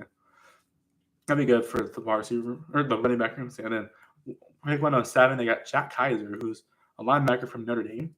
I think in relation to Deshaun. Or Jack Kisser. He's it is a good pick. He'll help the defense out, like with the linebacker position. And he also got Jalen McLeod, also linebacker, who's from Auburn. Yeah, later. He's also helped out the defense. Got some. I like the defense is what they really need to focus on because they didn't have that game where they got absolutely smashed by the Lions. Yeah. So they need some defense help in a lot of these picks, like Jack Kaiser, Jalen back here. I think that'll help. And all these other picks too. And then Ryan Lane, the third, who's a safety from Navy, got picked at 200. This good pick also helps the secondary. Got cover safety there as well. So I think that'd be good. Plus, Navy was a really good team last year. Yeah. And then 221, they have Jonah Monheim, offset from USC. This could be a steal right here. He was really good for USC last year. Take it from Lincoln Riley offense too. I know the offense wasn't as good last year, but still. But I think that'll help Trevor Lawrence a lot too. I think it's a good pick for them. It might be a steal. Might be hitting Jim. Yeah, I think that's be a good pick for him. So yeah. And then 236, they got LaKeith Allen running back Syracuse. I think that's a good pick for them. You also add him to the running back room. So yeah, you got a very ACC heavy running back room. You got Travis Etienne from Clemson, Bayshul Tootin from Virginia Tech, and LaKeith Allen from Syracuse. Got a lot of ACC there, but got a good running back in there. So, yeah. 4 teams left. Oh, I gotta.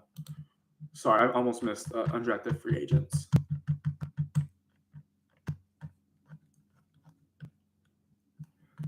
All right, they got a lot of them. Yeah, the quarterback Seth Hennigan from Memphis. That could be a steal, honestly. And you got running back Jaquindon Jackson from Arkansas. And then you have, I guess that's not ACC score, ironically, because the ACC heavy. That's besides. Anyways, they got 4 wide receivers. They got Cam Cooper from Boise State, Chandler Brayboy from Elon, Eli Pancool from Duke, J.J. Jones from North Carolina. Those are the wide receivers they got. And 2 tight ends. They got John Koppenhaver from North Carolina and Patrick Harper from Oregon. They got a lot of weapons. That's for Jeff Lawrence. That's good. And then they got guard Sal Wormsley from Penn State. 2 defensive interiors, which got Eli Mostert from North Dakota State and Kevy Rose from Arkansas. A lot of Arkansas players. And then they got 3 edges. They got BJ Green the second from Colorado, Danny Strigo from Minnesota, and Ethan Downs from Oklahoma. So yeah. And then they got 3 cornerbacks, which are Donico Slaughter from Arkansas. What a last name. Jabbar Muhammad from Oregon, and Jordan Wright from UConn, and then safety Cameron Solomon Craig from Colorado. So yeah, there are a lot of people signed so far. Next up is the Jets.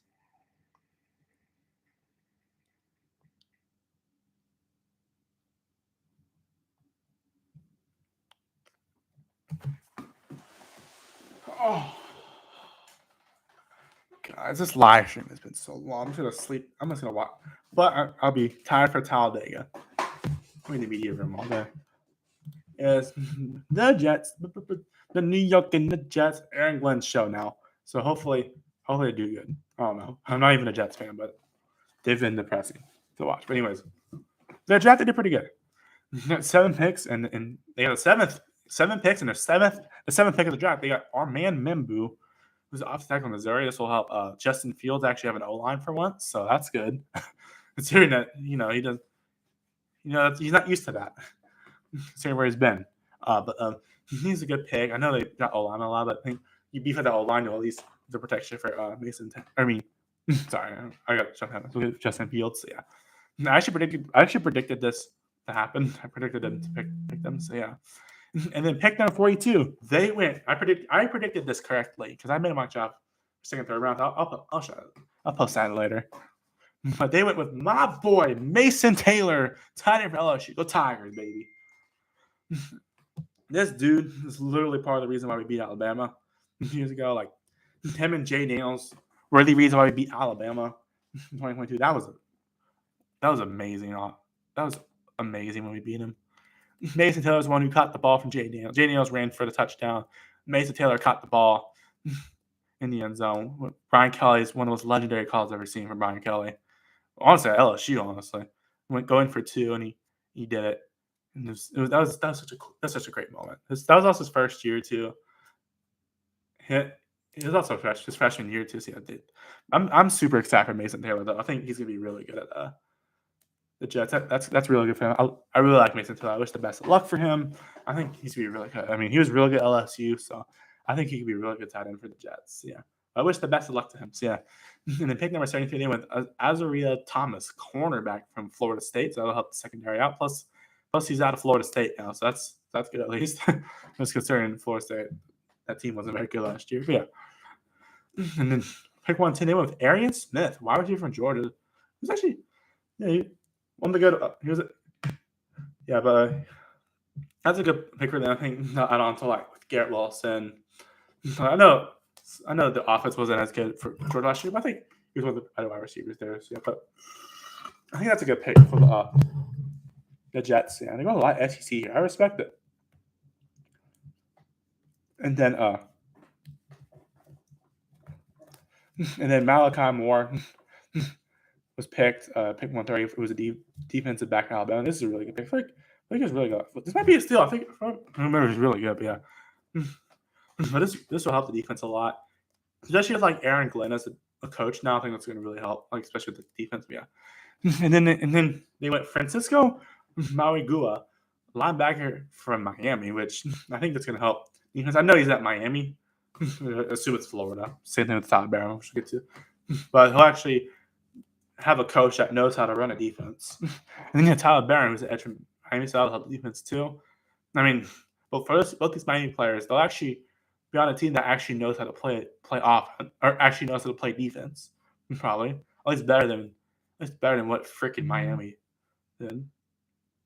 But yeah, those are actually one of the good players for the two. They're actually one of the better players for the defense. But yeah, but I think if you put them in the right situation, they'll be really good. So yeah, and then for undrafted agents,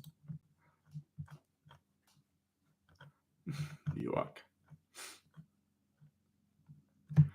New York Giant, no Jets. Sorry, they haven't really signed many. It's a decent amount. They got some interesting ones. They got Brady Cook, quarterback from Missouri, and he was pretty good for Michigan.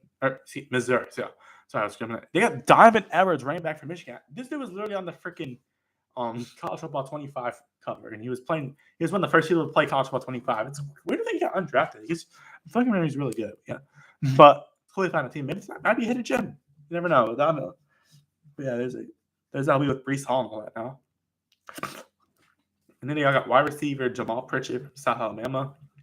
That's a good weapons on offense. And then defense, they got defense interior Fatorma Moba from West Virginia. You got edge Jamarcus Weston from Florida. 2 cornerbacks are Jordan Clark from Notre Dame and Quentin Skinner from Kansas. Quentin Skinner from Kansas, sorry. And that's safety Dean Clark from Fresno State. So you got some good. It's not some good players so far. So yeah, there's that. But yeah. I have a few more teams. I'll let you guess which ones they are. We got the Indianapolis Colts. I know I said this before. I was on their field not long ago. For Bands America Grand National. That's pretty awesome. But Indianapolis Colts, I tell you what, they actually got. I'll tell you what, Indianapolis, I will say that's a good pick this year. If I can ever find the lights for them.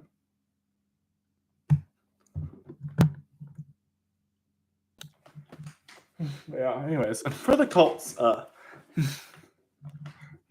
Indianapolis Colts, they got some good stuff this year. They actually said in their first pick, which is the 14th pick, they got Tyler Warren, tight end from Penn State. They actually fell to them. I actually predicted this correctly because Bears took Colson Loveland. I think it's actually a really good pick for the Colts. Like you get Tyler Warren, one of the best tight ends in the draft. Probably the best tight end in the draft, and you get as a one of your tight ends, that's going to be really good for the Colts, especially a team that needs good receivers considering their quarterback battle. Maybe it got quite interesting. But I mean, he has experience in Lucas Oil Stadium too. I mean, he played in the Big. Yeah, they lost, but still. And he won't. And he's still gonna be in blue and white. Yeah, it'll be a different shade of blue. But yeah, but Tyler, that's a really good pick for them. And then they got JT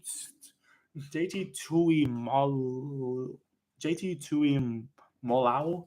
I don't know. Sorry, edge from Ohio State. I think this is really good. They'll improve their defense. I feel like their defense had some not so great moments last year, so I think this will definitely help them. I think. Oh, sorry. I think once you with Latu now, so they got a young. I got a lot of young players on that team now. But yeah, I think that's a good pick. I mean, the Colts are weird because Shane Steichen has the same amount of wins and losses. So yeah, but we'll see how that goes. Yeah, and then I think that's good for the defense with JT. So, yeah, and then they got Justin Wally, who's a cornerback in Minnesota. I think that's going to improve the secondary a lot. So I think that'll work out for them. And yeah, I think overall, especially with the team, especially with the Texans where they have a billion wide receivers, I think it's going to help the secondary. That's for sure. And then they have Jalen Travis. They got Jalen Travis, who's off tackle for Iowa State. I think this is a good pick. Will protect whoever the quarterback is. And get some more alignments. That's good. And then they had, I didn't realize they got DJ Giddens running back from Kansas State. This is actually a really good pick. I mean, you had Jonathan Taylor on the team already, but if you put DJ Giddens and Jonathan Taylor as a pair, oh man, they're gonna cook, bro. Like that's gonna be a really good running back room. So that's gonna be interesting to see. DJ Giddens was really good with Kansas State last year, so excited to see what we can do with the Colts. And then pick 189, they went Riley Leonard, quarterback from Notre Dame. It's like he's back at Duke again with the colors. But I think this honestly, it's good that you add him to the bat. I think it's good that you add him to the quarterback battle. Will he win it? Doubt it, but I mean, you add him with it's really weird with Anthony Richardson and Daniel Jones. But I think honestly, it's a good opportunity for Riley Leonard to potentially win the job, considering both quarterbacks aren't amazing necessarily. But yeah, I think it'll be interesting to see what happens. Yeah. Sorry, but I think Riley Leonard could honestly have a shot winning the starting quarterback. So I think that's honestly his best opportunity. But yeah, we'll see what happens. Yeah, of course he was in the national championship last season. Yeah, and then pick 190 right after they got Riley. They got Tim Smith, who's a D lineman for Alabama. I think this is actually a good pick. And get another defensive player in there. I think improve that defense. I think that'll be good. So, yeah, and then 232, you got Hunter Wohler, who's a safety from Wisconsin. You get that secondary improved as well. I think low key, Indianapolis is one of the most underrated drafts this year. I think they did good. I feel like. And then Indianapolis. God damn it.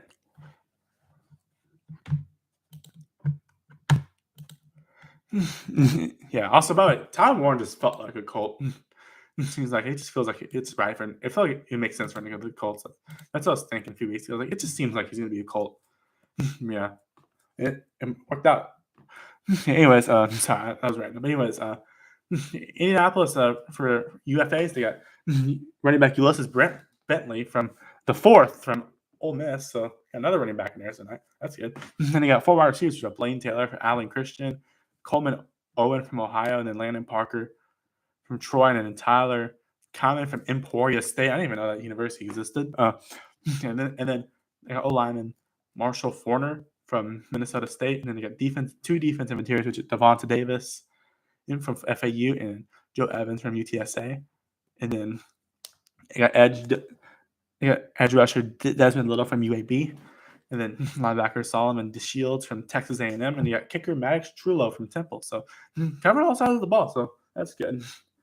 And then they got edge Caden Woolard, Oklahoma, and linebacker Tevin Ship from Tennessee Martin. Those 2 are invited to the mini camps. Yeah. 2 more, baby. you get the Staffords here. I'll hit that. We got the Rams. The Rams, who would never make a first round pick at this rate. They had a chance, but they didn't. And then I'll just spoil it. It's gonna, I'll let y'all guess what the last team is. And then, anyways, LA, they made 6 picks. They didn't pick. They let the Falcons straight to their spot. So how dare they do that? But anyways, for pick 4, they went Terrence Ferguson, who's tied from Oregon. I think this is actually a good pick. I mean, I know it's not a wide receiver, but it means get someone like. It's not a Cooper Kupp replacement, but like because like he's a different position. But you get a wide receiver, you get another weapon for Matthew Stafford. I think that'd be good for him. So, yeah, I think that's good for the offense, and I think Rams could be a sleeper next year, honestly. And then the 90th pick, they went Josiah Stewart, who's edge from Michigan. He proved that defense. He'll be with like Jared Verse and all that too. I think ever since Aaron Donald retired, you got like a younger defense. There's like a lot of Rams players have retired. Like Andrew Whitworth years ago. Aaron Donald, Matthew Stafford in a few years. Yeah. Yeah, but it's good they're rebuilding on east side of the ball. So, yeah, but I think it's a good pick for them. And then Jarquez Hunter, running back from Auburn. This needs to be good because this will add to the running back. I think it'd be good for the offense to be a running back room they have. So yeah, I think that's going to be good. And then 148, I got Ty Hamilton, D lineman for the Ohio State. I think that's going to improve the defense. Dude, the Rams, low key. I think Rams at this right now. I think they're going to win. I have a feeling they're going to win the West next year. But I think. Oh my God, people are calling me left and right.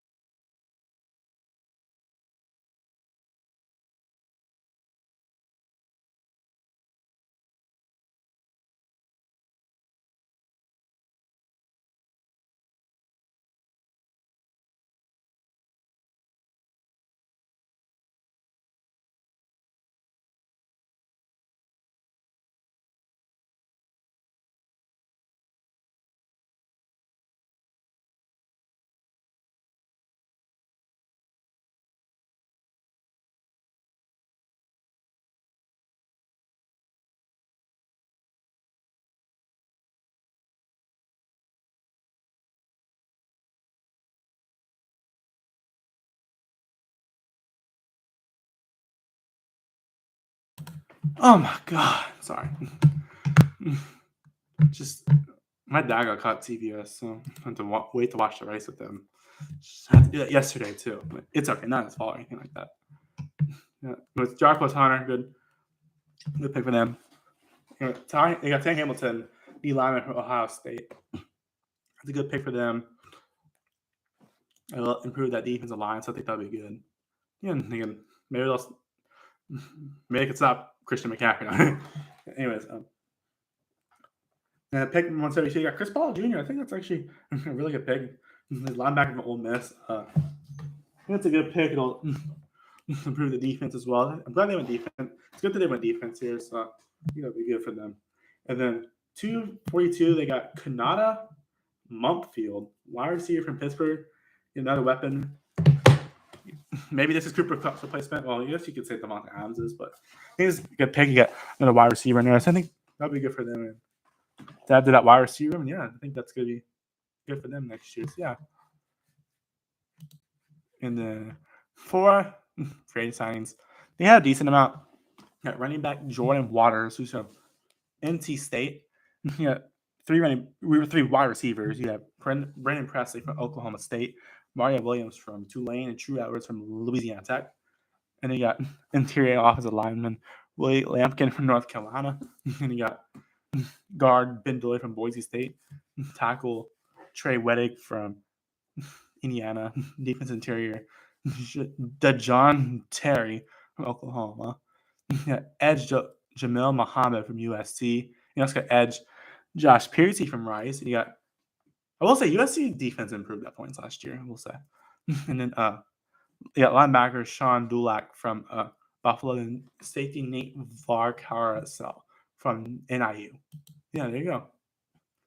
So, and last but not least, we have none other than the Guangdong Titan. I'm kidding. The Louisiana. Just kidding. We're going with. I'm sorry. Okay, we're going. Okay, it's the Lions. Lions are last one, baby. On the stream. Thank you for literally everyone tuning in, which is probably no one, but they can watch it later on.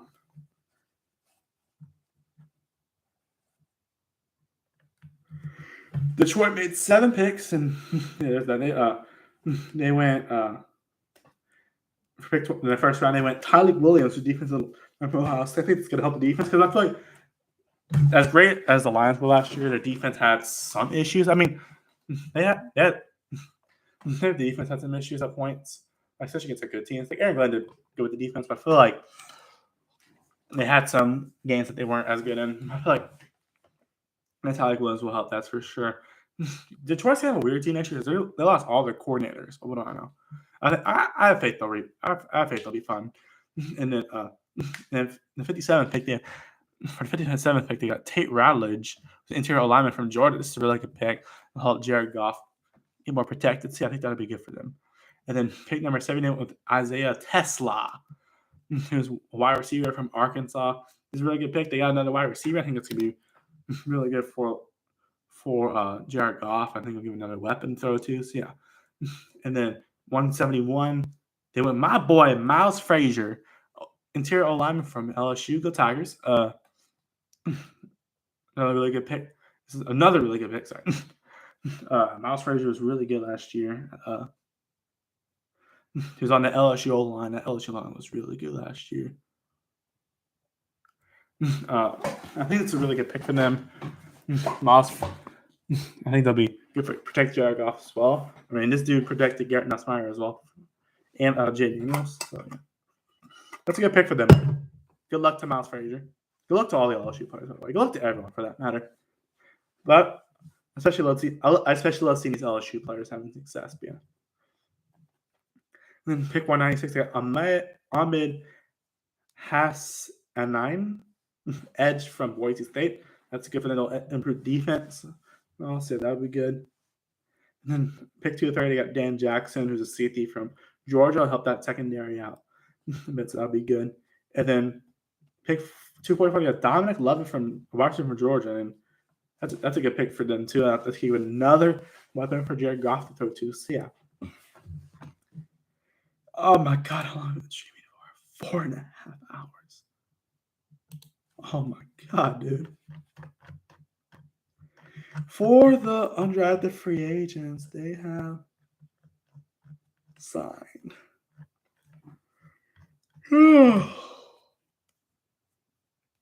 Sorry. They got running back Anthony Tyus III from Ohio. They also got 2 wide receivers, Jackson Meeks from Syracuse and Jacoby Keeney-James from UMass. They got tight end Caden Prieskorn from Ole Miss. They got center Leaf Fatanu from Arizona State. They got Mason Miller from North Dakota State, who's a tackle. And then they got linebacker Keith Cooper Jr. from Houston, cornerback Gavin Holmes from Texas, and then safety Ian Kennelly from Grand Valley State. So, yeah. There are all your – and then, ladies and gentlemen, that's all 32 teams' drafts recapped. Oh, boy, it took forever. Yeah. There you go. And I'm going to refresh the page again, the UDFA page, just so if in case there are any updates and y'all want to see it, you're more than welcome to.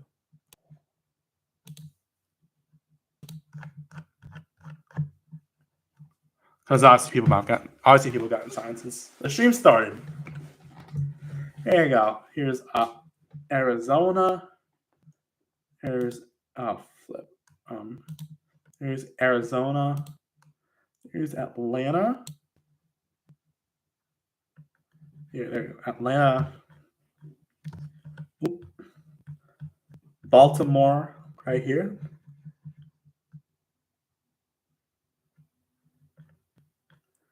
Then you have Buffalo, right here.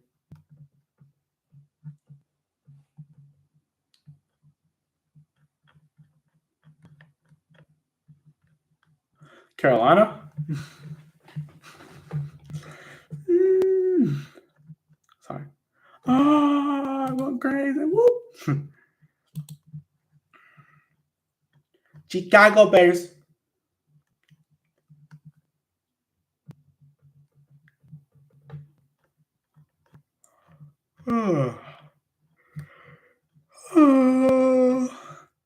Cincinnati Bengals.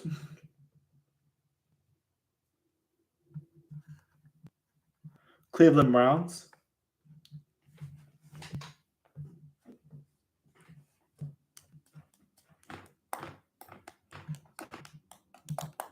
Oh, shoot. Dallas Cowboys.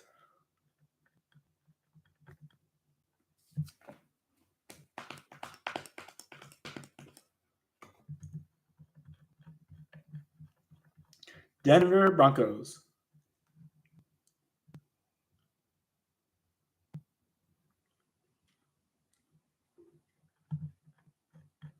Detroit Lions.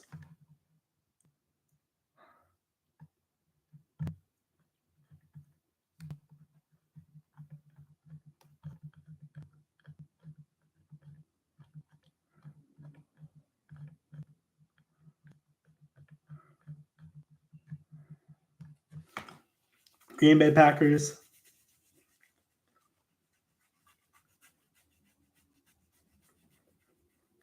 Oh, we got Stackhouse. Interesting.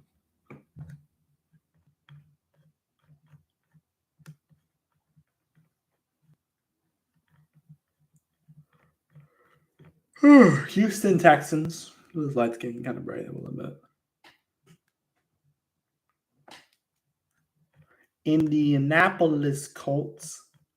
Let's go through all these to see. I'm not going to read through all of them again just because my voice is going to kill me.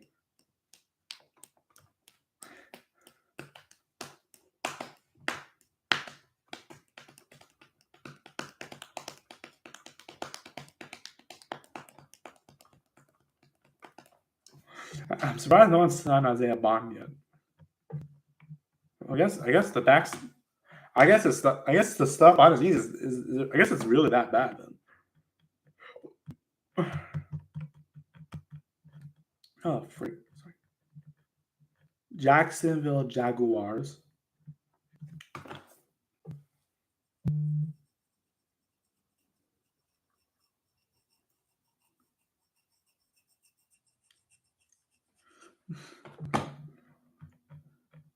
Kansas City Chiefs.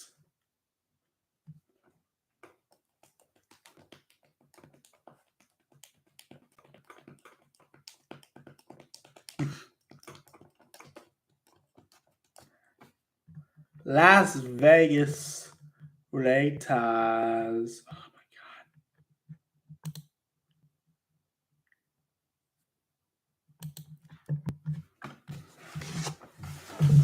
god.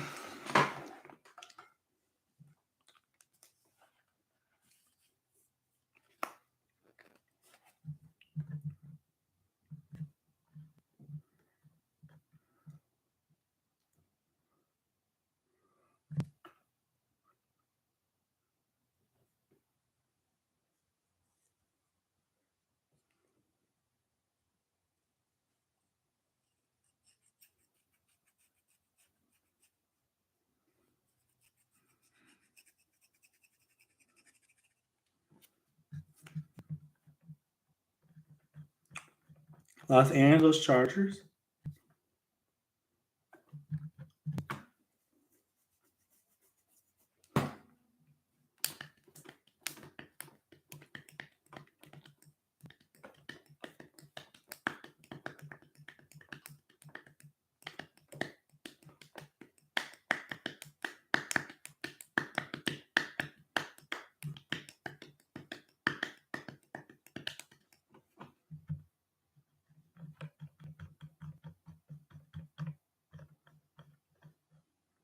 LA Rams.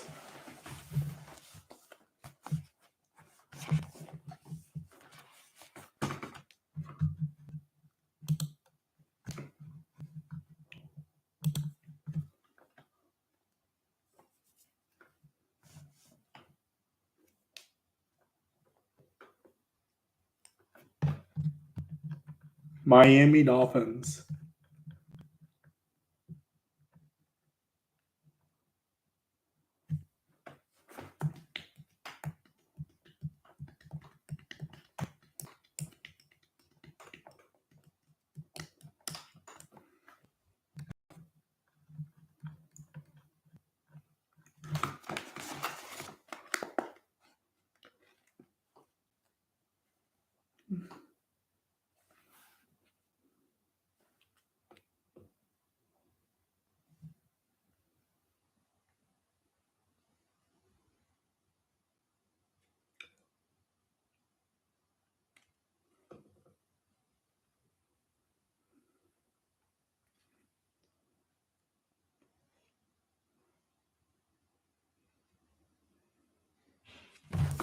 Oh, sorry. I missed the Vikings right here. Oh my god.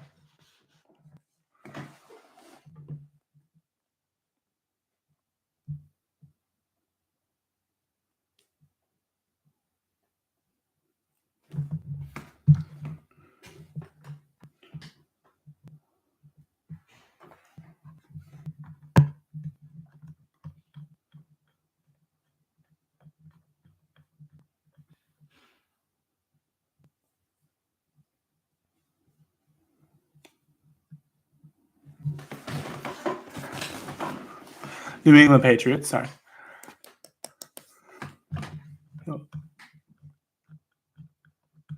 There we go.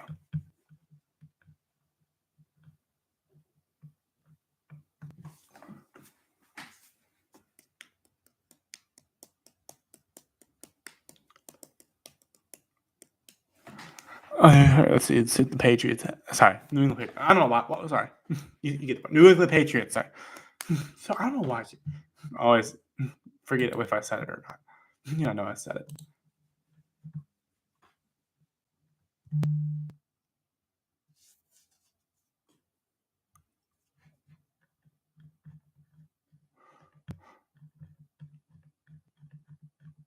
Saints. New Orleans Saints.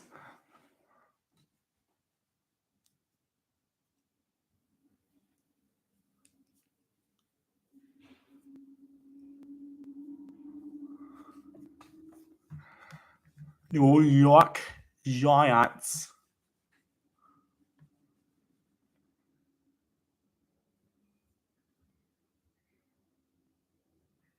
They've got every wide receiver. Good lord.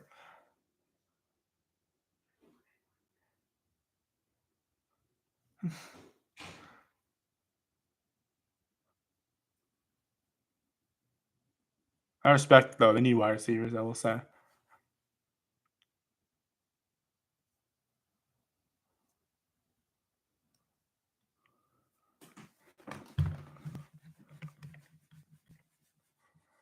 New York Jets.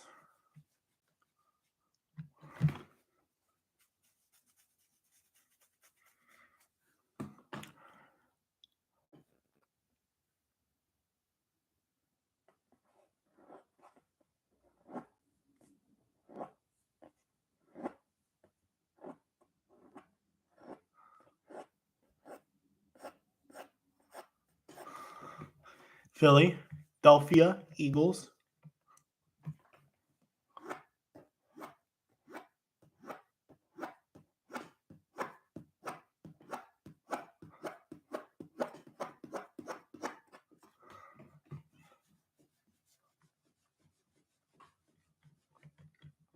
Pittsburgh Steelers.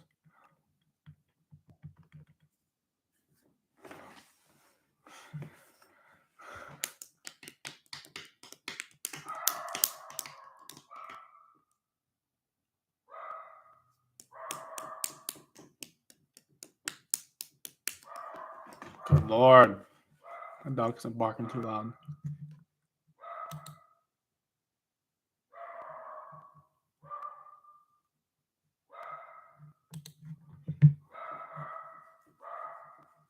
San Francisco 49ers.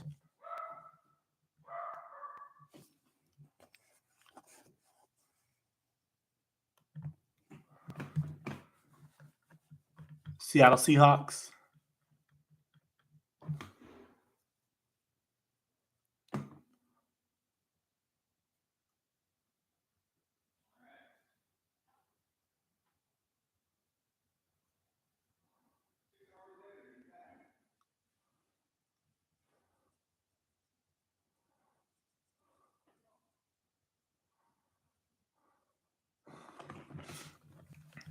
Yeah, Seattle Seahawks right there. Tampa Bay Buccaneers.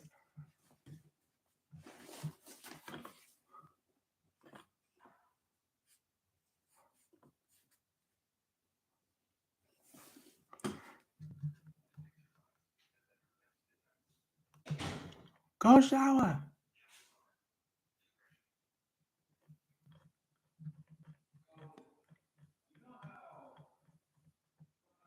Tennessee Titans.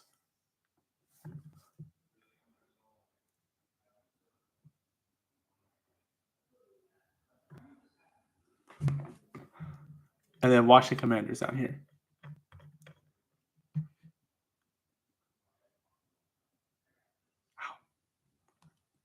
All right, everyone. That ought to do it, baby. 4 hours and 37 minutes and 44 seconds and counting later.